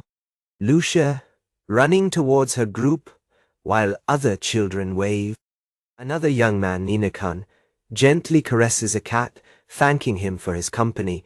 From inside a magic mirror, Ninakan beckons cheerful and thrilled to her friends. Lucia smiles radiantly, exclaiming that Nina is smiling, while her grandfather, Asao, observes content. With a single decided step, the group begins its new journey. Chloe comments that the magic mirror arrived faster than expected, confirming Asao's earlier words about waiting. With some hesitation, Chloe calls Asao to get your attention. Taken by excitement, Chloe eagerly asks Asao about her plans for the next destination. While walking, Asao decides to visit the Merchants Guild, while Chloe suggests reporting the bandit. Pointing to a lakeside building, Asao announces that they must go there. The group takes a moment to enjoy the pleasant and refreshing breeze coming from the water on the deck of the building. They admire the view of the lake and the city. Chloe asks about the plans, and Asao confirms that they now need to find lodging. Asao exposes his action plan clearly. First the guild, then the lodging, and then the market. When Chloe asks to be with them, Asao agrees warmly, saying that she had expected this. Holding her new hot friend, a cheerful Luce asks her grandfather about her work plan. Asao reveals his desire to be a traveling salesman, dealing directly with his customers. He enlightens a curious woman. Luce will sell coffee and tea for a cup. He imagines a small tent serving simple dishes and products packed in custom containers. Without being seen by the group, a dark figure approaches silently from behind. Luce happily declares that he wants to eat his food, and he promises that she can try it first. The sound of a creaking board indicates that the figure is now very close. One hand firmly touches Asao's shoulder, making him suddenly stop, surprised by the sudden touch. Asao looks over his shoulder with an expression of doubt. An imposing blond man asks if he is Asao, leaving him completely confused. The stranger, Alahan, observes him critically, reflecting that he seems to be just an old man from a nearby alley. A woman with dark hair appears. Black-haired man Kanade confirms Asao's identity. Chloe and Luce are surprised by the sudden and intense confrontation. In danger, the black cat jumps out of Luce's arms, arches his back, and sizzles aggressively. The dark-haired woman, Kanade, observes the scene unfolding from her hiding place. Alahan faces Asao intensely, stating that he remembers him clearly. Asao reciprocates his gaze, deeply confused, trying to understand that man's family intensity. A panoramic view reveals the busy floating city of Elegan, where these events take place. Alahan guides the group through a runway, promising to help Asao regaining his memories. Asao looks at his guide with an expression of total perplexity. The man presents himself as Alahan, a known resident who helps travelers. Asao reacts to Alahan's introduction with a nervous and confused expression. Alahan speaks enigmatically about the need to discuss matters between his groups, but Asao fakes ignorance. His companions, Chloe and Luce, are completely confused by the exchange. Asao turns to Chloe for an explanation, but she has no idea what's going on. When Chloe suggests a case of mistaken identity, Kanad appears with a connoisseur smile. Alahan expresses his doubt, noting that the name is right, but the man seems wrong. Kanade confidently assures Asao that this is definitely the person they were waiting for. Kanade formally presents himself, apologizing for being late due to guild procedures. She explains that she was rushing to meet their group. Seeing Kanade confirm, Alahan realizes there is no doubt. Alahan's expression turns into a threatening look. His intentions remain obscure. Chloe and Luce look at each other, surprises with the sudden tension.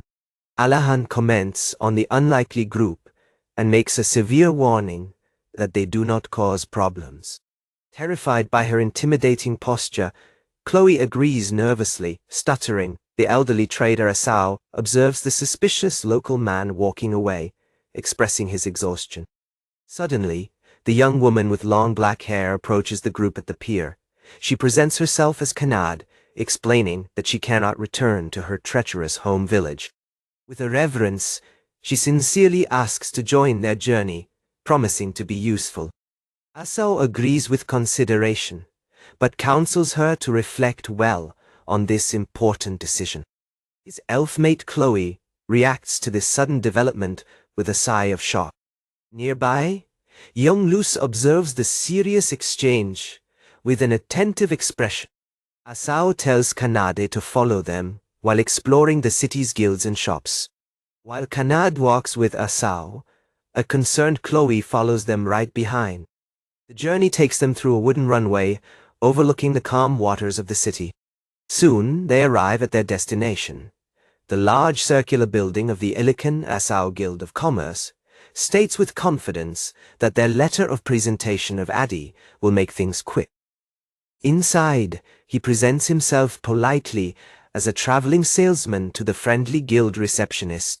The receptionist sees that the letter is for the master of the guild and asks them to wait. After waiting, Asao takes a moment to admire a framed painting of a city with canals.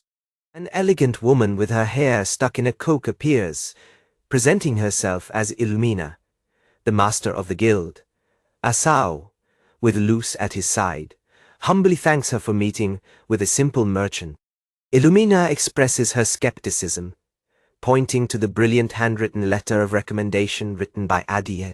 Maintaining his facade, Asao insists that he is just a common merchant who sells tea and coffee. With a warm smile, Illumina confirms that Adi praised her products as the best she's ever seen.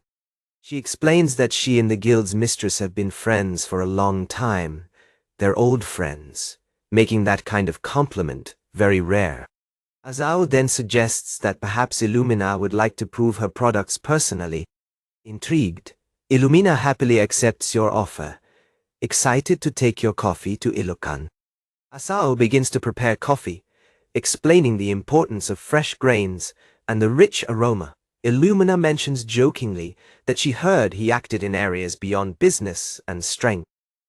Pausing his work, Asao adopts a thoughtful and determined expression. With a confident look, he declares his intention to try a different branch of business there. Illumina, curious about his plans, asks what kind of new business he's considering. He explains that his idea is to sell the same things, but in a completely different way. While scribbling on a piece of paper, It confirms his plan to also sell grain to the guild. Illumina expresses her relief to learn that his new venture is just a food stand. Upon hearing this, his companions look curiously at the tent proposal. Asao shows Illumina her drawing of a small, cute and beautiful tree. Illumina then comments, "Cute tent design and nothing intimidating." It clarifies that this approach aims to avoid causing problems for local businesses. The young girl lurks in a corner, her eyes wide as she asks what is happening. Asao looks directly at Illumina, asking for the strength of the guild to support his plan. With a warm smile, Illumina agrees that they would be more than happy to help him. Asao then discusses his plan to sell tea to the guild to avoid any problems with local shops. He suggests setting up his tent right next to the guild to show it's official, with a sly smile. Asao recognizes that their plan is quite bold. Illumina looks behind him, and they share a moment of silent understanding. At this instant, Luz runs toward Asao, happily calling him Grandpa. The girl presents herself proudly to the guild master as Asao Luce. Illumina, delighted with the formal presentation of the girl, asks her to take good care of her grandfather.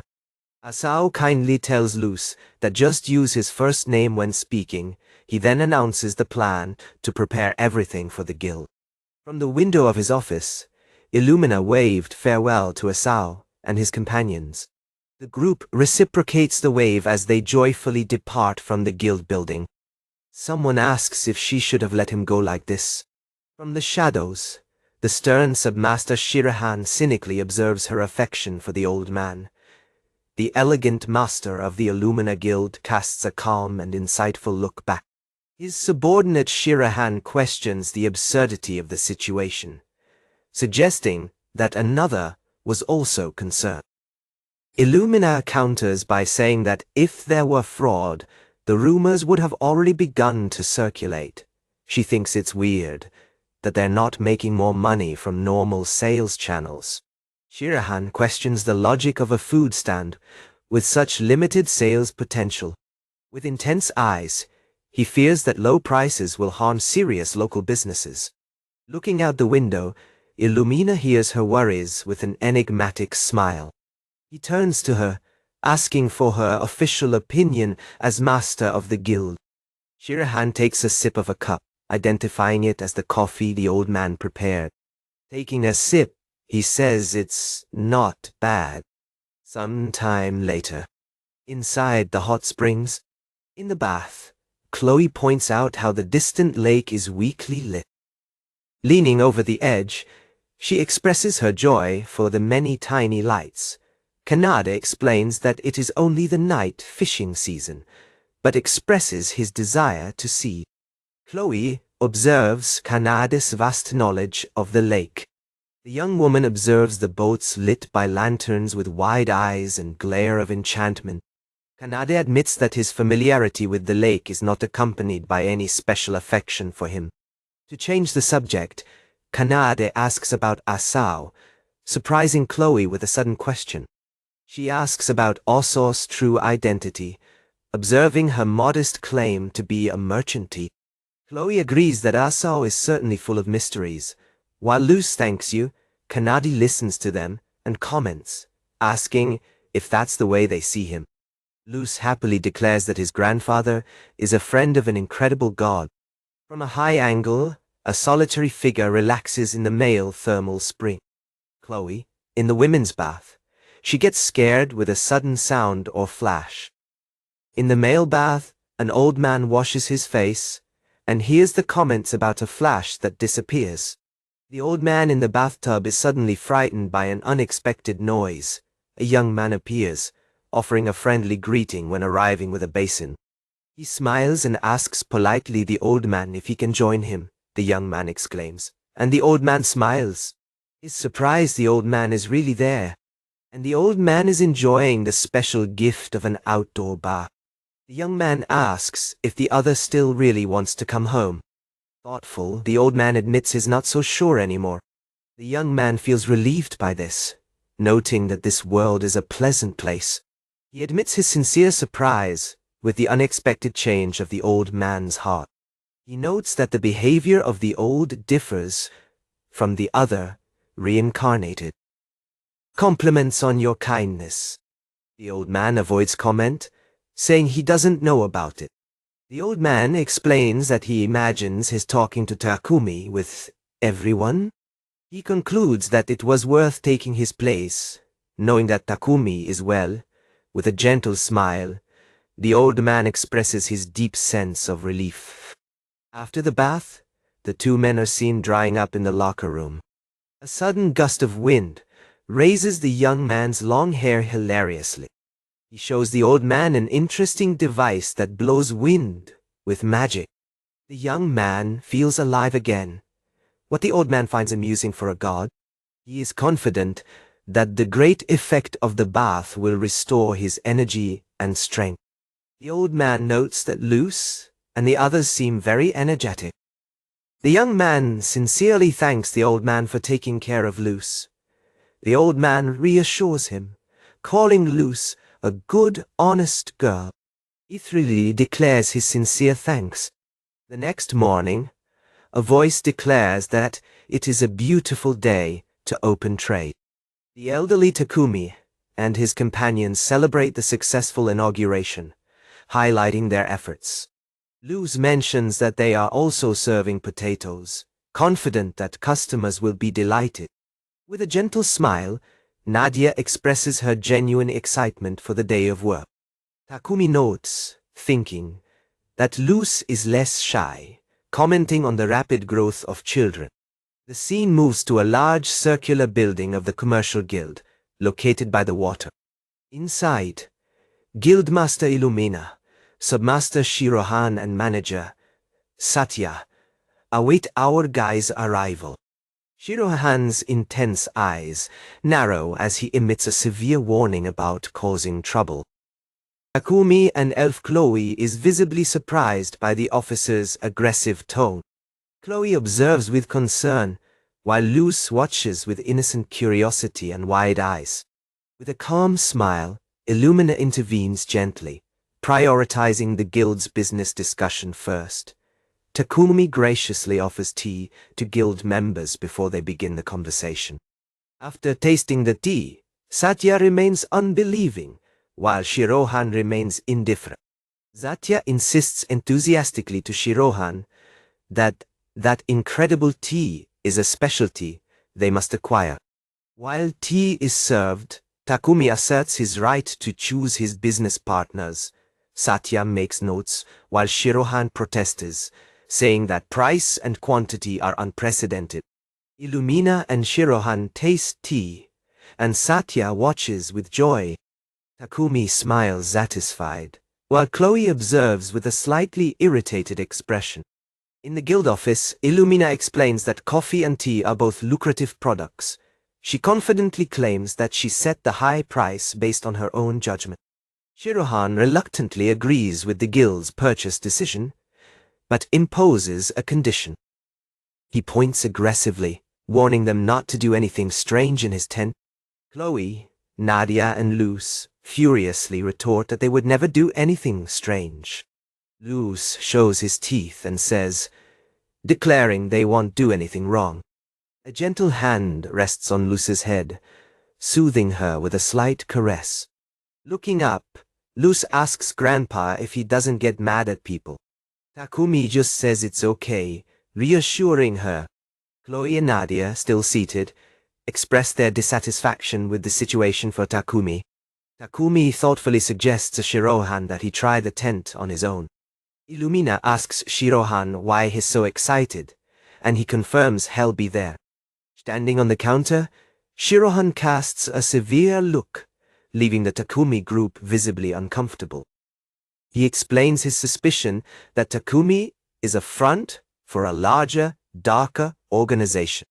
The group hears your accusation with different levels of concern and irritation. A big tent, the food stand, is shown shaking in the wind. The tent is now open on a pier, busy with many happy customers. Inside the busy tent, a customer orders 2 iced teas.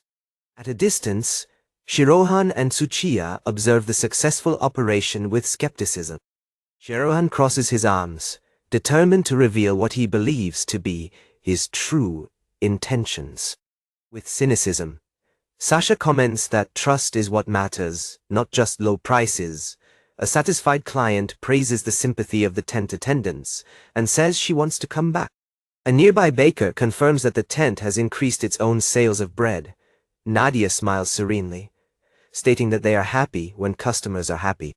Shirohan becomes increasingly frustrated, discarding positive reception as a mere novelty.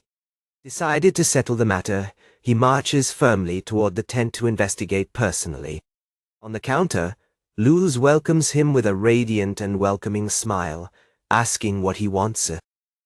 She is immediately surprised and intimidated by recognizing the severe guild officer. Shirohan quickly clarifies that he is not there on official mission, but as a client. At a table, guild officer Shirohan mistrustfully analyzes the business of the new food stand. A customer's vision shows the large tent covered, full of activity. He mocks, sure that such low prices for quality products can only be a trick.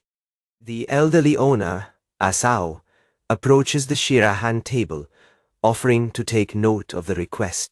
With a friendly smile, Asao recommends the special iced tea of the day to the officer. Shirohan's expression remains tense and doubtful, with a drop of sweat in the temple. Asao asks his opinion about the tent, and Shirohan admits he is thriving, but confuses him. After a sip of his drink, Shirohan announces he has some questions. The guild officer asserts his rigid posture, unlike the gentle Satya or master of the guild Illumina.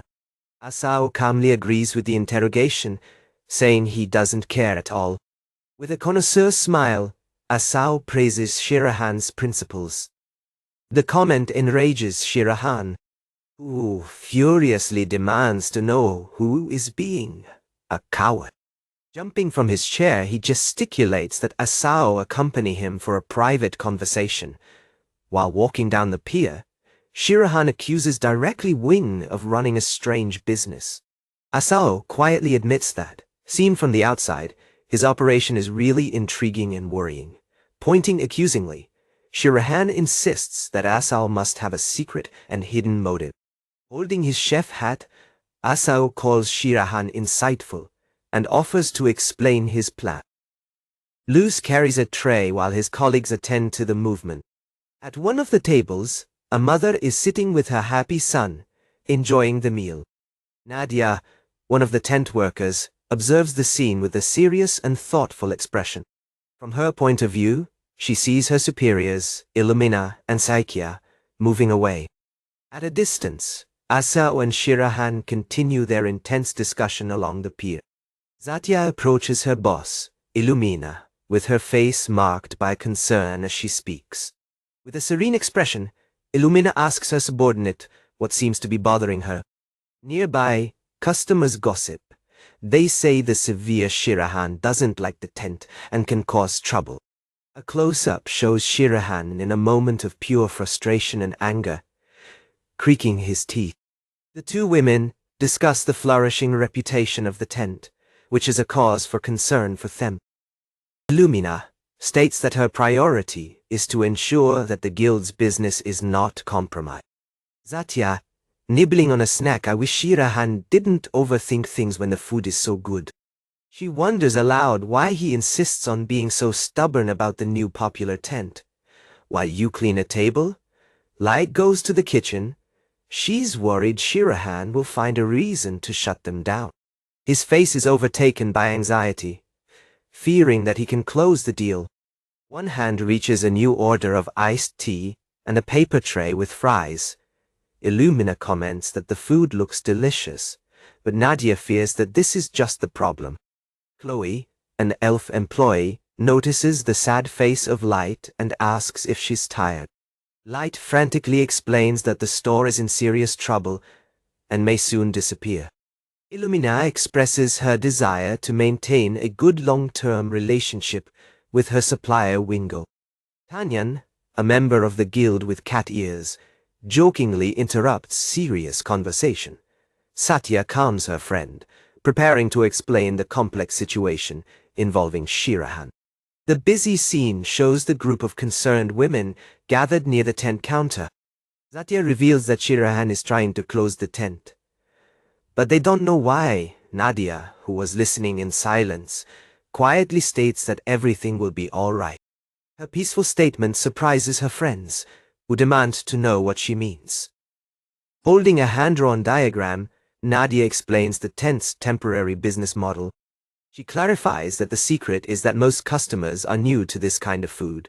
Her friends listen attentively, finally beginning to understand the cunning Azesar's strategy. On the side, Luz and Chloe spy, curious about what the group is discussing. Nadia concludes that the real purpose of the tent is to create a new customer base. Calmly explains his long-term business strategy. Your blonde companion agrees, adding that even the difficult Shirahan is not so strange in the tent. Chloe comforts young Light, who seems worried. Asao tells a skeptical Shirahan that strange may not be the right word. He points out that all young people seem to get along. Asao suggests they sit in a nearby bank, and Shirahan reluctantly agrees. The man quietly assures the old man he's not looking for a fight. Shirahan aggressively declares that he cannot ignore the damage done to local traders. He demands to know Asao's true purpose, suspecting a hidden agenda. Asao hears the intense accusation with a thoughtful and serious expression. He begins to explain that his plan is actually to help local stores in the city. Asao is preparing to tell Shirohan something he may not understand right away. Shirohan hears the old man with an expression of deep and unwavering suspicion. Asao gives a compliment, noting that Shirohan looks better than he thought. Asao reveals that the reason is the child, Luz, who has complicated circumstances. The vision of the tent shows a woman and a small child passing by. He expresses his desire for Luz to learn life skills, such as helping in the store.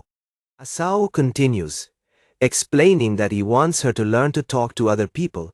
He firmly asks that Luz be left out of the adult conflict. Taken by a sudden emotion, Shirohan collapses and begins to cry. Asao is surprised by this reaction, while Shirohan sobs, saying he understands. Shirohan reveals in tears that he has a son and daughter at home. Notes that a father would do anything for his children. The great girl Tonian watches, wondering what's going on. Shirohan, moved, praise Wing for taking care of her. Asao is surprised to say he prefers to avoid misunderstandings. He expresses deep shame for suspecting Asa was a malicious agent. Shirohan, with completely transformed behavior, readily offers to help with the task. Asao hears a noise, but his companion discards him like a street cattle. Shirohan leans to say something more important to the old man. Suddenly, he's grabbed from behind with a powerful and surprising impact. Surprised and shocked, he screams in confusion. Tonian grabs him for a joke, commenting on his scary face but friendly nature. She happily admits that she scares him on purpose to see his funny reactions. Asao asks if Shirohan and the child are the bestial girl's colleagues. She presents herself enthusiastically as Toa-wan. Proud bestial? Tonian explains that he came to say hi, what Asao thinks is very kind. She reveals that she is responsible for buying food for the trade union. Tonian heard that Asao's tent serves interesting food, which aroused his commercial interest. She professionally claims that first they should discuss the terms properly. Asao explains that the ingredients he uses are not rare. This animates Tonian, who sees great potential in the recipe itself. He tells Tonian that she's not on the same page, questioning if she brought in a prepared budget. Asao suggests that she try the food and drink before negotiate. Tonian's face lights up with pure and inconclusive joy before the suggestion. She expresses her happiness, saying she's glad to be able to take some home. A voice agrees that the proposed project is worth carrying out. Asao explains that cooking is not his main occupation, and that he is not seeking money. By hearing this, the great Tonian suggests that they can trade something other than currency. Asao clarifies his true desire, that the people of the city may live comfortably. With a confident smile, Shirohan claims that negotiation is what the guild does best. He admits, however, that she is not very good at dealing with it. A voice offers to help, telling you not to worry and leave it to her. Adini notes with curiosity, asking what new project Baronia is developing. Baronia reveals a detailed architectural design, explaining that it is a large tent with a proud smile. She clarifies that it's a plan for an assembly food stand for Asao. Adi is surprised that Asao ordered this in addition to the wooden containers. Nearby, a small white cat is lazy and releases a satisfied meow. Baronia explains happily that, thanks to Asao, she has earned money and new skills. Upon hearing a distant sound, Adi is surprised. Holding the cat, she asks if the new structure that Baronia is building is related to the drawings. Baronia proudly presents the tower for cats that Asao also taught her to build. Looking at the cat, Adi feels something strange must be happening where Asao is. The cat's eye is shown in a sharp close-up, as if it shared its premonition.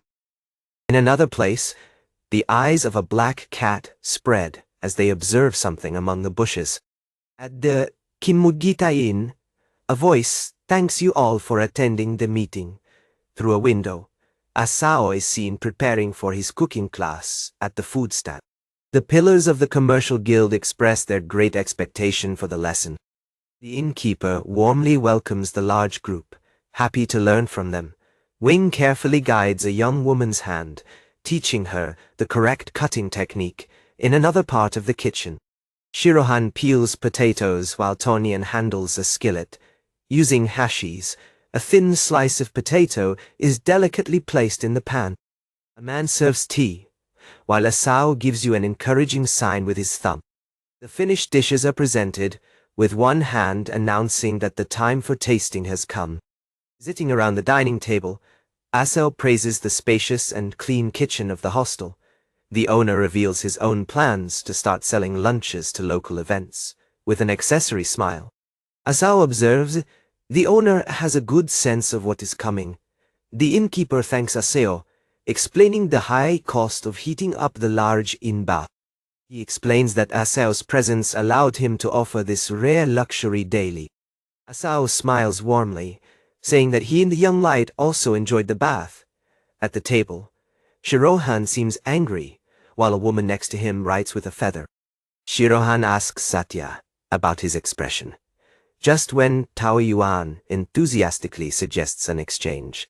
While Shirohan murmurs that he is not jealous, Tao Yuan has a flash of inspiration. Tao Yuan begins to idealize, animated, a combination of Asao frying with local fish and shrimp. Asao agrees, stating that he will teach her to fry fish and shrimp as well. The innkeeper generously offers his kitchen for the next cooking class. Asao gets lost in a pleasant reverie over a peaceful fishing with Luz and his cat. Luz has his own happy dream of catching a fish with a friend. The whole group works together in the kitchen, joyfully enjoying the reverie. Wing and Light are happy, preparing the ingredients for the meal. The sun shines intensely on a quiet scene in the forest, with birds flying over their heads. While walking along the water, Light asks curious questions about the different types of fish. Nadia praises Asao-san's knowledge, but he humbly attributes it to his lifestyle. Light looks up with a confused expression. Suddenly, Asao-san stops, with a warning expression when hearing a strange sound nearby. From the dark forest of the forest, a desperate voice screams for help. Realizing that someone is being attacked, Asao-san and Light immediately run towards danger. Asao-san recognizes the wounded creature, calling his name, Marone, with surprise. Kobold Marone desperately explains that a terrifying creature appeared and attacked everyone. The group surrounds the afflicted kobold, with Asao-san promising that they will help him. Despite their own pain, Marone insists with tears in their eyes that they prioritize saving others first. A flashback reveals a massive explosion of land erupting near the lakeside forest. In chaos, the armed adventurer Alahan is shown facing a group of goblins. Alahan holds his position with a determined expression, holding his sword and shield ready. A small goblin and a terrified kobold are shown shrinking together with fear. With his face marked by concern, Alahan observes as the situation suddenly worsens. A gigantic crystalline golem emerges from the tree line, hovering over the terrified goblins. The goblins bravely attack him, but uselessly, sip him with their crude weapons. Marone explains to the group that the great and frightening creature is fighting the goblins. Azo-san asks for more details, noting that the goblins must have kept their word. Marone tells how an armed human saved him, but now he's losing the fight. Azo-san deduces that man is a god or adventurer, while Marone leads the way. The little kobold advances with impressive speed, guiding them toward battle. Upon arriving at the scene, Azo-san recognizes the armed adventurer as Alahan. Alahan turns surprised, wondering why the old ones are still there. He explains that the monster the size of a troll is a golem, an unknown creature in the region. By smoothing his goatee, Azo-san quietly claims that he may be able to face it. Alahan furiously rejects the idea, screaming for the old merchant to flee while he can, with complete confidence. Luz closes his fists and declares that his grandfather is strong. A powerful white magic light begins to emanate from the creature's eyes. Alahan recognizes Azo's magic, but considers the idea of facing a golem absurd. Azo-san listens patiently, while Alahan calls him crazy for considering fighting. He warns of the danger of a golem out of control, which according to legends can destroy countries. The monstrous and crystalline face of the golem is shown in a threatening close-up. Unfortunate, before the scene, Luz looks at the imposing monster with a joyful smile. Luz tells Grandpa that the creator of the golem is gone, which he agrees simplifies things. Completely amazed, Alahan asks if they even heard their dark warnings near there. The goblins and Maroni gather in search of security behind a small shield. The peaceful lakeside forest strongly contrasts with the imminent danger. Far from the battle, two figures row a small boat across the calm lake. From a pier, residents perceive smoke and hear monstrous sounds from a distance. A concerned lady decides she needs to warn the guild about the disturbance. On a balcony, guild members see the great cloud of dust, wondering if it is a tornado. Zatya expresses her fear that danger may be coming towards the city. The guild receptionist, holding a pen, observes with a serious and concerned expression. She sees the shadow of a huge rock moving behind the smoke, confirming that it is a monster. The receptionist realizes that the situation is critical and can cause significant damage. She decides to alert the shops and clinics in the city, telling her mates to back off. Satya, confident in her speed, declares that she will also, being quickly accompanied by Tao Nian. Staying behind with his arms full of papers, the receptionist calls her fugitive friends. The guild receptionist observes her colleagues running off, exclaiming that they are moving at a surprising speed. Holding the documents, she observes a distant explosion, noticing their tendency to judge things quickly. On the other side of the water, the huge explosion continues to appear in the forest tree line. Its expression becomes one of deep concern, while considering the location of the disturbance. With a growing feeling of apprehension, she realizes that chaos is close to where Azo-san went. Inside the forest, a griffin and other creatures struggle amid a chaotic burning explosion. The griffin, trapped in a whirlwind of destruction next to a destroyed carriage. Alahan, furious, shouts at the old man, demanding to know if he is being heard. From a safe place, young Luz happily calls in saying, "They're all fine." Azo-san remains calm before a huge dark golem surrounded by floating crystal rocks. Looking at the creature, he comments on its impressive size, Now that he sees it closely, irregular rocks and shattered debris revolve violently in the air around the monstrous golem. The golem forms a collection of dark stone that hovers threateningly with two bright white eyes. He tells Luz it's not safe for her to go back to town right now. He then asks Luz if she can play with the floating rocks and make them smaller. With a determined look, he promises to support his efforts with his magic of support. Luz goes into action, agreeing with firmness that he will certainly try, while Asau assists with his wand, triggering a barrage of spells like weakening and paralyzing. With a focused scream, she continues her magical attack on the huge stone creature. It launches another powerful burst of energy, hitting the golem's rocky shell with force. Asau observes her progress, realizing that she is causing damage, but seems hesitant. The damaged parts of the golem begin to shine as they merge again. Luz observes confusion as the damage she has caused magically notices the creature with a concerned expression. Asau realizes that the creature is recovering automatically. Alahan runs to them, screaming that's why it's impossible to defeat a rebel golem. He admits, however, that his actions have gained valuable time. The group sees that the other animals and monsters managed to escape the battle. Your only hope now is to delay the golem until a powerful magical unit can arrive. Alahan thinks that at least they can change their direction. Luz asks his grandfather what to do while the golem absorbs more land, getting bigger. The three stand still, diminished by the immense shadow of the golem, realizing that they must flee. Asau recognizes the incredible healing power of the golem, but suggests another idea. He asks Alahan to run ahead and protect everyone while trying some things on his own. Alahan refuses, by grabbing Luz and claiming he won't leave them behind.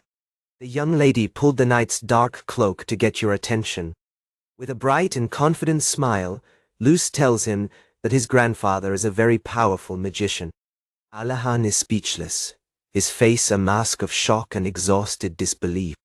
Asau observes the exchange with a gentle and wise smile, eyes closed in fun. Now he's alone in front of the golem. As Alahan prepares to escape to the bottom, Luz asks Grandpa what they're doing now. That they're alone, Asau reveals his plan to use his own incredible healing power against him.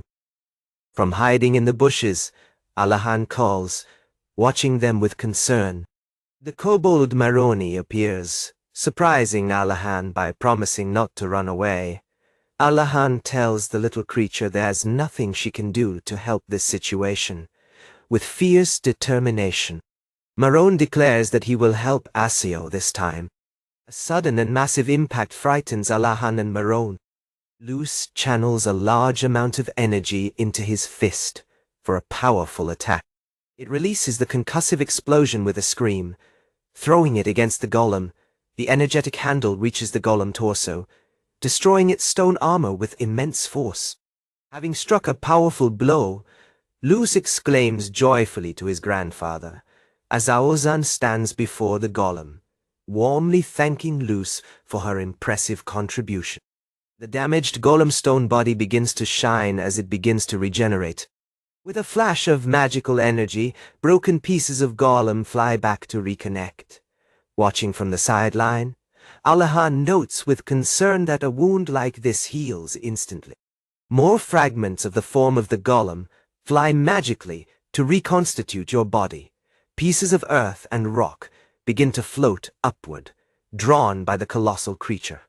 Lifting his shiny wand, Azo-san expresses his hope that his unconventional plan will work. He releases his power, casting a massive healing spell directly on the golem. From the bushes, Alahan questions the strange hot Luz, confused with healing magic. Then he watches with alarm that the creature is now getting even bigger.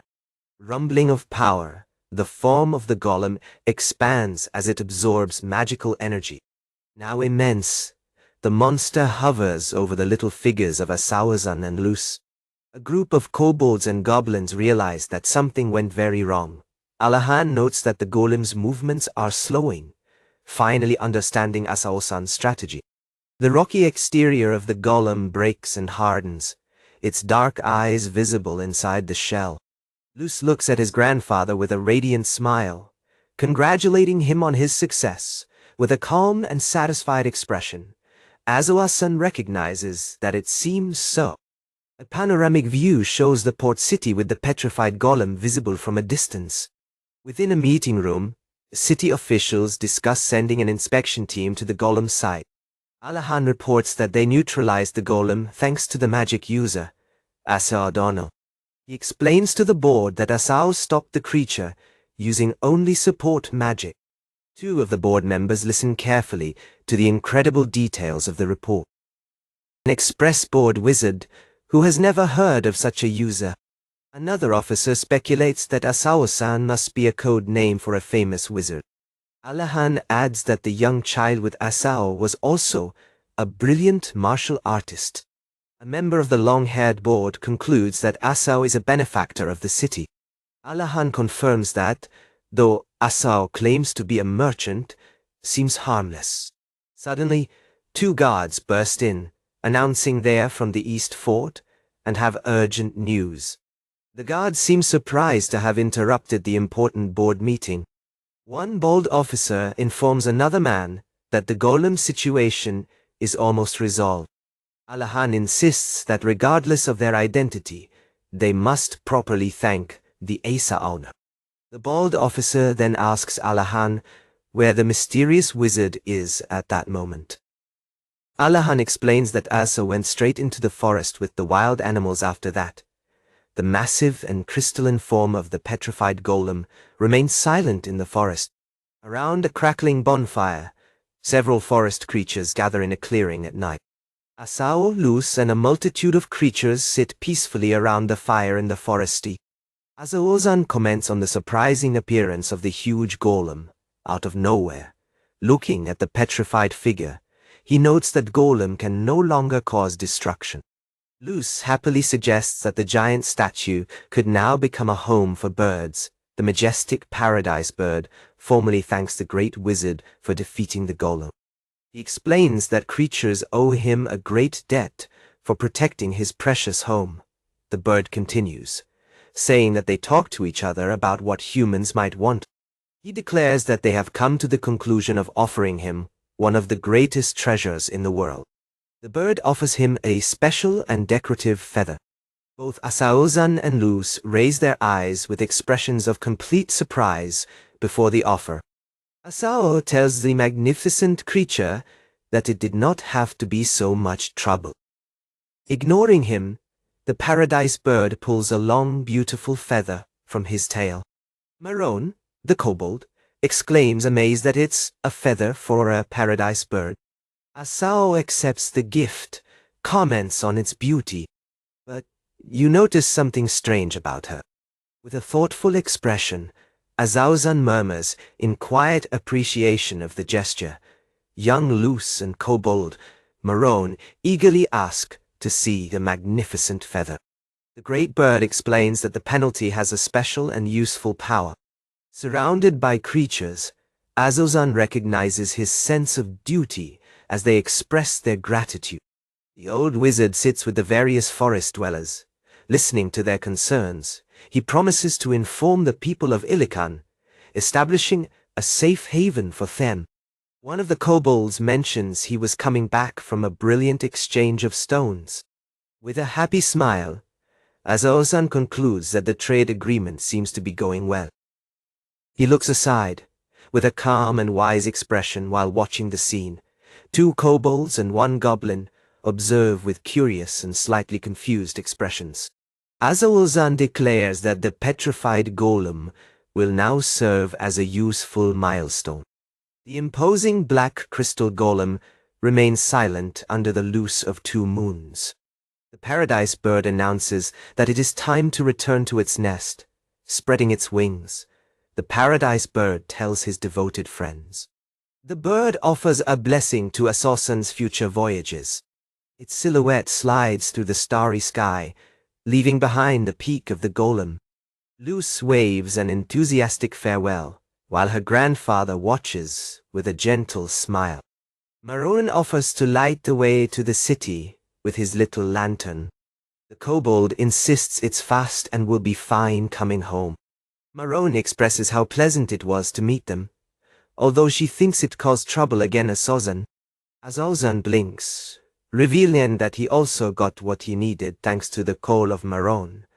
The little kobold seems surprised and delighted with the gentle words of the old man. Ozan tells Maroon to visit him in town, if he ever needs anything. Maroon asks Luz with enthusiasm if she'll come back to play with him someday.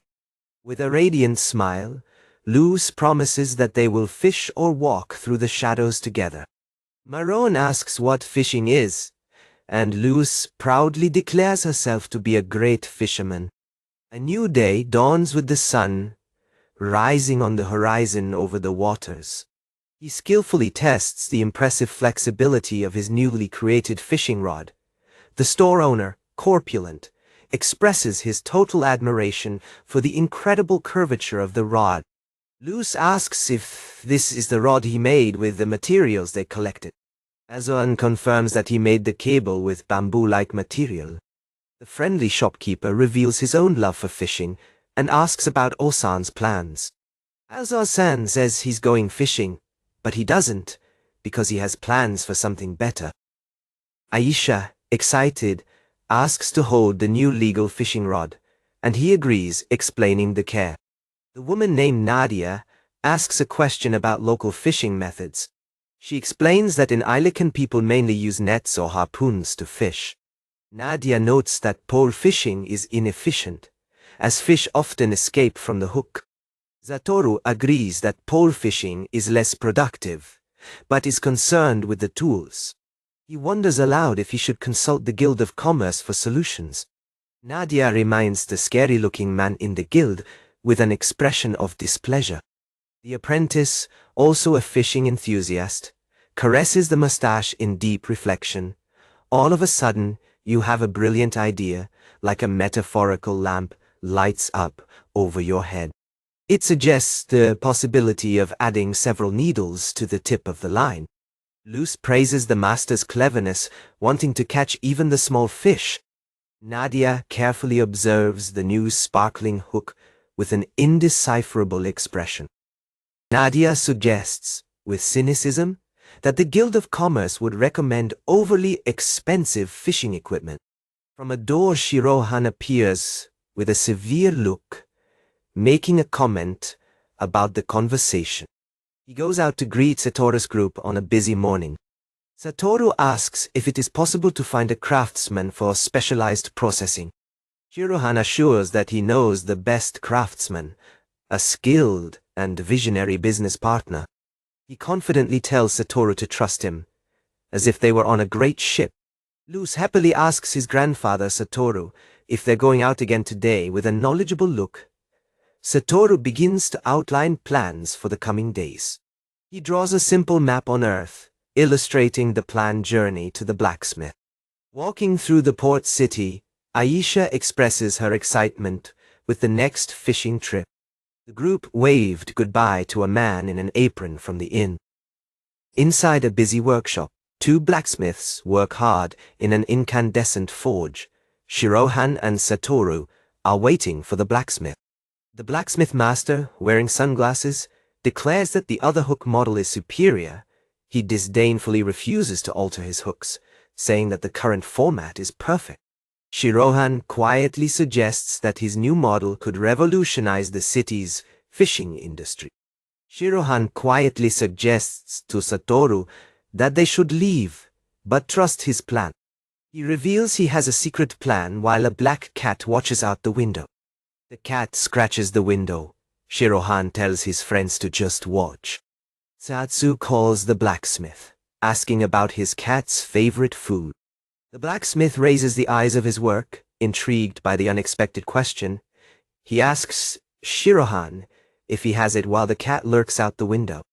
The craftsman is amazed when Shirohan presents the rare silver vine of the ghost dragon. His face shows a mixture of disbelief and desire, with a drop of sweat forming. Satoru observes with resignation, realizing that a bribe is necessary to move forward. Shirohan encourages Satoru, presenting his ideas. Now that the blacksmith is listening, Satoru reaches his garments and pulls a set of detailed drawings. He puts the papers on the bench, explaining his innovative concepts of hooks. The drawings show several new types of hooks, a technology never seen in this region. The blacksmith leans in, studying detailed schemes with intense concentration. His eyes burst in total shock to understand the genius of the projects. He exclaims that ideas are revolutionary and praises them.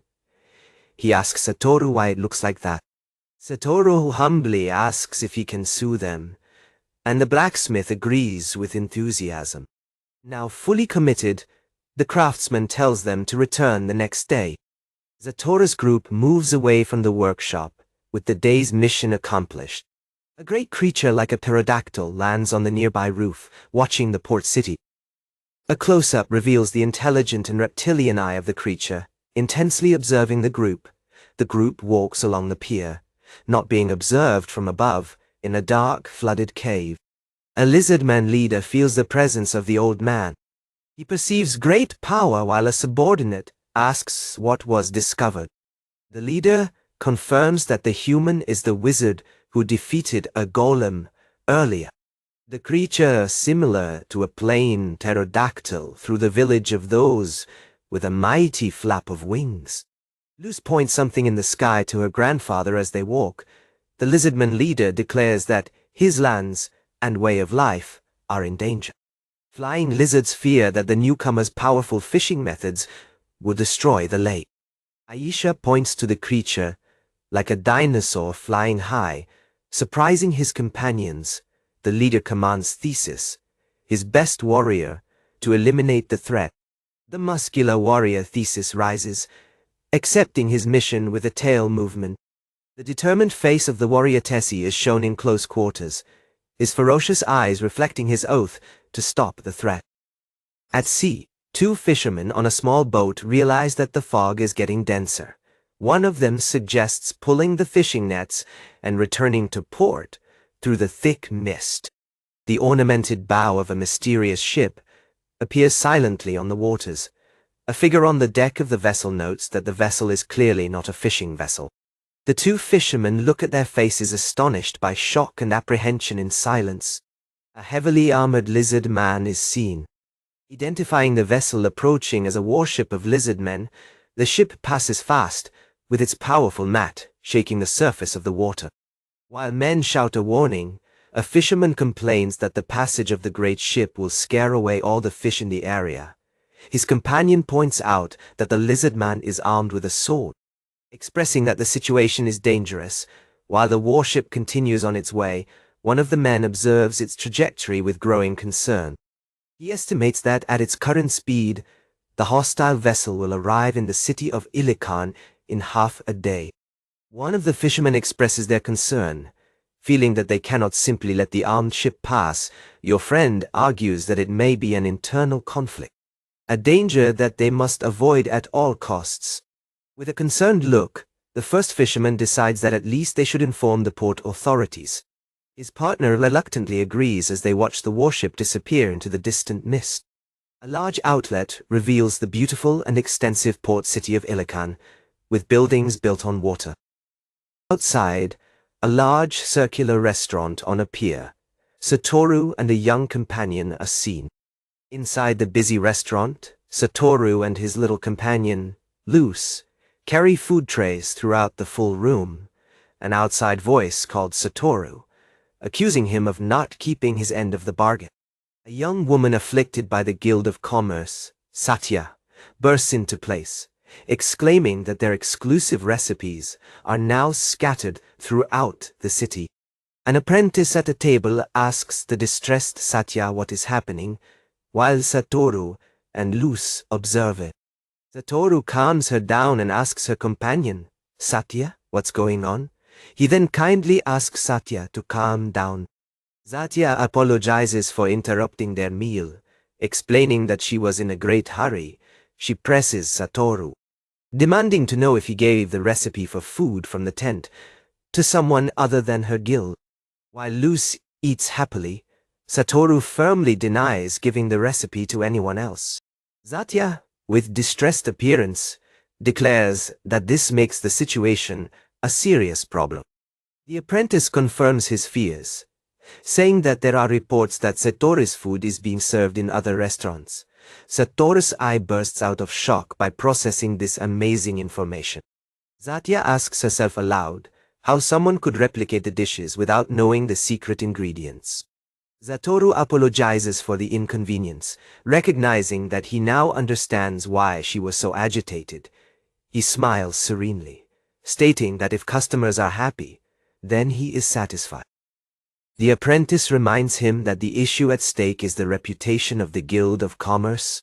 Holding his wooden cup, Satoru agrees to conduct his own investigation on the subject. Satya, searching your purse, announces you know the location of the copycat establishment. She touches her finger firmly on a map, indicating their fate. It identifies the origin as a restaurant founded by Goldie Company, which is a little far from where they are. With a look of cold fury, Satya declares that they will go there to remind the insolent ones of their place. A large tent-shaped restaurant is surrounded by a huge and chatty crowd of anxious customers. Satoru, firmly holding Luce's hand in the dense crowd, comments on how insane the crowd is. A woman holding a bowl of dark, fried snacks, commenting on the wonderful and irresistible smell. A close-up reveals that the bowl is full of dark, stick-shaped snacks, known as karantu.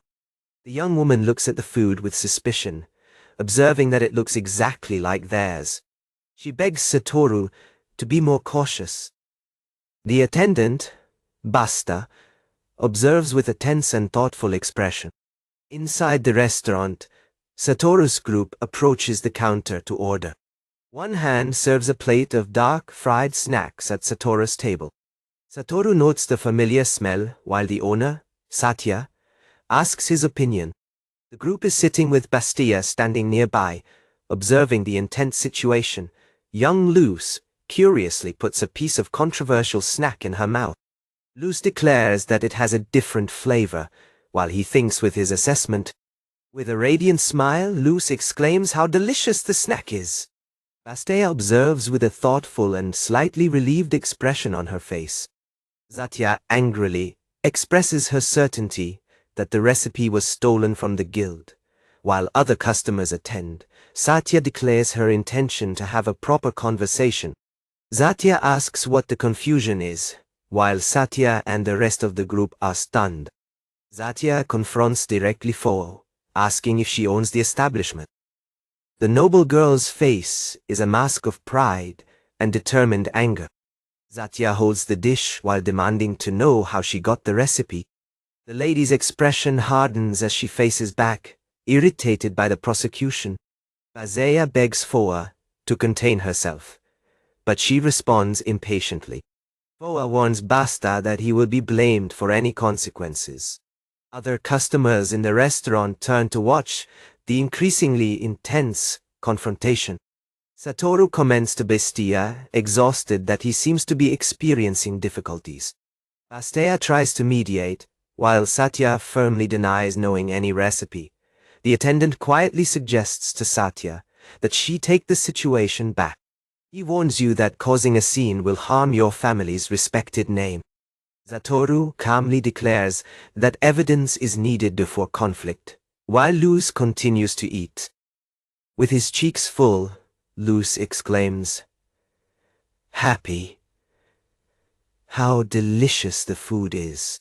Walking down the pier, Luce asks where Kanadi is, finds out she's visiting the family. The young woman pulls her grandfather's sleeve, asking about the previous conversation. Satoru dismisses her question, saying it was not so important. He expresses his desire to hear more about the recipe in question. He explains to Bastea that he served a similar dish in his food stand. Satoru says it's okay, as long as everyone's happy. Foa strongly suggests that they can now increase the variety of the menu itself. His companions look with absolute shock at his complete lack of understanding. Infuriated, Satya screams that Foa is ignoring the rules for her own benefit. Foa retreats, surprised at the intensity of Satya's rage explosion. He turns to Bestia and comments that young people tend to be extreme. Young Luce watches the confident posture of Foa Vasila, replaced by an expression of concern and uncertainty. Asta suggests that they should revisit the matter calmly for the sake of the city. They ask Satya if she intends to teach everyone the recipe eventually. Satya furiously points to Foa, demanding that she explain herself. Luce pulls Satoru's sleeve urgently. He turns to her with a kind expression, asking what happened. Then she leans in, forming a shell with her hand, to whisper a secret in Satoru's ear. Satoru's tone changes to one of understanding. He announces to the group that he has just remembered some urgent tasks that he needs to resolve. It's enough to formally dismiss them, allowing them to leave. Satya then turns to Kanade, asking if she could find her family. Satoru leads his companions around the city, saying they need to check on the progress of their task. They arrive at a disorganized workshop and call the craftsman inside. The great and muscular blacksmith raises the look of the work with a wide smile, recognizing the arrival of Satoru. He asks you to wait a moment while he recovers the item you ordered. Opening a drawer, the blacksmith pulls out a small flat box, declaring that's a tea. The blacksmith offers a magnifying glass for a more detailed inspection of his work. Through the lens, Satoru carefully examines a single metal hook, skillfully worked. He declares that craftsmanship is wonderful and absolutely perfect in its design. Satoru is pleased, expressing his own surprise for having done so well on the first attempt. Satoru explains the innovative design of the hook for Satya, pointing at the splinter. It details how this feature, combined with the resistant rod, will revolutionize fishing. Through the workshop window, a young man observes the conversation of the group. Satya, however, remains skeptical, questioning whether such a small change will make any real difference. Anxious to prove his point of view, the blacksmith suggests testing the new equipment in the nearby pier. The demonstration is a crushing success, resulting in burden overflowing with fish. Both Satya and Satoru are amazed at the amount of fish they caught so quickly. Satya gasses in total disbelief at the incredible results of the new technology. In turn, she excitedly hooks a great fish struggling with the new stick, radiant with joy. She proudly lifts the first fish she's ever caught in her life. From the shadows of the pier, hooded figures observe the success of the group with sinister intentions. Satoru and Kanade realize that they are being observed. Their expressions become serious. The blacksmith notes that successful fishing has already attracted a crowd. A group of local fishermen gather around them, amazed at the size of the catch. One of the fishermen comments that it looked like the fish were being sucked into the basket. Satoru smiles gracefully, expressing that he does not care to share his knowledge. A local fisherman experiences the new rod, grunting with the effort to fight a powerful fish. Satoru and Kanade exchanged a worried look, realizing the growing tension. One of the fishermen calls the blacksmith, addressing him respectfully as chief. He marvels at the unprecedented strength and flexibility of the stick, asking for one for himself. The blacksmith rudely refuses, saying he cannot manufacture the custom equipment for himself. Satoru's attention is attracted by a new presence while Kanade turns lightly. Kanade's face is a mask of cold seriousness when he perceives an invisible threat. With a concerned expression, Kanade apologizes to Satoru for his brother's recent actions. She explains that her brother gets completely absorbed whenever he goes fishing. Satoru remembers that his brother was indeed a very skilled fisherman. Kanade admits, with a sigh, that dealing with his family has always been difficult. A flashback begins, showing a younger Kanade holding a fish, remembering the past. His father vibrates with excitement, while his younger brother makes an impressive fishing trip. The two run excitedly toward a little-known and secret fishing point. Her brother proudly displays boxes overflowing with a huge amount of fish. A few days later, residents express concern about excess fish. Kanade realizes he needs to negotiate a lower price with the guild for fishing. Your brother ignores your concerns, insisting that everyone seemed happy with the abundance. Kanade's growing despair is shown in a close-up of his worried eyes. In a local tavern, it is announced that the guild is restricting fishing and prices.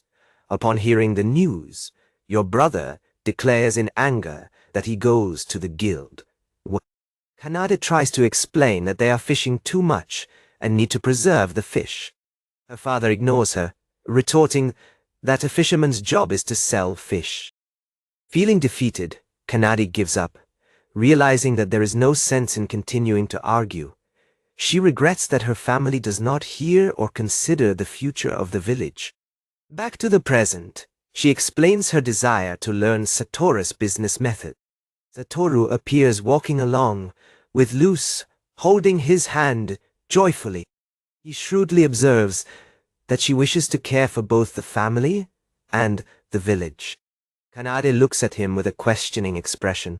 He offers her advice, suggesting that she can help her family from a different place. Satoru expresses her confidence that she will find her own way of doing this. Kanade is visibly moved by his work. It silently reflects that his simple solution seems almost too easy, even unfair. With a gentle smile, Satoru reassures her that it's okay to feel that way. Near there, young Luz announces, excited, that she caught a fish. The blonde boy helps her pull the line, both sharing a moment of triumph. Satoru thinks of how to enjoy the blessings of the lake for everyone, the very way to bring happiness to their family. A gentle smile appears on Kanade's lips, while her hair is carried away by the wind. She observes the vast sunlit lake with its clear new purpose in her mind. Water bursts suddenly when a dark, elegant object breaks the surface. Luz, holding her fish, turns with curiosity, attracted to the disturbance. It quickly confirms your suspicion of what is approaching. A battleship manned by armored lizardmen slides over the surface of the water. The leader of the lizardmen announces that he can read the thoughts of the human wizard. A close-up shows the intense and reptilian look of the creature. Satoru and Kanade are surprised by the sudden and hostile appearance. Luz and the blonde girl observe with expressions of shock and confusion. The leader of the lizardmen declares that Satoru is a foreigner who threatens the peace of the lake. Kanade whispers to Satoru, asking if he knows them. He denies knowing the lizardmen. He advises his companions not to provoke armed warriors. A muscular lizardman warrior throws a threatening look at Satoru and Kanade. The leader of the lizardmen threatens to say that neither women nor children will be tolerated. Kanade asks Satoru what he did, but he denies any offense. The leader of the lizardmen aggressively demands to know what they're talking about. Satoru claims to be merely a traveling merchant. For the alarm of his companion, a subordinate lizard is sure he saw the old man in a crystal of clairvoyancy. With a calming gesture, Satoru asks for a calm conversation between them. His young companion looks nervously, holding a fishing rod to lean on one. The leader of the lizards coldly gives Satoru the choice of how he will die. Satoru thoughtfully suggests that they continue the conversation in a more appropriate place. Expressing his approval of the sight, Luz looks up with wide eyes and worried about the tense situation that unfolds. Pointing to a distant field, Satoru notes that it seems broad and flat. The blonde girl asks if she should call the guards, but Kanade trusts Satoru. Two warriors lizards talk, one promising they won't be defeated. Their leader, Thesis, tells his subordinate with horns severely not to panic. The subordinate expresses his desire to protect the village, even at the cost of his life. The warriors agree that their duty is to defend their home from the sorcerer, but Satoru is not willing to do so. By the water, lizardmen remain, one expressing doubt about the plan. Birds fly peacefully over the calm lake and surrounding landscape. Having moved, Satoru confirms that the new area is acceptable. Satoru reaches his bag, announcing he needs a moment to prepare. He calmly puts a small set of tea on a cloth on the floor. The lizard man with horns observes suspiciously, asking if the tidying is a magic circle. With its items organized, Satoru looks up, ready to start his unusual bet. He makes a gesture with an open hand, inviting the lizard armed for his tea ceremony. Luce's eyes glow with excitement. A slight color appears on her cheeks while she watches. The caterpillar with horns discards the scene as an imitation, questioning the actions of the wizard. Theseus warns his subordinate not to get too close to the unknown magic circle. Kanade and the blonde look at Satoru, still trying to understand the situation. Satoru invites the warrior to sit down, explaining that the wizard is not willing to do so. Satoru asks the warrior to sit down, explaining that it is a pre-war ritual of his country. The leader of the lizards, Theseus, observes with a dark and uncertain expression. A subordinate argues that his family's honor is at stake. In case this is an official custom, the leader shakes his fist on the sword, declaring he cannot retreat. Satoru asks his companions to sit. Noting that his opponents are different, Luce faces intensely, his gaze fixed on the peculiar scene that unfolds.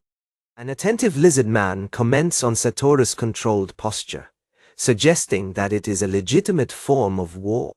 Two of the lizard men quietly talk about their options, one asking if they should retreat. Luce pulls his grandfather's robe, calling his name low. Satoru leans to whisper to worried Luce, reassuring her not to worry. He looks at the lizard man, recognizing that unknown things can be scary. The caterpillar man with horns explodes with anger, screaming not to underestimate a lizardman warrior. He points the sword at Satoru, shouting the name of his leader. Internally decides only to gather information, but prepares for the worst. A lizard man next to Theseus comments how calm he seems in the face of the situation. Theseus simply responds with an indifferent, of course, while birds fly over their heads. He finally confronts Satoru, calling the ceremony a farce, and demanding that he proceed soon. Satoru calmly instructs the warrior to sit opposite him, just as he is. The leader of lizard men is surprised. His reptilian eye narrows in surprise. Satoru explains that the formal position of sitting is called Seiza, and tells him not to try too hard. The leader faces a challenge, warning the wizard not to underestimate him. Following instructions, he kneels clumsily, accepting the strange ritual. The lizard man with horns observes his leader fighting with the Seiza's unusual posture. Theseus questions pre-battle behavior, while Satoru explains that the first step is to calm the mind. The wizard has a bowl of tea, explaining that the custom is to offer it to the opponent. Satoru clarifies that the conversation will begin after the end of the tea ceremony. The Theseus warriors try to stop him, but he insists on accepting the tea offered. The leader of the lizard men expresses his concern that the wizard really is a merchant. With a gentle smile, Satoru assures them that he would not exhaust his precious resources. Looking at the lake, he recognizes the need to avoid excessive fishing and food waste. He offers tea to the leader of the lizard men, hoping it will please you. Tace holds the bowl, its expression indecipherable, while considering the words of the wizard. His reptilian eye bursts by surprise the moment he takes a sip of tea. Taze declares enthusiastically that he likes tea. Your aggression visibly diminishes. Now intrigued, he encourages Satoru to continue and explain the rest of his plan. Satoru exposes his idea, focusing on cooking and preserving fish to avoid waste. He explains that drying the fish is the best preservation method before cooking. He suggests that using more oil and empanado will make food attractive to children. Theseus, taking a piece of dried fish, admits his skepticism about the effectiveness of the plan. After proving, he recognizes that it is good, and that the wizard's words seem reliable. Theseus raises one last serious concern about the situation. He emphatically gesticulates, expressing his distrust of the people of the nearby city. He passionately explains that greedy residents will go fishing too much and ruin the lake. Satoru agrees with a thoughtful expression, recognizing that local fishermen need to be convinced. Theseus, now interested in cooperating, invites Satoru to his village to explain the plan. Lizard warriors observe with expressions that now show respect and curiosity. Satoru asks his companion Kanade to return to town first, surprising her. He reassures hesitant Kanade, saying that they can come to an understanding. Kanade reluctantly agrees, asking him to be careful while watching him with concern. She watches from the shore as Satoru and Light depart through the lake. Within the village of the lizard men, Satoru is welcomed in the twisted and tree-like dwellings. He explains his plans for cooperation with the city to the lizard men gathered. One of the lizard men agrees that negotiation is necessary, taking a drink of thoughtful drink. Another lizard man interrupts, eager to see the fishing tools Satoru mentioned earlier. Satoru presents his handmade bamboo fishing rod, highlighting its amazing delicacy. It explains that it can be made with materials easily available. It details the components: spiderweb yarn, common bamboo, and specially processed needles. A lizard man, impressed by lightness, realizes that he may be able to produce the thread. Satoru looks at the lake, explaining that better equipment allows for bigger fish fishing. He shows a curious lizard man the specially designed hook, explaining its purpose. He points the tiny, retractable splinter on the tip, which the lizard man squeezes his eyes to see. The lizard man asks, excited to test the new hook, and Satoru agrees to fish together. The lizard man recalls that the elders also wanted to fish with the visitor. The scene blurs out in a montage of its successful fishing expedition. Satoru mentions that he taught the younger lizard men during the day, praising their skills. The elderly merchant, Satoru, reflects on the responsible fishing habits of the lizard man. A single lizard man swears to protect the ancestral lake for his descendants under the light of 2 moons. Fishing lines extend over quiet water. The large circular building of the Guild of Commerce floats serenely over the water. A young employee lurks behind a corner, questioning her boss' lack of concern. She panics about Satoru's disappearance throughout the day, but her boss, Shirahan, remains indifferent. Anxious, she pushes him, asking what the plan is in case something goes wrong. When meeting the chief priest Salsito in a workshop, she is surprised by her presence. The craftsman says proudly to Salsito that the item ordered is finally ready. The troubled employee apologizes for having called the priest there. He observes the craftsman and the item he does, declaring it to be fantastic. He admires the beautiful finish, observing the resemblance to the goddess Ithril, holding the chalice. He expresses special admiration for the intricate decoration. The craftsman asks about next year's festival. It confirms with a smile that the festival will be unprecedented in scale. The official comments on the critical period that this festival creates for the guild. He explains that faithful from around the world gather for this event. As it will be in Ilukan this year, he needs to carefully plan their hospitality. The craftsman suggests they could set up a food stand. The mention of food stores arouses a shocking realization about Satori. Satoru and his companions arrive at a rocky clearing by the lake. He asks about taking a boat, but a lizard man can't find the old man. The lizard man wonders where the elder is. As the water begins to shake, a colossal turtle bursts out of the water with an elder lizard on its back. The sudden appearance of the giant turtle surprises Satoru, Luz, and the lizard. The elder lizard joyfully greets the group, saying they were waiting. He explains that his friend, the turtle, insisted on coming along. Tell him you told your turtle friend all about the traveler, Satoru Onna. The other lizard asks Satoru if he is willing to participate in a competition. The turtle offers a ride, explaining that Satoru must be looking for a ride. Satoru thoughtfully considers the unexpected challenge of the legendary creature.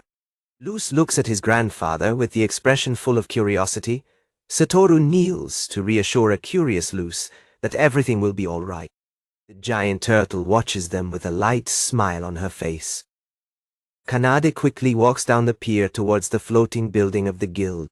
She meets Shirahan in her office, who asks the tent lady what's wrong. She explains frantically that it has been 3 days since the lizard men took Satoru. Shirahan seems completely carefree while picking up a bookshelf.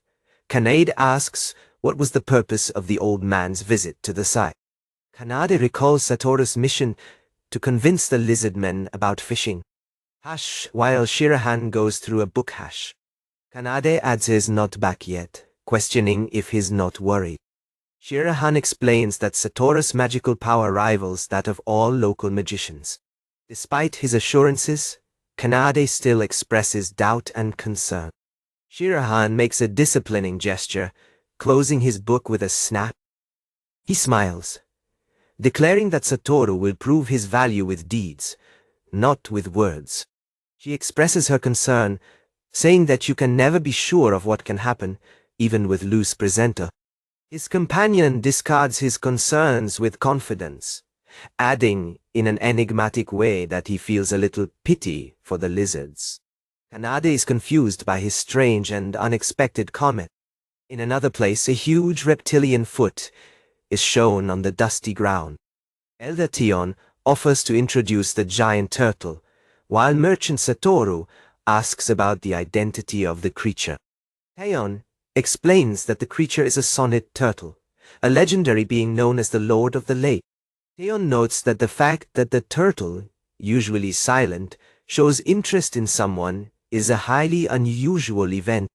Other lizard men observe the interaction, one with thoughtful expression, and the other slightly surprised. The colossal turtle Sonido releases a low, resounding snore of affirmation. Having lived a long life, Satoru understands the situation and asks what the challenge of strength will consist of. The lizard man explains that Sonodo turtles are known for their high speed, and the challenge is a race. Another lizard man confirms this, saying he heard the same stories about the speed of his great-grandfather's turtle. Sonido, the giant turtle, releases a small breath of air, its illegible expression. A lizard man tells a local myth of creation, stating that his village was built on the gigantic footprints of Sonido. With a gesture of his hand with claws, another lizard man offers to tell his own story about the power of the turtle. He describes how a mountain disappeared overnight, leaving the land where today lies the city of Ilokan.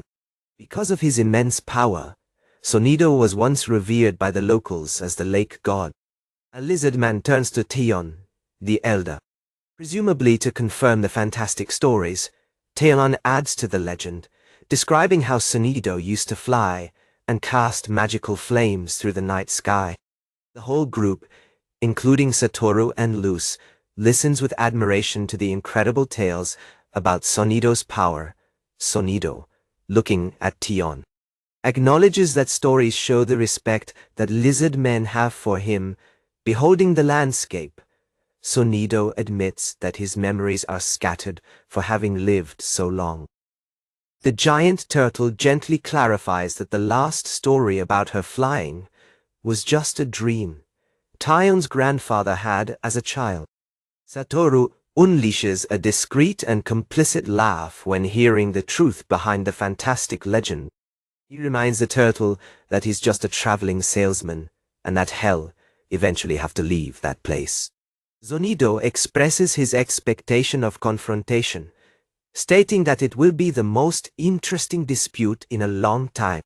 With a soft smile, Satoru asks the legendary creature to be kind to him during the conversation. Tion gesticulates so that others follow him to a more appropriate place for the race. Sonido remains on the open plain, while Taion declares that this area should be perfectly suitable for their challenge. Satoru looks at the vast terrain and wonders out loud if Sonido has also broken this place. From the top of a cliff, two lizardmen sit and wait, ready to watch the impending race.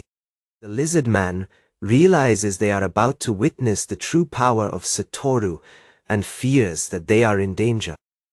Satoru smiles and asks the rules, wondering how the winner of the speed competition will be decided. Taion explains the two ways to win, through a foot race or surviving a walk on the angry law. Satoru agrees with the race, asking what the distance will be, which Taion defines as a race to the largest tree, and returns. He turns to Luce and reassures her, saying he won't do anything dangerous while she's waiting. Luce looks at her grandfather with a bright and confident smile, and accepts her request. Sonido is at the starting line, asking if they're ready to start the race. The giant tortoise sends a warning to Satoru, telling him not to think about winning only with his physical body. Satoru confirms that he is authorized to use magic to strengthen his body, which Taion allows as part of his power. Taion offers one last piece of advice, telling Satoru that he should check the route on his map.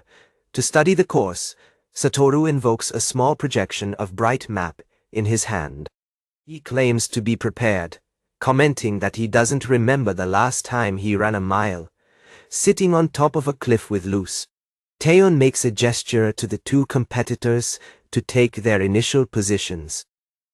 The giant turtle's reptilian eye narrows in concentration as it prepares for the start of the race. Satoru's look shows the same intensity and readiness for the start of the competition. With a downward stroke of the hand, Luce shouts the signal for the start of the race. The race begins with an incredible burst of speed from Satoru and the sounded turtle. Sonido is completely shocked, unable to believe in the initial speed of his opponent. Watching from the top of a cliff, lizardmen express their unbelief at the speed of the old man. A trail of dust and dislocated air marks its passage through the forest. In the woods, a rabbit is frightened by the moving blur that passes by.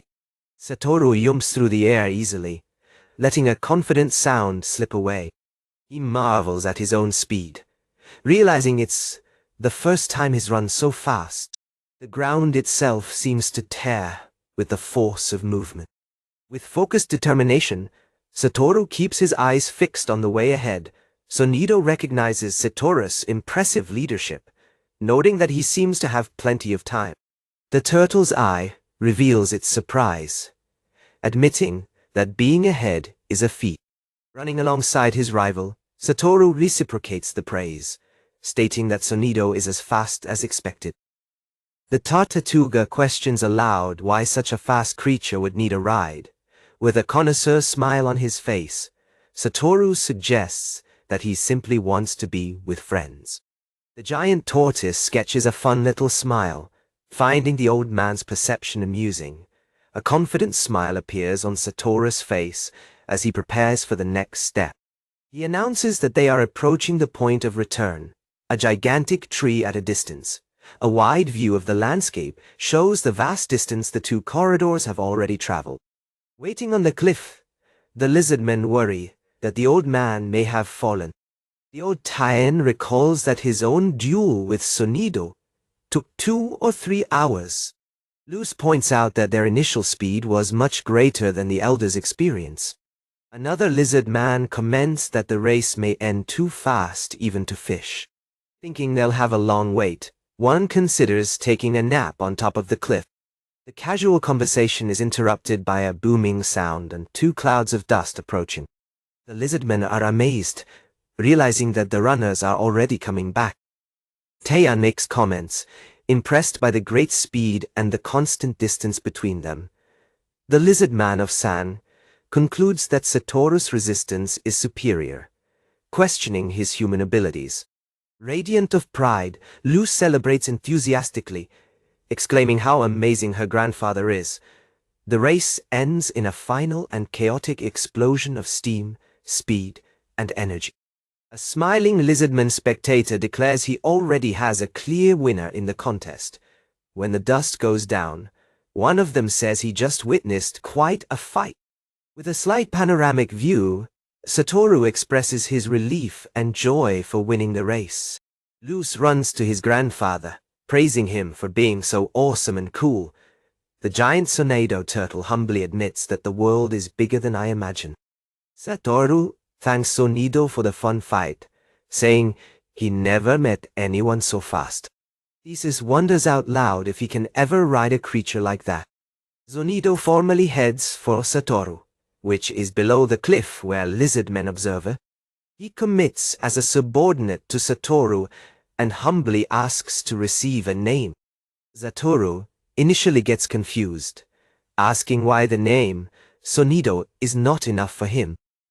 Theseus explains that this is a race name, not a personal name. Asao agrees, clarifying that the turtle wants a unique and individual name. Alizating his goatee, Satoru considers thoughtful names related to turtles and stones.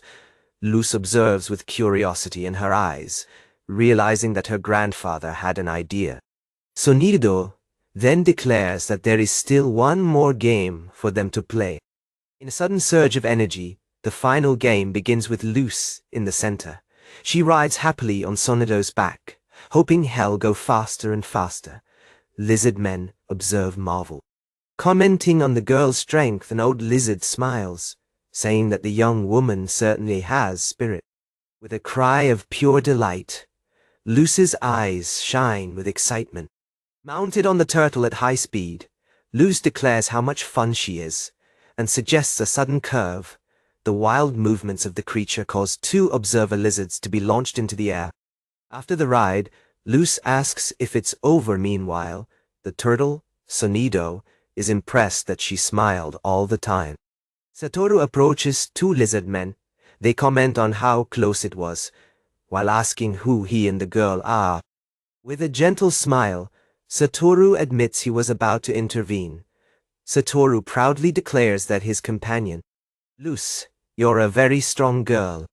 The leader of the lizard men formally asks Sonido if he finally made a decision. Satoru looks at the ancestral creature, addressing her as Sonido-san. In front of the lizard men, Sonido promises his servitude to Satoru, asking for a name in return. Satoru smiles warmly, agreeing to the request of the giant turtle without hesitation.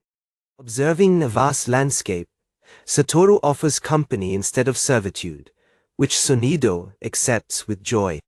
Satoru carefully considers a name for his new companion, suggesting Loza. The newly named Loza remains before Satoru and Luz, while the name hovers in the air. Radiant, Loza accepts his new name, and Satoru is pleased that he enjoyed it. The elder of the lizardmen says goodbye to Satoru, encouraging him to know the outside world. With a revealing look, Loza seems to understand his new purpose. Satoru gently puts his hand on Loza's thick, old shell. When touching the shell, Satoru reflects on the immense story Loza must have witnessed. He then confides that, in this world, he himself was recently born. Luz looks at him, confused by his statement. With a gentle and wise smile, Satoru confirms her perception. From the edge of a cliff, lizard men wave goodbye, telling the old man to be careful. On Loza's back, Luz nods back excitedly as they travel through the water.